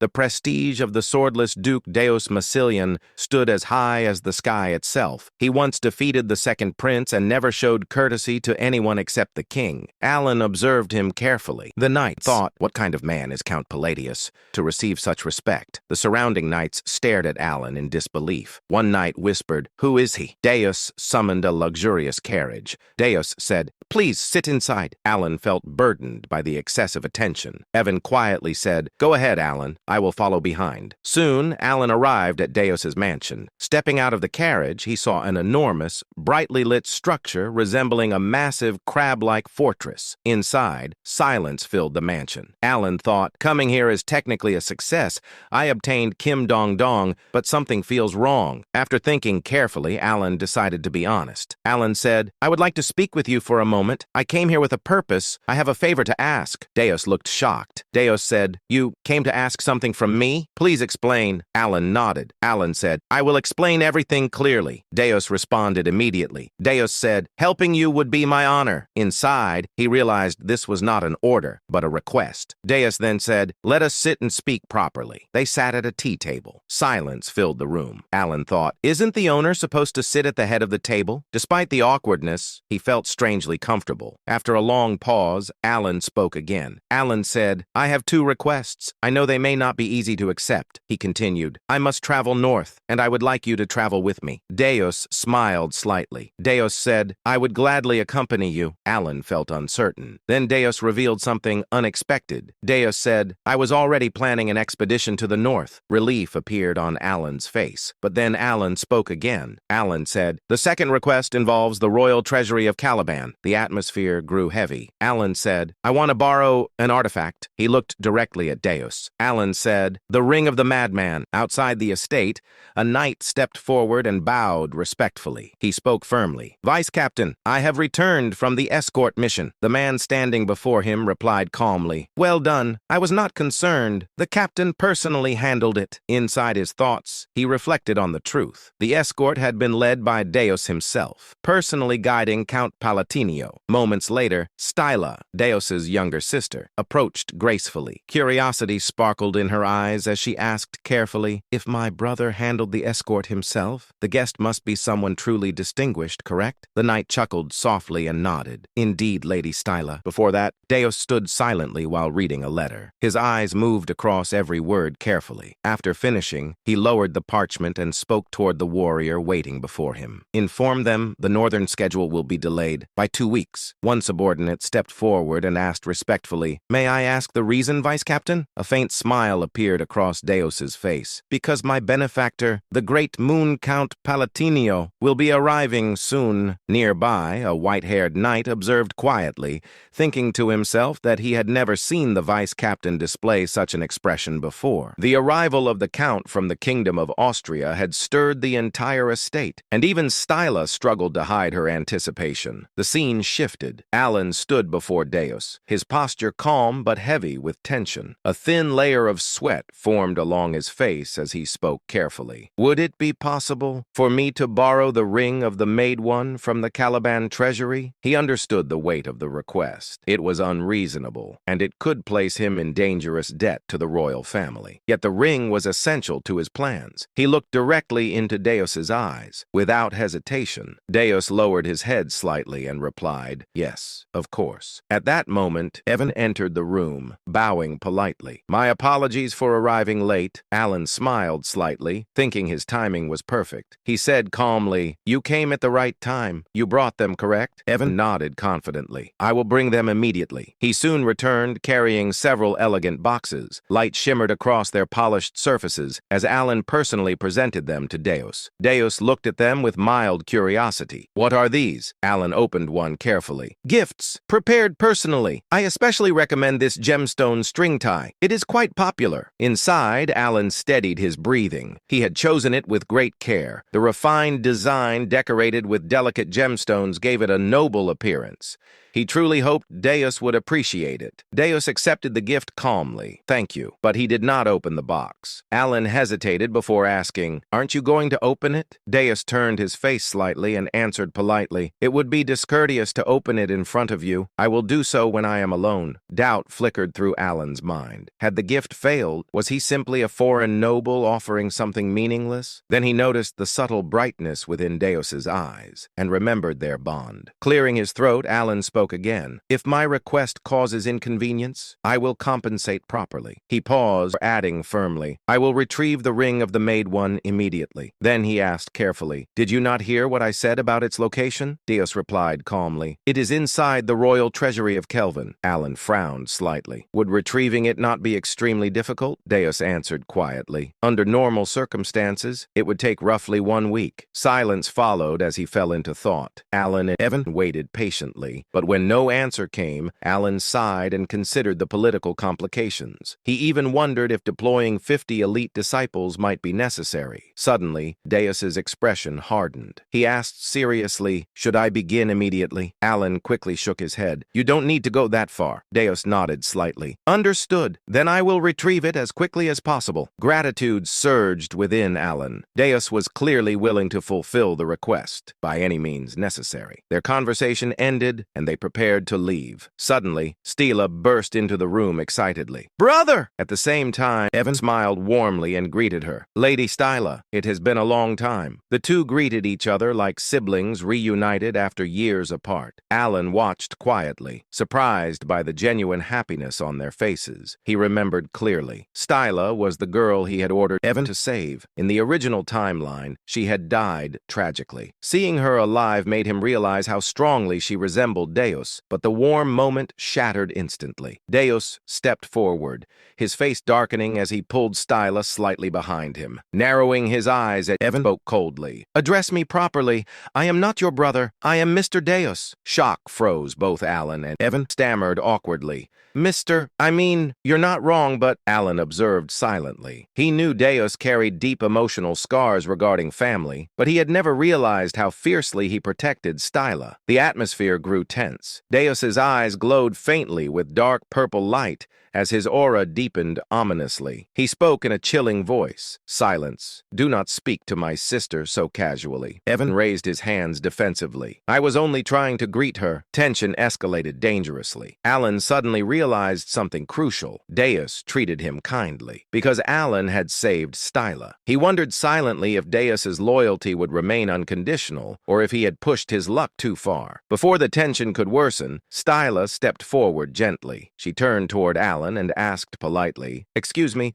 you must be Count Palatinio?" Alan nodded. "That is correct." She bowed sincerely. "I heard you ordered Sir Evan to save me," Alan replied modestly. "I simply did what was necessary." Inside, he admitted the truth. If she had died, her brother would have become a merciless killing machine. Stila gently held Deus's hand and whispered warmly, "Truly, thank you." Her gratitude caught Alan completely off guard. He had acted out of calculation, never expecting genuine appreciation, yet her sincerity filled him him with unexpected warmth, and he smiled faintly. Later that evening, Alan remained at the mansion for dinner. During the meal, Deus returned calmly and said, "I have brought it." Alan looked up in disbelief. Only one day had passed, yet Deus had already retrieved the treasured ring. Alan opened the box and gasped softly upon seeing the ring of the Maid One. "How did you retrieve this in a single day?" Before Deus could answer, Evan burst into the room. "Count, I have discovered something extremely strange." Alan raised an eyebrow. "Explain." Evan hesitated before speaking carefully. "Deus caused a disturbance inside the royal treasury, demanding the ring." Alan stiffened. "What?" Daewin lowered his voice. "The second prince attempted to delay him, so Deus slapped him repeatedly while demanding the ring." Alan stood speechless. After that incident, preparations continued for 3 days. Soon after, Alan departed north alongside the solar eclipse knights. 2 weeks later, at the southern border outpost, terrifying news arrived. Northern forces were collapsing. Entire units had been slaughtered. Demonic monsters had begun appearing across battlefields. Inside the war tent, chaos erupted. One officer shouted, "Retreat immediately!" Another slammed his fist against the table. "Are you suggesting we abandon the barbarians after witnessing this devastation?" A third officer argued, "The soldiers are barely standing. They cannot continue fighting." Another voice snapped, "The first sword has already fallen. Victory is impossible at this rate." Suddenly, a sharp clap echoed across the tent. Silence swallowed the room. All eyes turned toward Deus. Standing beside him was Folia, the fourth sword of Caliban. Deus spoke calmly. "Every opinion here holds merit. We will decide after calming ourselves." Later, outside the camp, Folia explained grimly, "The outer god is sweeping through our bases using undead armies." He continued heavily, "The third sword, Dalamin, has fallen. The second sword, Chirin, is critically wounded." Deus gazed toward the distant horizon. "I can already sense it." Folia nodded grimly. "The mana is overwhelming,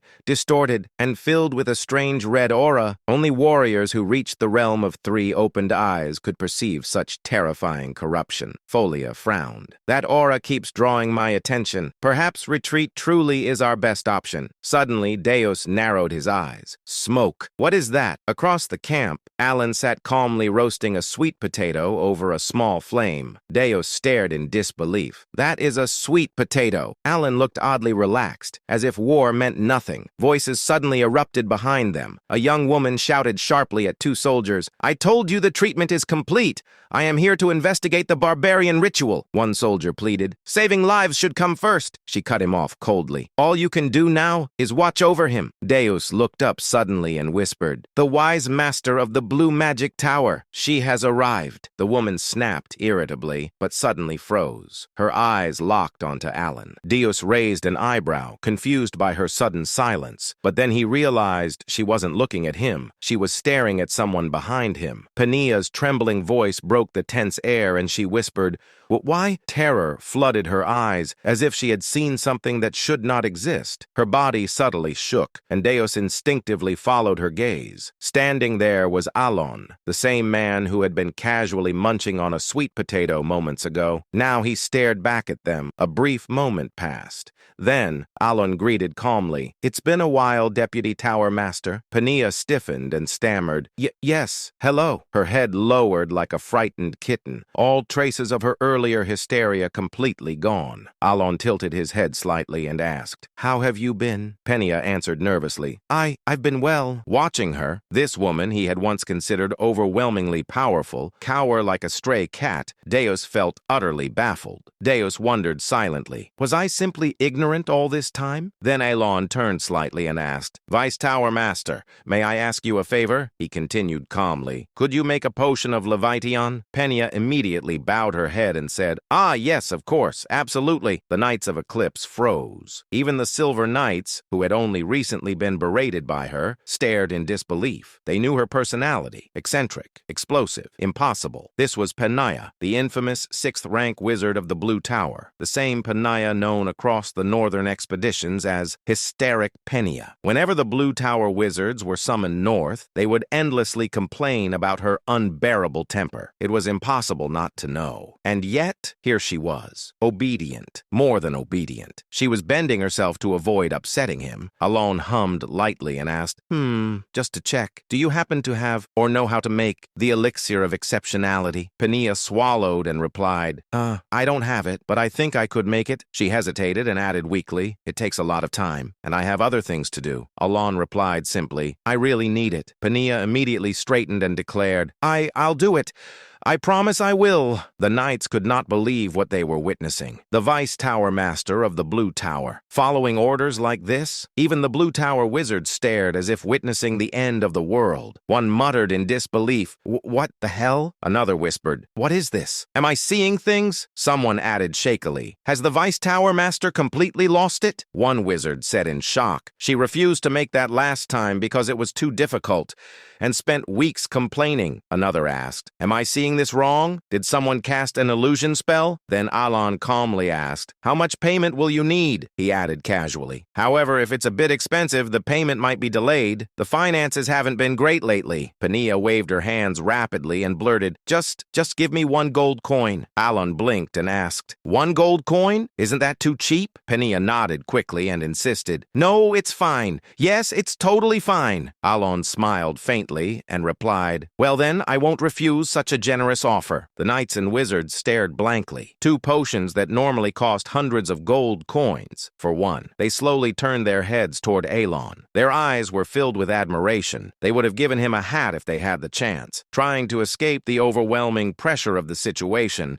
Pania bowed respectfully and exclaimed, Right then, I'll whip up this concoction immediately and serve it piping hot. And like a rocket, she disappeared. Alon blinked and thought quietly, There seems to be some misunderstanding, but at least I got the potions easily. Several hours later, while Deus and his assistant were consulting, an ominous energy crept across the air. The assistant stiffened and asked in shock, Did you feel this energy? Deus slowly stood, his hand naturally reaching for the hilt of his sword. He spoke coldly, We are under attack. Outside, the undead were approaching. Steel clashed against rotting flesh. Despite the knight's strength, the undead received the blades with numb bodies, feeling no pain, continuing forward relentlessly. Suddenly, a voice rang through the battlefield.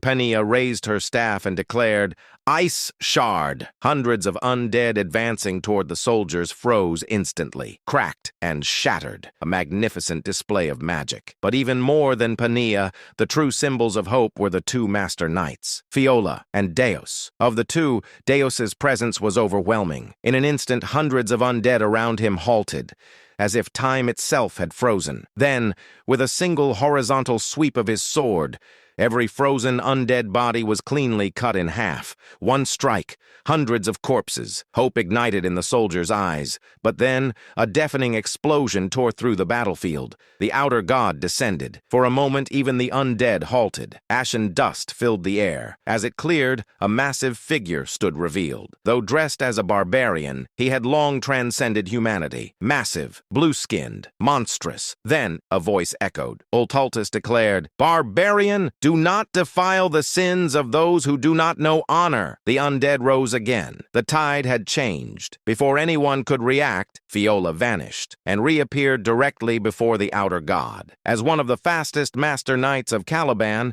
blessed with divine speed, he struck before Ultaltus could respond. His blade pierced the giant's heart, but only the tip entered. Ultaltus looked down and uttered, His contemptuous gaze shifted toward Fiola. He spoke coldly. Barbarians know no honor. The air cracked. He continued, Those who do not uphold honor abandon their very existence. Furthermore, they forsake the nobility of the soul. Fiola's body collapsed. His head separated cleanly from his neck. Yet, Ultaltus continued, There is no honorable death for those who disregard all value.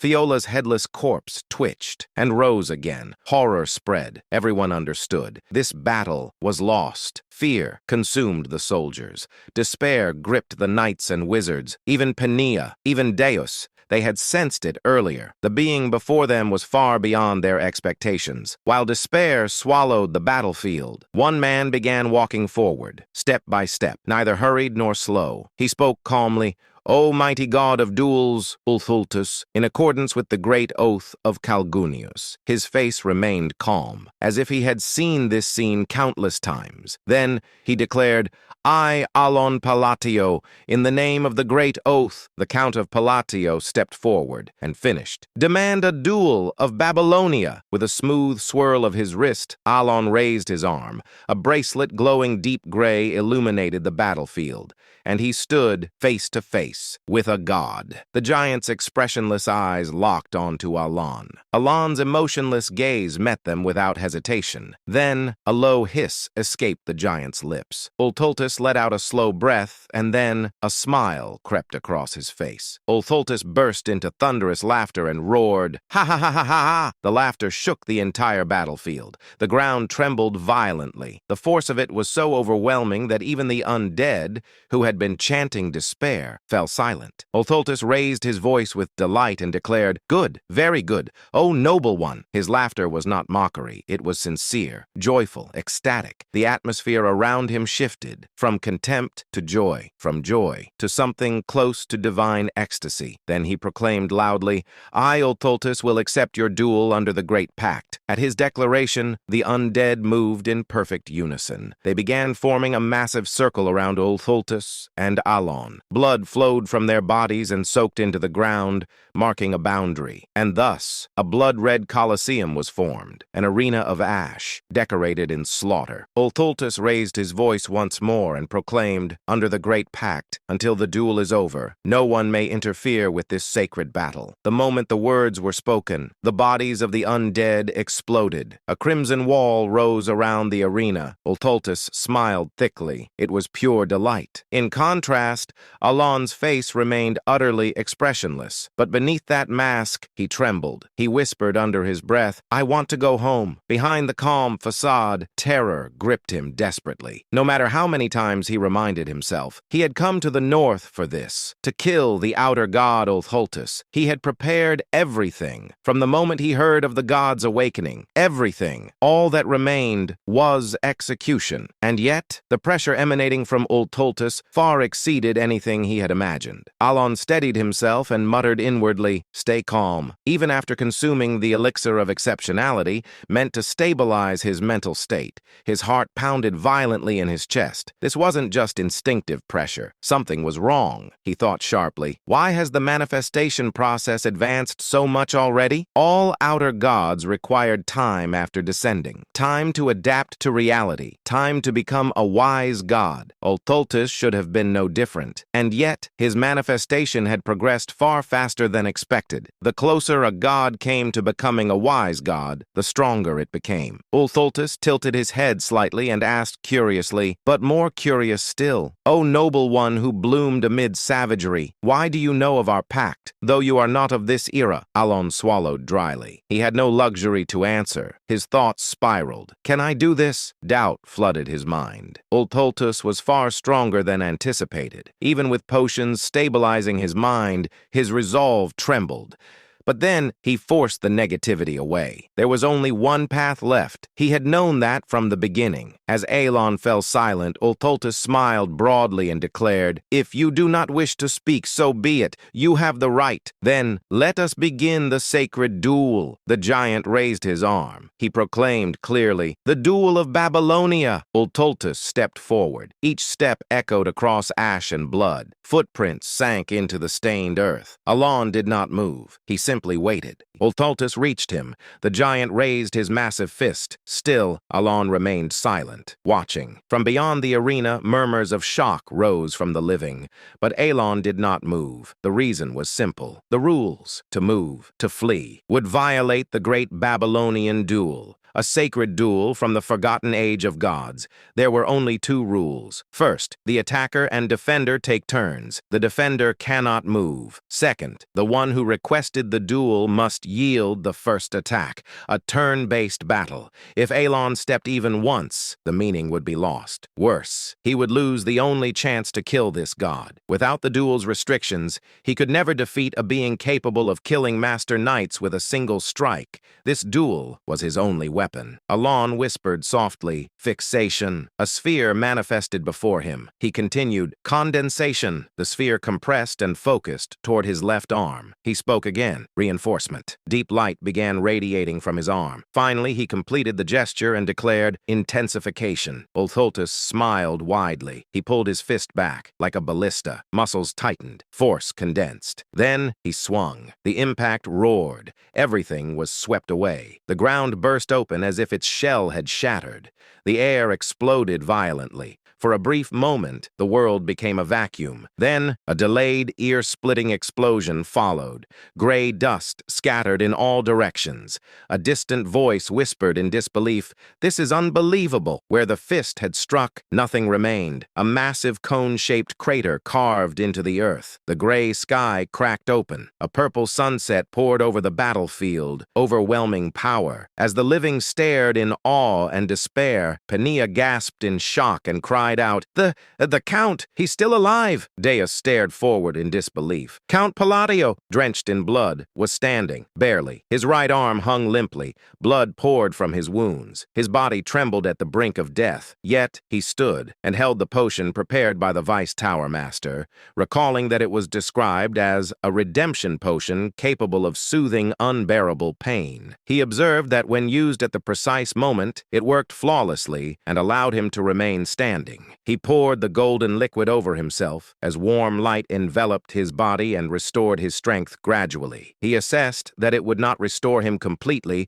but would allow him to move. His gaze turned cold as he declared that he had fulfilled the conditions to enter the state of stillness. He raised his hand as a ring appeared upon his finger. Golden radiance burst forth from it, illuminating the crimson mist as he activated Binding Summon and announced that the long-awaited hour had arrived. He muttered to himself, "Finally, it's my time to attack. I had been waiting for it." Alan explained that to fight Ultra Lulis, it was recommended to read the rules of the duel before beginning. He continued, "In order to limit the movements of the Outer God with these rules, I voluntarily accepted his challenge and requested a sacred duel of Babylon," he explained. "Thanks to the reincarnation pendant that prevented death and a healing potion, I managed to barely survive his attack." He continued that to activate the Ring of Radiance, one had to be on the verge of death. There it was. The constraint had been activated. Alan approached Ultus and said, "Since it's a sacred duel, no defense or counterattack is permitted," he continued. "In the game, I just tanked the first hit. Plus, the reinforcement effects weren't limited by turns, but by real time. Here, it's different. There's no time limit." He began invoking his magic and said, "First constraint. When magic is used on snowy terrain,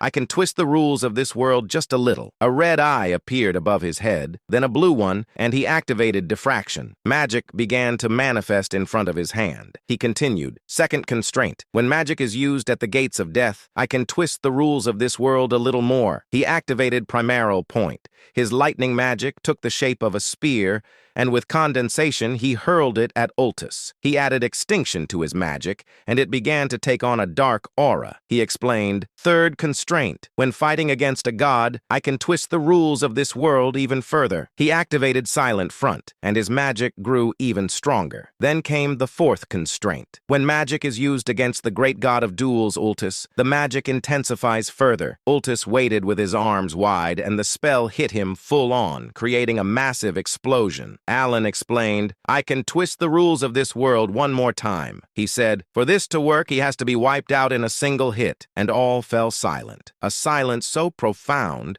that even the smallest breath felt forbidden. Only the faint sound of crumbling gravel and dust filled the space, as the living gazed upon Alan with varied expressions. The soldier's eyes were filled with awe. The knight's eyes were filled with hope. However, Alan, the one receiving these gazes of awe and hope, merely maintained a blank expression. To be more precise, "Please, please, please," he had been praying fervently. He sincerely wished that with this strike, the outer god would be annihilated. But Alan realized that his prayer had not reached the heavens. A giant stood there, arms raised triumphantly, facing the sunset with an expression of joy.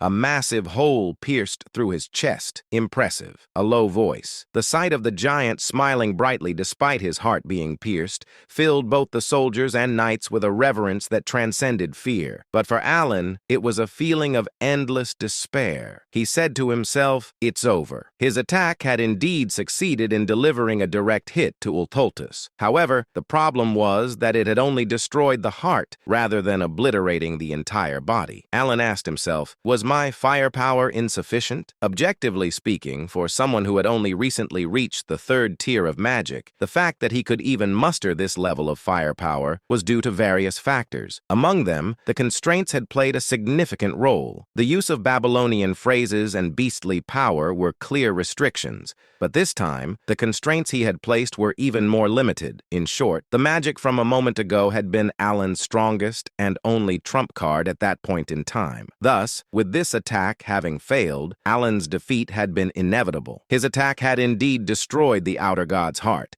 but destroying just the heart would not make the outer god vanish. As if to prove this, Ultultus stood proudly in the same spot, still smiling broadly. His body was covered in burn marks, and there was a gaping hole in his chest. But that majestic smile remained as he said, "Ah, I see. So you were still holding on to your will." Muttering words that only Alan could hear, the giant spoke in cryptic tones, causing Alan to drop the hands that had been clasped together in a seal. Even at that moment, the effects of the highest grade potion continued to restore his body. Though his body was still uncomfortable, it had recovered enough for him to move around. But that meant little. Alan, who had exhausted all the magic in his bracelet due to the recent spell, no longer had the strength to continue fighting. Because of this, his expressionless face concealed a gloomy mood as he raised his gaze with some doubt at Ultultus's next words. At that moment he saw it. Ultultus's body was slowly beginning to disappear. Reflecting the light of the setting sun, the giant started vanishing from his feet upwards, and Alan wore a bewildered expression, and he inquired, "Is he disintegrating?" The thought flickered briefly in his mind, but Alan quickly shook his head. He had never seen an outer god's dissolution happen in such a manner. The moment of confusion passed. The outer god said, "Impressive, noble one. I never imagined you would even carry rank within you." Though Alan was confused by the outer god's words, he continued to listen. With a great smile, Ultultus sat down heavily, propping his chin on his hand before speaking again. "Noble one, though we exchanged blows but once, it was truly magnificent. Indeed, the black one and the blue one had chosen well." Alan, perplexed by the sudden voice in his head and the mysterious words, felt a surge of questions. Of course, his face remained expressionless, showing no sign of his inner thoughts. So Ultultus continued speaking. "Since I have lost the duel, I shall give you a gift. I shall also bestow you with authority." With a grin. "Remember us, the ones who retain the mystery and legacy of the forgotten great god." By that point, nearly half of Ultultus's body had disappeared, and his disintegration seemed to be accelerating. Yet he smiled even more warmly and spoke again. "When the usurpers crawl out from their restraints, summon me. Call upon my true name instead of the false derogatory titles they have spread," he continued, "for you have earned that right. And then, call me the god of chaos and disorder." With those final words, the outer god vanished completely, leaving behind only a lingering smile filled with expectation. Alan, having witnessed the outer god's complete disappearance, stared blankly at the accessory left behind. Bathed in the light of the setting sun, he expressionlessly gazed at the spot where the outer god had vanished. After the giant vanished, the once bitterly cold land, which had been filled with the voices of the dead, became silent, with only the sharp wind filling the void. The restless undead, unable to die, had finally found peace, and the living began to gather and sort the remains of the fallen. About a day later, having accomplished their mission of capturing the outer god, the expedition began to move once again, heading back to Caliban. The scene shifted to Alan's carriage. Penia was with him. Alan said, "All right, next question," but she interrupted him and immediately said, "Yes, you're a rank 2 mage." He corrected her. "Rank 3. She immediately replied, "You're right. Rank 3. Where was my head at?" Then Alan asked, "What do you know about the blue things and black things?" She shook her head in distress and replied, "I don't know anything. I've never seen a black thing or a blue thing, that's the truth. I swear I'm telling the truth. Her quick response left Alan speechless, wondering if she had even thought about it. Realizing he wouldn't get any useful information from her, he nodded. She dashed out of the carriage, thanking and greeting him as she left. Seeing her behavior, Alan thought to himself, I didn't even tell her she could leave yet. Then he said, if people keep thanking me for such trivial things, I'm going to start believing I'm some dark criminal. He began to ponder the fight and thought to himself, but why did he disappear even though my attack failed? His words left me with more questions than answers. Beside him lay the belt Ultis had given him. Alan looked at it and said, I've seen this in the game. It's true, but the bracelet was explained. Belt of the Forgotten, reward obtained by defeating Ultis, doubles damage dealt and damage taken. There was an inscription inside it that read, O you who have inherited his will, let your steps lead you to Kahala, the city of ancient gods. Alan said, it's the first time I've seen this. He wondered, will I be able to discover something in Kahala? At that moment, someone knocked on the door. It was Deus. Surprised, Alan asked, what is it? Deus said that the mage had dared to leave without seeing him off properly and asked, do you want me to kill her? Alan stopped him and said, that isn't necessary. He thought to himself, isn't this getting a bit out of hand now? At the same time, Pania felt a shiver run through her body and wondered if anyone was speaking ill of her. In truth, she had almost gotten her head chopped off. 2 weeks later in Kidram, the capital of Caliban, Deus headed to the castle to deliver his report, thus concluding the expedition to the north. He also took the opportunity to return the Ring of Radiance. Alan, without hesitation, prepared to leave once again. For him, there was no longer any reason to stay in Caliban after the outer god had been eradicated. He thought with a satisfied expression as he glanced at the carriage. I've received plenty of gifts. The carriage was loaded with numerous gifts, courtesy of the quick-witted king of Caliban, who sought to strengthen their friendship. Alan, gazing contentedly at the slightly excessive gifts, soon spoke to Deus. Well, see you next time. As he turned to leave, suddenly Deus asked a question. May I ask you something? Alan, who had been about to turn away, paused. What is it? Having spent about a month with Deus, from the northern expedition to their return to the capital,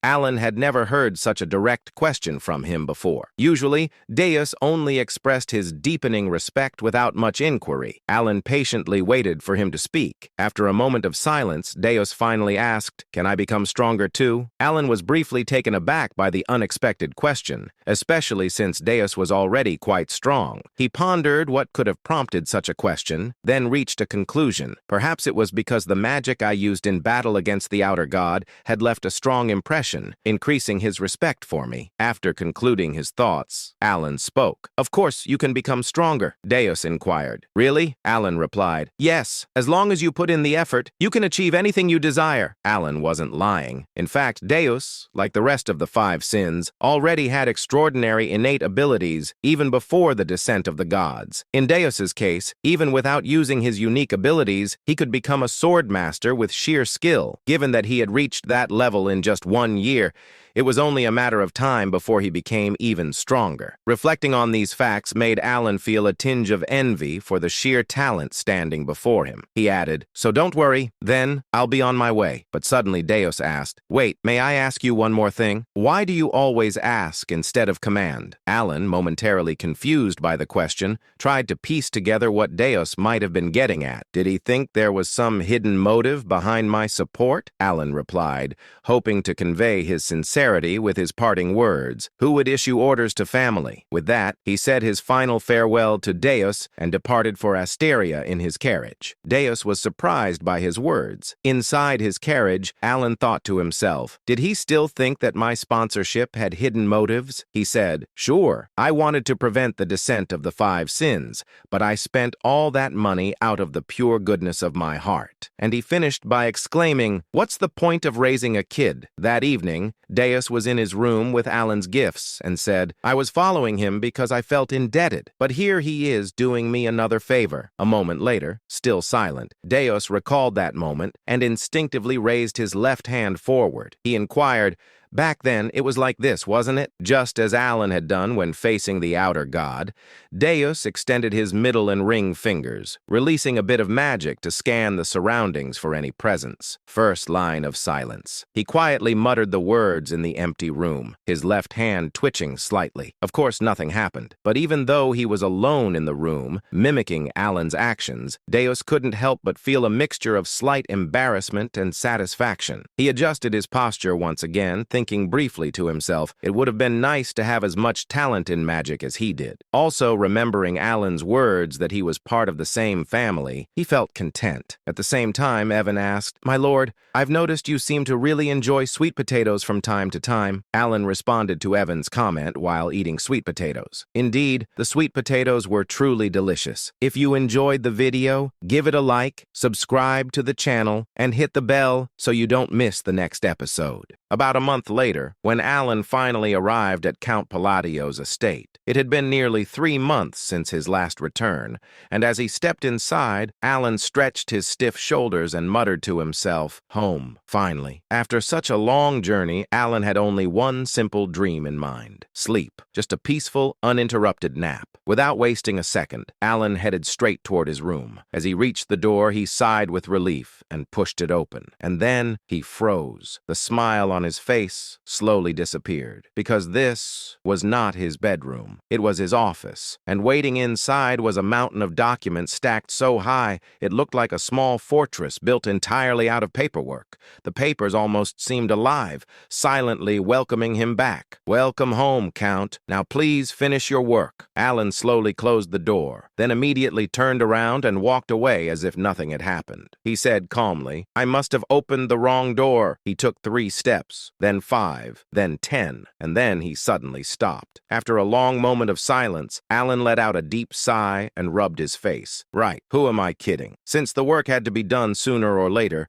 Alan turned around and returned to the office like a man walking toward his own execution. After all, this was the tragic fate of an overworked noble. Soon, Alan sat at his desk. One hand was writing, the other was stamping documents. Meanwhile, his soul slowly drifted out of his body from exhaustion. As he stamped another paper, Alan muttered with determination, "Fine, once I finish this backlog, I'm taking a vacation, no matter what, even if the kingdom collapses." He leaned back in his chair and sighed. When exactly do I get to live my peaceful, noble life? After finally finishing the mountain of work, Alan rewarded himself with a 1-week vacation, and he fully embraced the lifestyle he had always dreamed of, sleeping late, toasting bread in the morning, eating a perfect steak for dinner. This leisurely routine brought him a level of happiness that even powerful magic couldn't match. However, despite the peaceful atmosphere, Alan wasn't completely idle. Even during his vacation, his mind refused to rest, because he knew one thing: otherworldly beings had already appeared once, and if one had descended, then others could appear as well. Now that the 5 great sins had been sealed, the world had unknowingly entered a new stage. Rather than resisting fate,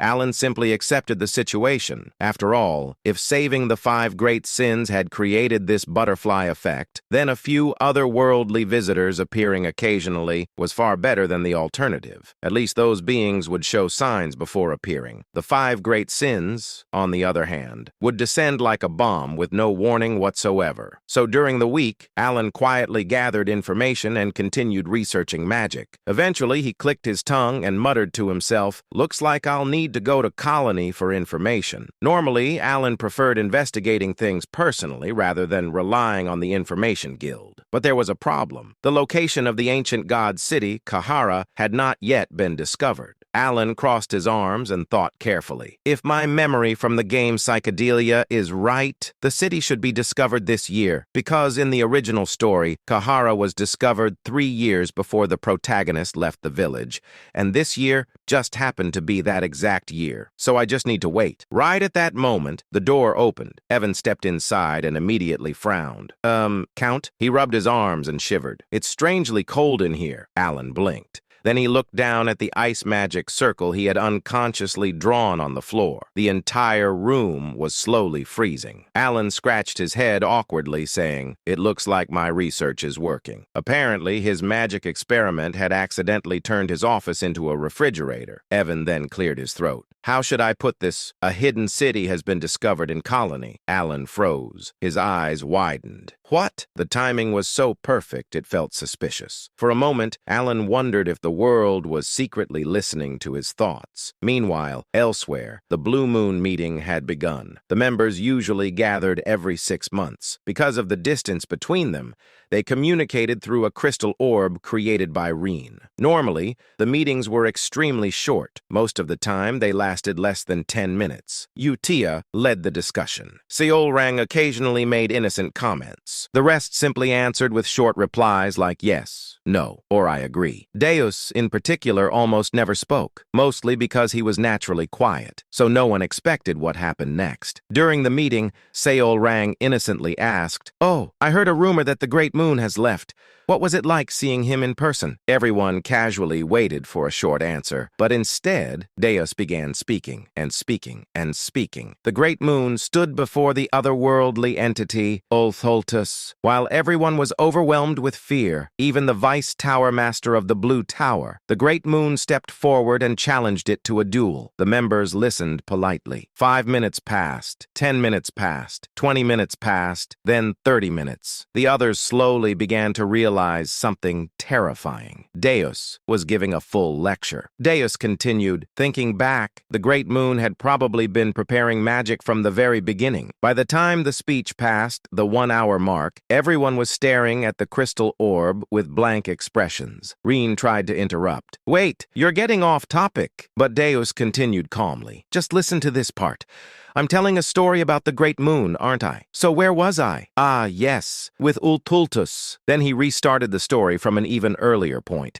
Rene and Seolrang desperately looked at Utia, silently begging her to stop him, because she was the only one who could. But instead, Utia smiled brightly, saying, "The Great Moon truly is remarkable. Please continue." At that moment, the others realized something. This meeting was not ending anytime soon. As expected, Deus finally finished his story. 2 hours later, the meeting room fell into complete silence. Rhine, Radan, and Seolrang all engraved a single lesson deep into their hearts. Never ask Deus about the Great Moon again. Deus calmly concluded, "I seem to have talked a little too much. I'll see you all again in 6 months." Utia smiled warmly. "That was very entertaining." And with that, the meeting ended. It was already dawn. Back with Alan, he suddenly found himself standing in front of yet another strange sight. An entire room, completely filled with gift boxes, large boxes, small boxes, shiny boxes, suspiciously expensive-looking boxes. For a moment, Alan just stood there silently, staring at the mountain of gifts like a man who had accidentally walked into the wrong house. Then he slowly turned toward Evan. "Evan, what exactly am I looking at?" Evan stepped forward to inspect one of the boxes.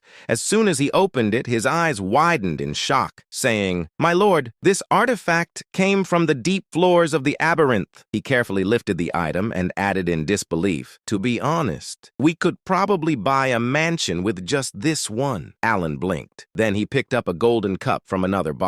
It was ridiculously expensive. In his other hand were several letters that had been delivered along with the gifts. He began reading the names and immediately frowned. He said, "I don't know any of these nobles." The letters were extremely polite and full of praise. Some even sounded suspiciously respectful. Alan slowly nodded to himself. "Ah, I see. The rumors must have spread." Even so, he couldn't hide his amazement. All of this, just because he had one connection with a master knight. He leaned back and let out a small whistle. Amazing. Despite his confusion, something deep inside Alan suddenly awakened. His small business slave mentality. After thinking for a moment, Alan came to a very reasonable conclusion. If people give you things, you should accept them. He folded the letters neatly and smiled. "To the generous nobles who sent these gifts, thank you." Then he looked at the overflowing boxes and laughed. "Let's just put everything inside the secret chest." A week later, Evan returned returned, with even more gifts. He placed the new boxes down and sighed. "My lord, it doesn't seem like they're going to stop." Alan stared at the growing pile with wide eyes. Then he nodded slowly. He leaned back proudly and thought, so this is what happens when you know a master knight. He crossed his arms and thought, Deus must be doing well. Looks like that kid is finally being a good son. He generously decided to forgive Deus for never writing back. What Alan didn't know was that these gifts were actually bribes from nobles hoping he would let them join his faction. But in Alan's mind, they were simply friendly presents. A month later, the gifts were still arriving. At this point, Alan started feeling slightly embarrassed. Looking at a ridiculously luxurious jewel box, he sighed. Maybe I should return the more outrageous ones. At the beginning of summer, as the gifts finally started slowing down, the Grand Assembly began in Teria, the capital of the Asteria Kingdom. Unfortunately for Alan, he was late, which resulted in a very unusual sight. Count Alan Palladio, walking quickly. Evan followed behind him, said,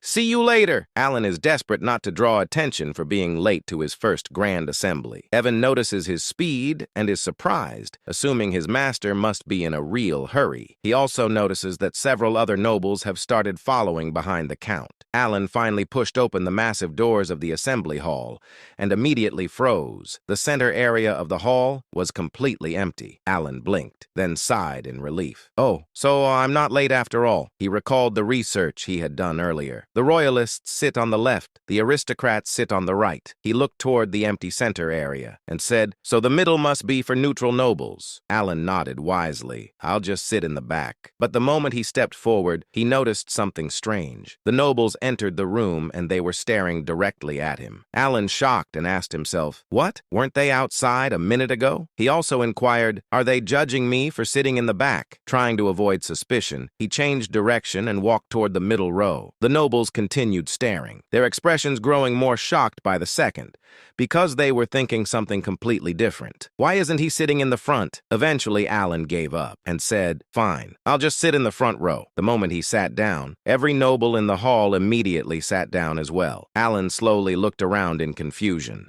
He scratched his head. Were they all waiting for me? He frowned. Is no one brave enough to sit in the front row? Then he leaned back with a sigh. What's the point of sitting this close to the faction leaders anyway? Soon, the presenter called the assembly to order. We will begin the Grand Assembly, the presenter continued. Today, we recognize a new faction that has officially received voting rights. The faction known as Kalpa. Alan blinked, but he didn't pay much attention. He simply hoped the meeting would end quickly. Then the presenter suddenly called out, Count Palladio, the president of Kalpa. Alan jumped. Yes! Then his brain froze. Wait, inside his head, Alan was screaming. What is Kalpa? He quickly turned around to see if anyone else looked confused, but instead, he saw Altia and Zenonius sitting together. Both of them were staring at him with pure admiration. Alan's mind completely shut down. Why are those two sitting together? Did Zenonia and Altia form an alliance, and they named it Kalpa? He felt his sanity slowly slipping away. How did those two even stay in the same room without fighting? Then the presenter asked politely, Count Palladio, as the president of Kalpa, would you like to say a few words? Alan slowly turned back toward the front, his face completely blank, and at that moment, he realized something horrifying. The president of this mysterious and possibly dangerous faction was apparently him.